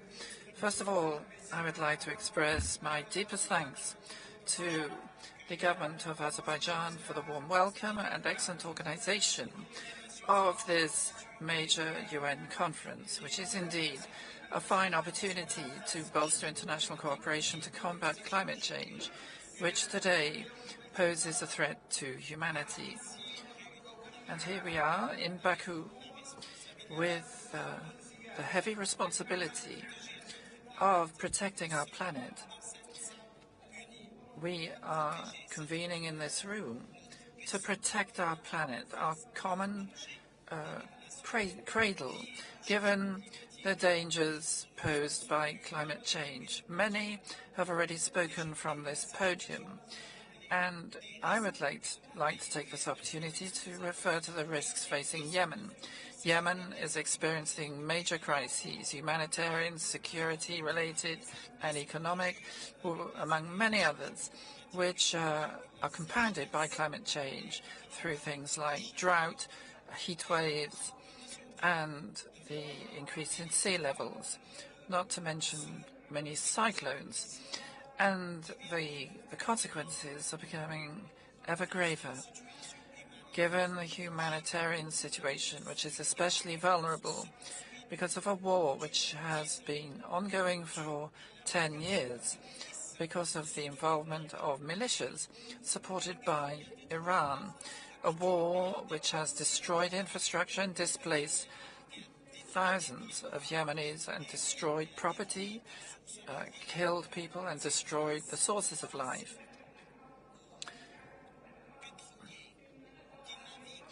And there are constant threats to oil tankers sailing in the Red Sea. It's a war which undermines our efforts, which should, in principle, be geared to mitigating the consequences of climate change. A war which has driven many thousands into exile. Ladies and gentlemen, the Yemeni government today is standing up to these challenges with all its strength and all its resources to honor its commitments to protect the lives and dignity of Yemeni citizens in the face of terrorist groups and their followers. Our government is resolved to opt for a trailblazing strategic policy to combat climate change and to incorporate this in a comprehensive strategy, relying on capacity building and more sustainable policies, which will allow us better to deal with the need to mitigate climate change while bolstering the resilience of local communities vis-à-vis disasters, especially in the coastal areas. This is based on our sincere belief that investing to combat climate change can only strengthen peace and stability. And in conclusion, on behalf of the people of Yemen, I would like to salute Saudi Arabia and the UAE, fraternal countries who have invested hugely in our capacity to deal with climate change. And we expect similar from the international community. Madam Chair, protecting our planet and making every effort to this end must mean vanquishing war and putting an end to war. First and foremost, the Israeli aggression against Gaza, which must be brought to an end because it's a crime against life. And we restate our solidarity with all countries fighting for their freedom and justice, first and foremost, the Palestinian people who've been so patient and resolute in seeking their dignity and sovereign independence. And we support the conclusions yesterday of the Riyadh summit of the Arab League and the International Islamic Conference organization. It is vital to protect planet Earth. It's a collective responsibility which requires better cooperation from all of us to tackle these challenges. It doesn't mean investing in the present, it means investing in the future as well. And from this COP, we aspire to the taking of decisions which may create a transition to a better future and a more stable and prosperous future. Welcome His Excellency Mr. Michael Bismuth Usi, Vice President of Malawi. Your Excellency, you have the floor.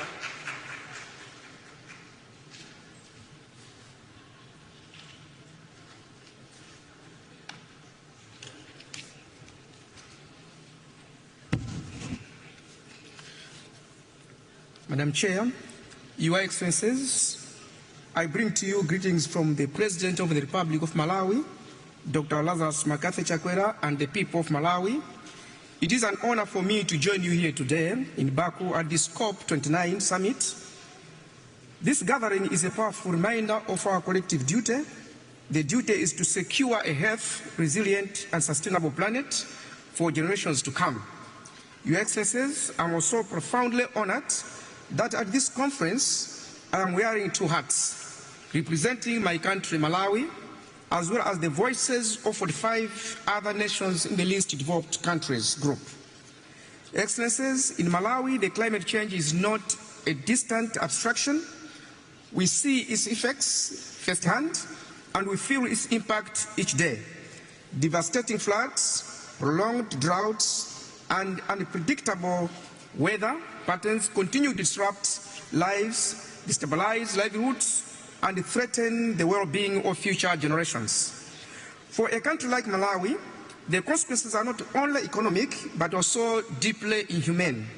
The catastrophe comprises food security, public health, and infrastructure development, exacerbates poverty, and undermines our hard-won development gains.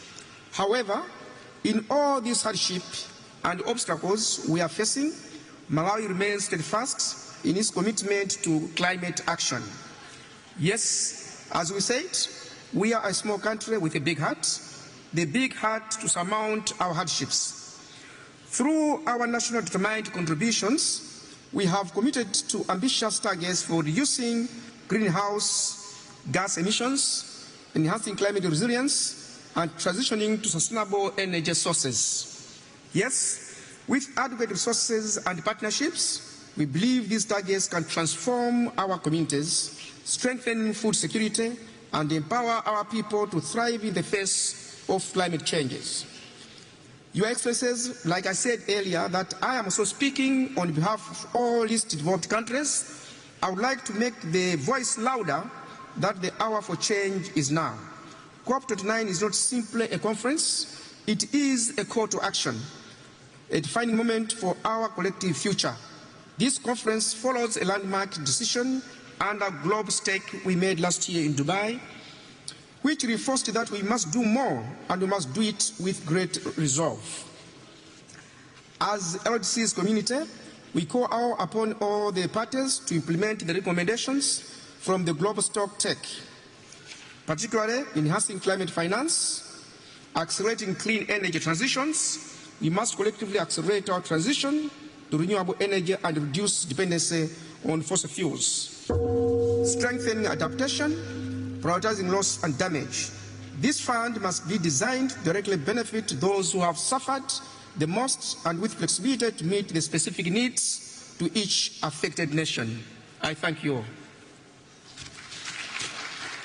Thank you, Your Excellency.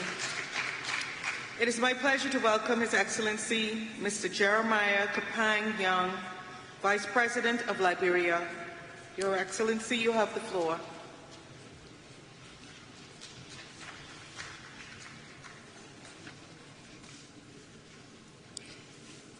Madam President, Excellency, distinguished ladies and gentlemen, Liberia congratulates the government and people of Azerbaijan for assuming the presidency of COP29 and the warm hospitality accorded us. I bring you greetings from Excellency Joseph Yuma Boakai, Senior President of the Republic of Liberia. Madam President, Excellency, we have gathered here in Baku to deliberate on issues of climate change and global challenges that continue to undermine national development. This year, we witnessed most of our lowlands being flooded, giving rise to loss of lives, destruction of property, and displacement of people. This is why COP29 must set the basis for loss and damage fund. We need a simple but accountable process that avoids unnecessary bureaucracy. Liberia calls for a stronger cooperative action and decision on Article 6.2, 6.4, and 6.8 at COP29, consistent with the African Group position in operationalizing carbon market and non-carbon credit mechanism. In 2021, Liberia formulated an ambitious second-generation nationally determined contribution committed to reduce greenhouse gas by 64% based on adequate financing.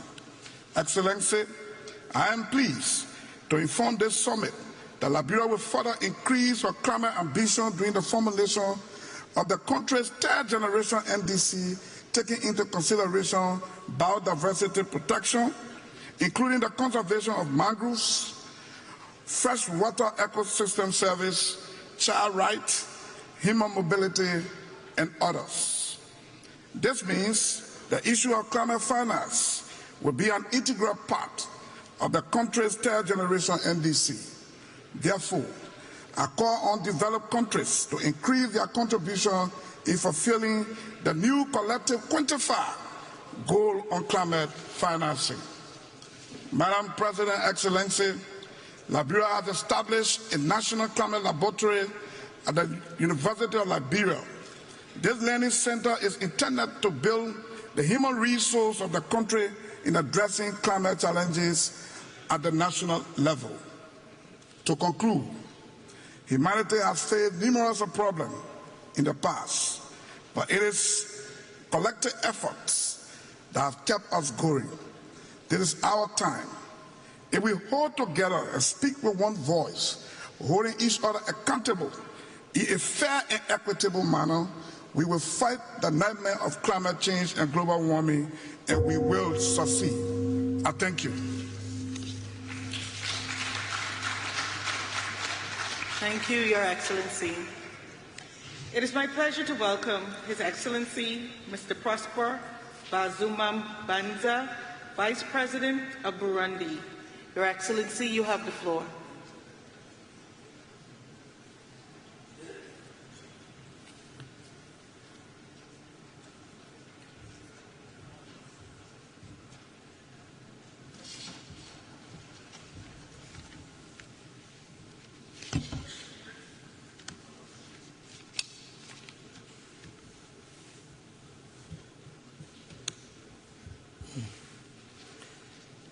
Excellences, Excellencies, President of COP29, heads of state and government, distinguished heads of delegation, it is an honor and a true pleasure for me to address you on behalf of our President and head of the government of Burundi at such a crucial meeting as COP29.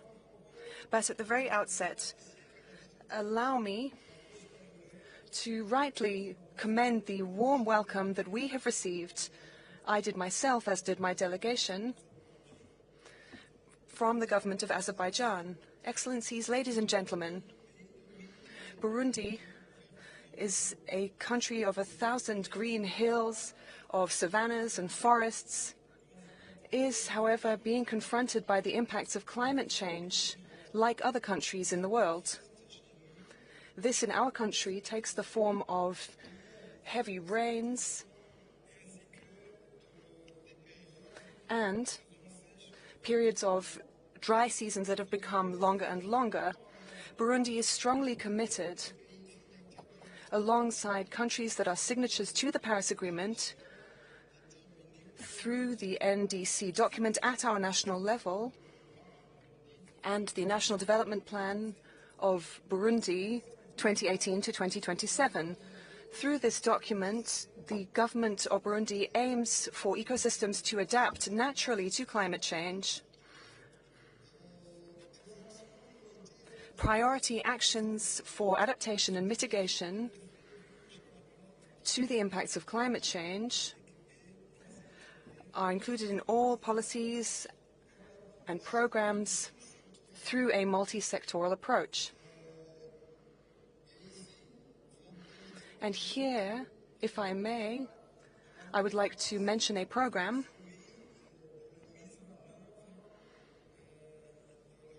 the implementation of reforestation throughout the country. This is a vast national program of tree planting, and in French this is called, in Burundi, a greener country. To ensure better operationalization and effectiveness of this program, planning and monitoring tools have been developed. In addition, far-reaching environmental programs have been integrated into teaching programs, into curricula, that is, in all levels of education, from primary to tertiary. Burundi aligns with the common position of the countries of the African continent and that of the LDCs. And in accordance with the 2030 agenda and the emerging Burundi agenda, emerging by 2040 and developed by 2060. Ladies and gentlemen, Burundi would like to take this opportunity to ask the stakeholders involved in the implementation of the Paris Agreement to meet their obligations to support the countries most exposed to the impacts of climate change, including Burundi. In conclusion, the financing mechanisms, we would ask you to set up simplified processes which allow for easy access to climate funding so that the most vulnerable countries can tackle the effects of climate change as swiftly as possible. Thank you very much for your kind attention. Thank you, Your Excellency. It is my pleasure to welcome His Excellency Mr. Pedro Sanchez Perez Castion, President of the Government of Spain. Your Excellency, you have the floor.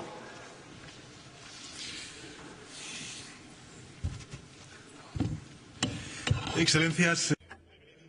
Excellencies, I've come to you to tell you a terrible truth, that we've known the science for so long, but still, some are still not accepting the fact that climate change kills. Last year, 300,000 people died, and it has just contributed to the death of over 220 of my compatriots in Spain, in the greatest natural disaster of our history. this disaster, which according to the first estimations would have been less likely and less intense without the effect of climate change. The planet, therefore, is giving us increasingly loud signals, and if we don't act in the near future, our countries will undergo more droughts, more heat waves, more torrential rain, more fires and more illnesses, and many economic sectors will collapse. Hundreds of towns and peoples will become uninhabitable, and the sea rise and the temperature rises will mean that it will be impossible to live in those places. This existential threat is obvious to everyone.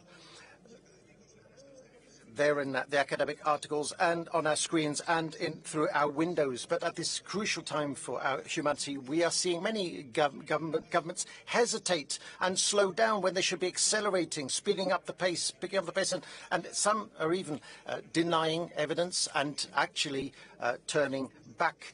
They are investing in oil. They are deregulating so that the rich can become richer, knowing full well that this formula will lead us all to disaster. We can therefore not allow this to happen. We know what the problem is. We also know what we have to do to resolve this problem. We don't need drastic measures. We need drastic measures. We need to transform. We need to change the way in which we create wealth and our relationship with the planet. We need to innovate. We need to undergo decarbonization. We need to develop more material and processes. We need to adapt our towns and our infrastructure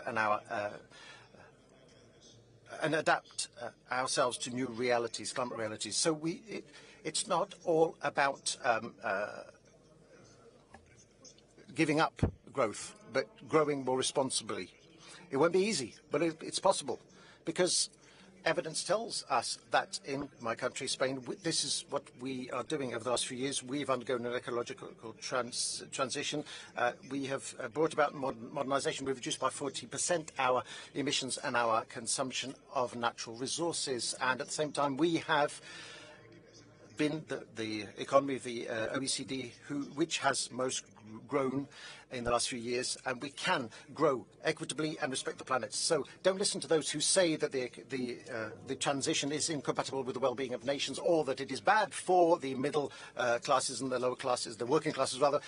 Rather the opposite. If we do not conquer sustainability, unless we do all of this, and if we do not live in tune with sustainability over the next 10 years, we will all fall. The first to suffer will be the middle class and the working classes, because they are the ones who work in the most threatened areas. And that's what happened in Spain, specifically in Valencia, where still some people remain unaccounted for, and many towns covered with mud. This is why, ladies and gentlemen, we must help victims. We must ensure that this does not happen again. We must ensure that natural disasters do not multiply or replicate. I can assure you, we will do this. We will continue to ensure that before 2050 we are a carbon neutral economy, and that we will abide by international standards. But we will only succeed if we all do it, because we've only got one atmosphere, and all our climate patterns are interconnected. And we'll conclude with this. As one of the most vulnerable countries to climate change, let us stop dragging our heels, denying science, and let us do what we promised to do 7 years ago in Paris. Let us save our citizens, let us save our economies, let us save the planet. Thank you very much. Thank you, Your Excellency. It is my pleasure to welcome His Royal Highness Al Hussein bin Abdullah II, Crown Prince of Jordan. Your Royal Highness, you have the floor.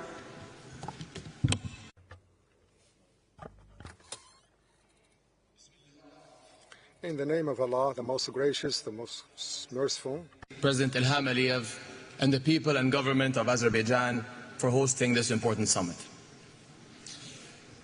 We have gathered here under the banner of solidarity, the family of nations joining as one to protect the planet we share. We all know that without common action, we are destined to fall short.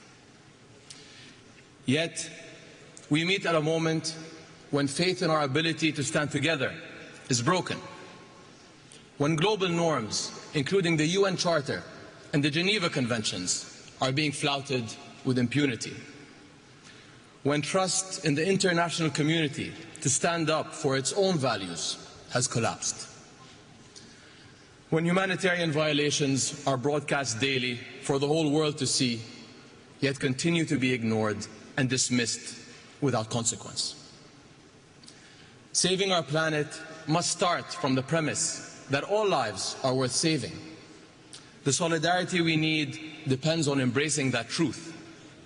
Yet, over the past 13 months, the world has stood by as thousands of Palestinians have been killed in Gaza, the majority women and children.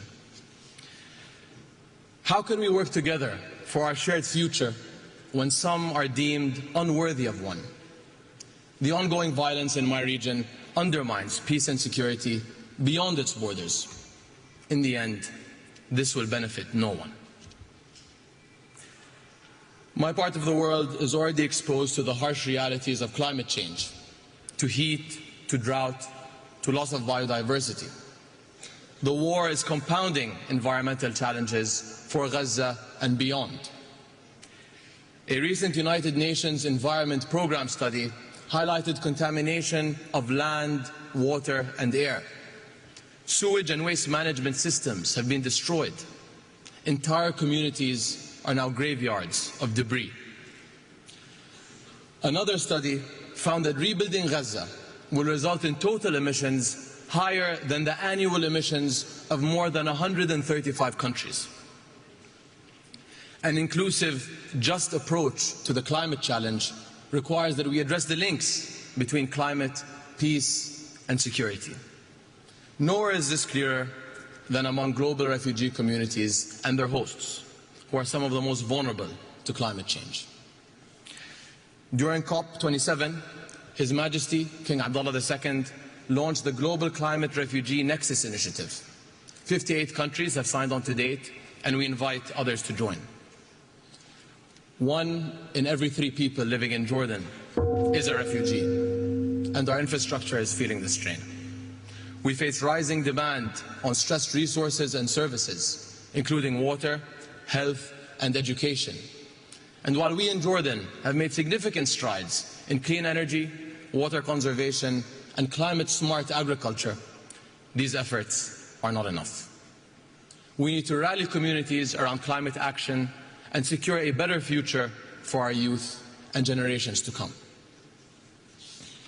In my country, we are implementing climate policies while grappling with the impacts of conflict. Yet, we can't solve these twin crises alone. As our summit works towards a new collective quantified goal, we must prioritize refugee hosting countries, especially those in climate hotspots, and ensure that global climate financing mechanisms uphold accountability and transparency for all.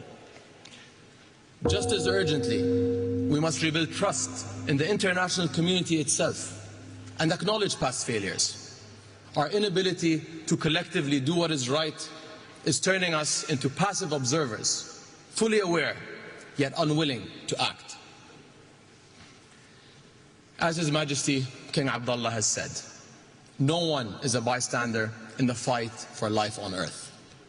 That means fighting against climate change, fighting for peace, and fighting to alleviate human suffering together, because every life is worth fighting for. Thank you. Thank you, Your Excellency. It is my pleasure to welcome Her Excellency Ms. Mia Amor Mortley, Prime Minister of Barbados. Your Excellency, you have the floor. Thank you very much, Your Excellencies. It is fitting that this 29th COP should take place here in this beautiful city of Baku, standing as it does the sentinel between East and West doorway, between the global North and the global South, a bridge between the ancient, the modern, and indeed the future, with the majestic Caucasus Mountains behind us, reminding us of the heights that we must now scale in order to be successful in this process. We are in the midst of a climate crisis. We are in a season of superlatives. And the reality is that these extreme weather events that the world is facing daily suggest that humanity and the planet are hurtling towards catastrophe. The extreme weather requires from us a serious commitment at this COP with respect to new collective quantified goals that enable us to reverse the current trajectory and to fund mitigation, adaptation, and of course loss and damage. This commitment must encompass 7 critical elements. 1, the proper capitalization of the Loss and Damage Fund, and indeed the capitalization of the dedicated SIDS window in the GEF's Special Climate Change Fund. The latter remains unfunded, and the first underfunded.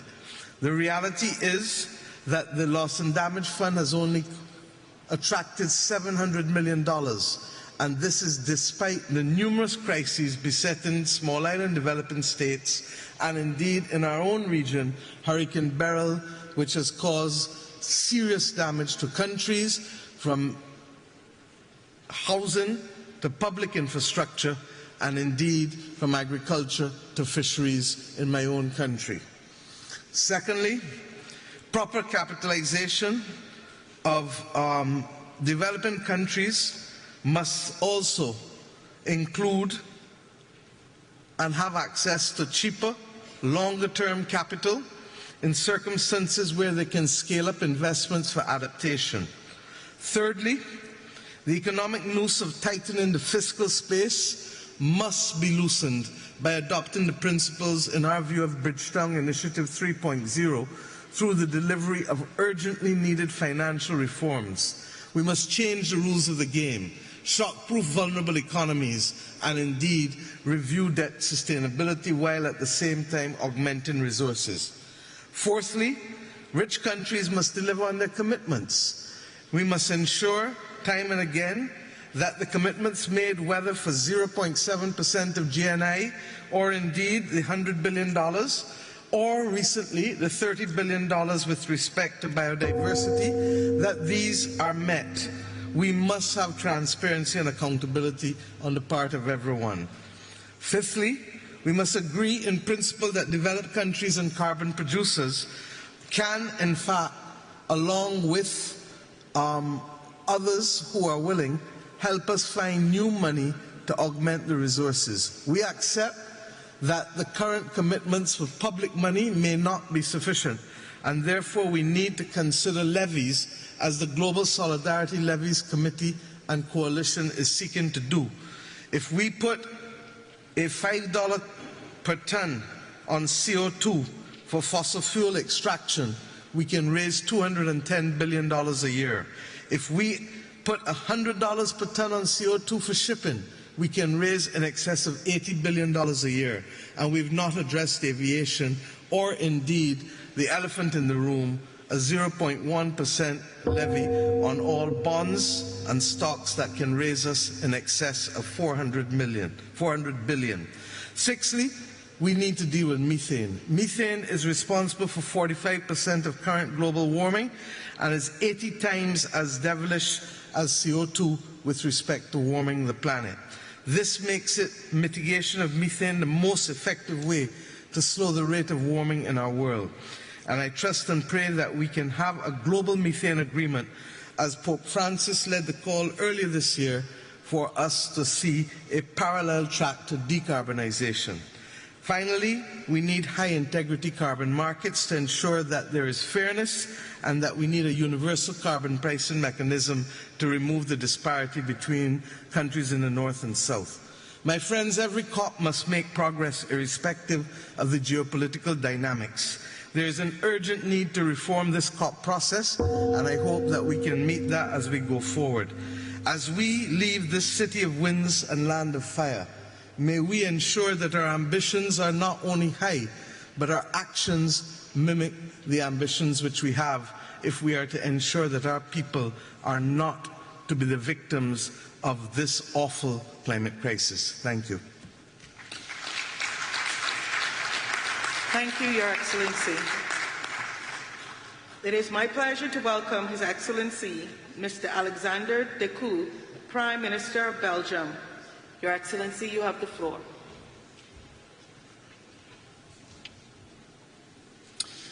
Madam President, dear colleagues, this is not a time to falter. Emissions continue to rise and we see more and more destructive climate disasters. There is one certainty. If we do not alter our policies, we will see an increase of 3 degrees Celsius by the end of the century. Our citizens expect us to show a way out. They want us to collaborate on a faster and more resolute decarbonization and moving away from fossil fuels. We have to be ambitious in our goals, but effective and flexible in how to achieve them. Dear colleagues, meetings like these are often perceived as talking shops. And yes, these strenuous negotiations are far from perfect. But if you compare climate policy now to a decade ago, we live in different worlds. A strong majority has embarked on the journey to net zero. Yet, many challenges remain. The safest, cleanest and cheapest energy is the one we do not use. We must do more on energy efficiency. It's a win-win. Investment in clean energy is increasing everywhere, but least developed countries are missing out. We are seeing massive amounts of renewable capacity being added to our grids, but interconnectivity and storage capacity have not followed the pace. In this climate challenge, there is no one silver bullet. There is not one solution that will fix all of our issues. We need to use everything we have.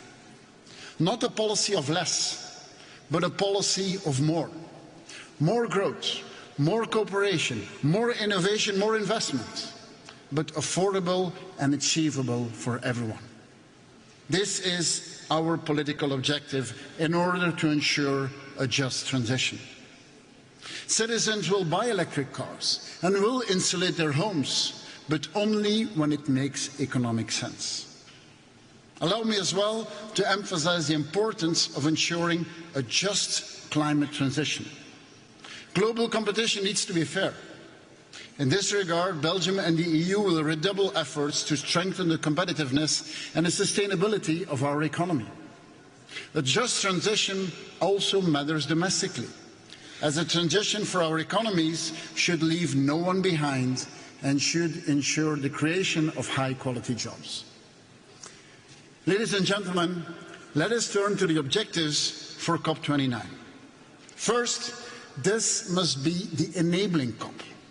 Let's implement what we agreed upon. Future national plans should align with the 1.5 degrees goal. Second, this is also the financing COP. The new collective quantified finance goal will be its most important deliverable. In reaching this goal, we should prioritize the needs of the least developed and the most vulnerable countries. And only when we mobilize private actors, we will reach the trillions of investments that are needed globally. Dear colleagues, Belgium has doubled its climate finance, given mostly in grants and focused on the least developed countries. On top of this, thanks to public guarantees, we mobilized an additional €500 million to developing countries. Belgium is also an adaptation champion. We have to redouble our efforts in adaptation to reduce the impact of climate change on planet and people. Adaptation is absolutely crucial to convince our citizens that we can make a difference in their lives and ensure their safety. Ladies and gentlemen, humanity could easily despair and lose hope. We could also lose ourselves in the complexity and the impossibility of the task at hand. However, we should find inspiration in what we have achieved so far. Let's create a context where these solutions become accessible to everyone.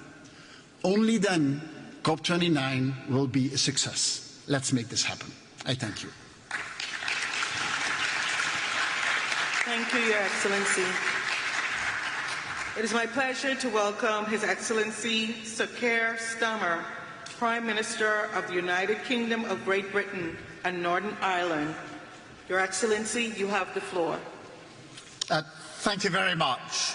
The United Kingdom is determined to stand alongside those countries on the front line of the climate crisis today and to seize the opportunities of tomorrow. Because action on climate now is the route towards economic growth, energy security, better jobs and national security in the long term, to deliver on the Paris Agreement and keep 1.5 degrees within reach. In the first 100 days of my government, we launched Great British Energy to create clean British power. We created a national wealth fund to invest in the green industries and jobs of the future. We scrapped the ban on onshore wind, committed to no new North Sea oil and gas licences, and closed the UK's final coal power plant at the end of September, becoming the first G7 economy to phase out coal power, in line with the international agreement at COP28 to transition from fossil fuels, and the UK's ambitious goal to be the first major economy to deliver clean power by 2030. Today I can confirm, 3 months ahead of the deadline, the UK's 2035 international target, our nationally determined contribution to reduce all greenhouse gas emissions by at least 81% on 1990 levels, aligned with 1.5 degrees. And we urge all parties to come forward with ambitious targets of their own, as we all agreed at the last COP. We will work in partnership to support other countries to develop their own commitments and transition through our forthcoming Global Clean Power Alliance. And finance will be its first focus. We will honour the commitment made by the previous government to provide £11.6 billion of climate finance between April 2021 and March 2026. But we must use public finance as a multiplier to unlock much more private investment and reform our international financial institutions. Today we launched the new CIF capital market mechanism listed on the London Stock Exchange, with the potential to mobilise up to $75 billion in additional climate capital for developing countries over the next decade, putting the UK's role as a global financial centre at the service of driving the green finance and green energy transitions. Climate action is at the heart of this government's mission for the protection and prosperity of Britain and the world, writ large across our domestic and international priorities. We are taking the urgent action needed to protect our planet and its people. Thank you very much. Thank you, Your Excellency. It is my pleasure to welcome His Excellency Mr. Viktor Orbán, Prime Minister of Hungary. Your Excellency, you have the floor.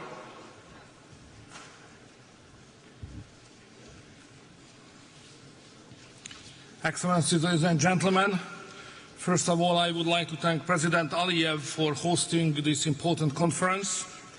Azerbaijan is a key partner for Europe in reaching our climate goals, making it the ideal place to host today's conference. Last week, Budapest hosted the European Political Community Summit and the European Council Summit as well. Almost 50 heads of state and government gathered in Budapest, where European leaders adopted a new declaration on competitiveness. The Budapest Declaration will shape the European Union's approach to climate issues as well. Our mission is to make Europe more competitive, and we approach climate protection with this vision in our mind. We are proud that Hungary is among the few countries of the world in the recent years which has been able to enhance its economic performance parallel to decreasing its emissions. We cannot sacrifice our industry or agriculture in this process. We must continue advancing the green transition while also maintaining our use of natural gas, oil and nuclear energy. The price of climate change should not be paid by our farmers. Farmers are the backbone of our economy and society. We must offer them stability and predictability to thrive. We cannot impose unrealistic quotas or burdensome rules on farmers and companies, but should offer practical support for them. The green transition and the fight against climate change should not be done against the business community, but together with it. We need clear financial guarantees and significant investment. Large corporations must contribute their fair share to climate protection. Our climate policy should be guided by careful consideration and common sense, not by ideology, alarmism or panic. Each should align with the opinion and interest of European citizens. In Hungary, we are also positioning ourselves to be a significant player in electric vehicle development and electricity storage. We continue to invest into our already robust nuclear industry, increasing its share to 70% when it comes to supplying our all electric demand. And geographically, we play a key role in energy transit between East and West. Hungary stands out in Europe with the lowest utility cost for citizens, while also achieving one of the highest rates of green energy expansion over the past several years. We are a leader in economically sustainable climate protection, ranking fourth among EU countries for reducing carbon emissions per unit of energy produced. Looking ahead, we have set even more ambitious goals by 2030. We aim not just for a 40% reduction in greenhouse emission, but for 50%.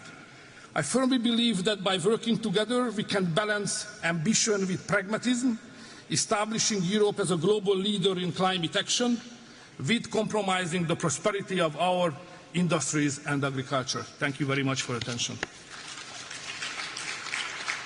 Thank you, Your Excellency. Distinguished heads of state and government, delegates, honored guests, this brings us to the end of our national statements for today. We will continue with the delivery of national statements tomorrow at 10:00 hours in this plenary. With this, I declare this joint meeting of the COP, CMP, and the CMA adjourned. Your Excellencies, dear colleagues, we will now hear special messages. It is my pleasure to welcome His Excellency, Mr. Xi Jinping, President Xi Jinping's Special Representative and First Vice Premier of China. Your Excellency, you have the floor. Distinguished colleagues, ladies and gentlemen, friends, it gives me great pleasure to attend the World Leaders Climate Action Summit as the special representative of Chinese President Xi Jinping. First of all, I am honored to convey President Xi Jinping's best wishes to Azerbaijan for hosting this summit. President Xi Jinping highly commends the positive efforts and contributions made under Azerbaijan's presidency to promoting global climate governance and wishes COP29 a full success. It has been 30 years since the UNFCCC entered into force. Standing at this new starting point, we need to work together for satisfactory outcomes of COP29 to live up to the keen expectations of the international community. To this end, I would like to make 3 propositions. First, the principle of common but differentiated responsibilities is the cornerstone for strengthening global climate governance. Developed countries need to increase climate ambition and action, take the lead in fulfilling emission reduction obligations, and move up the timeline for carbon neutrality. Developing countries also need to do our best within our capabilities. The Chinese side will submit its 2035 nationally determined contributions that are economy-wide and cover all greenhouse gases and strive to achieve carbon neutrality before 2060. Second, The complete transformation of growth models is the fundamental solution to climate change. China's high-quality production capacity, as exemplified by its manufacturing of electric vehicles, lithium batteries, and PV products, provides a significant boost for the green development of the world. The international community should work together to accelerate energy transition in an equitable, orderly, and just manner, keep the industrial and supply chains of new energy stable, facilitate the accessibility and innovation of green products and technologies. Third, funds and technology are critical to improving the capacity to tackle climate change. Since 2016, China has provided and mobilized more than 177 billion yuan of project funds in support of other developing countries' climate response. We call on developed countries to increase financial support and technology transfer for developing countries and expect more ambitious funding targets to be set at COP29 so that confidence and guarantees can be provided for a global climate response in the next stage. China will work with all parties to uphold the vision of building a community with a shared future for mankind and jointly build a clean and beautiful world. Thank you. Thank you, Your Excellency. It is my pleasure to welcome Mr. Hashim Sumitro Dijojo Hadikusumo, Special Envoy to the President of Indonesia. You have the floor.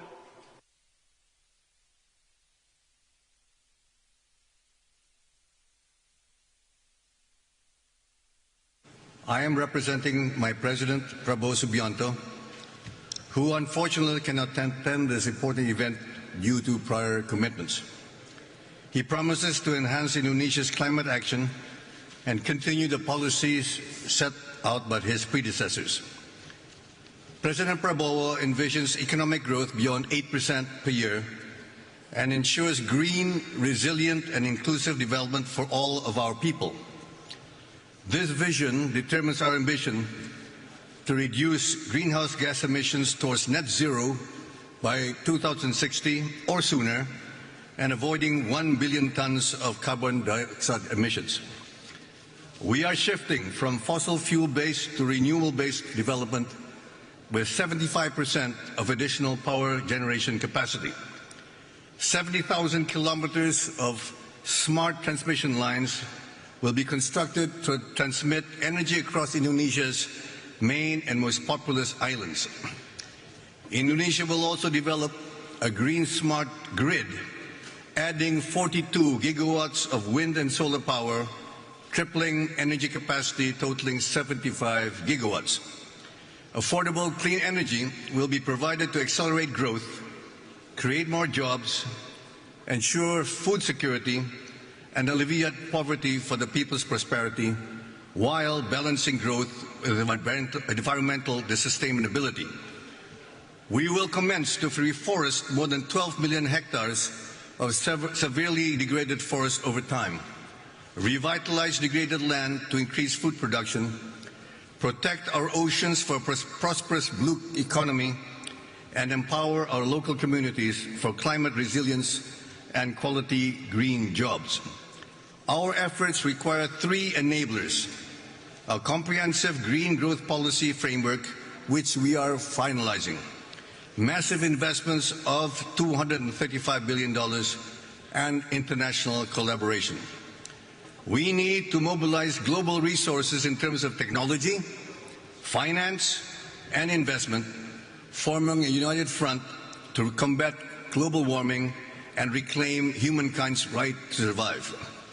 Indonesia is indeed blessed with extensive saline aquifers, which offer nearly 500 gigatons of carbon capture and storage capacity. Several multinational companies have expressed high interest in such multi-billion-dollar projects. We further commit to developing a robust carbon market, starting with optimizing Indonesia's 557 million tons of verified carbon credits. We must work together to provide a better future for next generations. Thank you very much. Thank you. Your Excellencies, dear colleagues, I wish you a good evening. The high-level segment will resume tomorrow.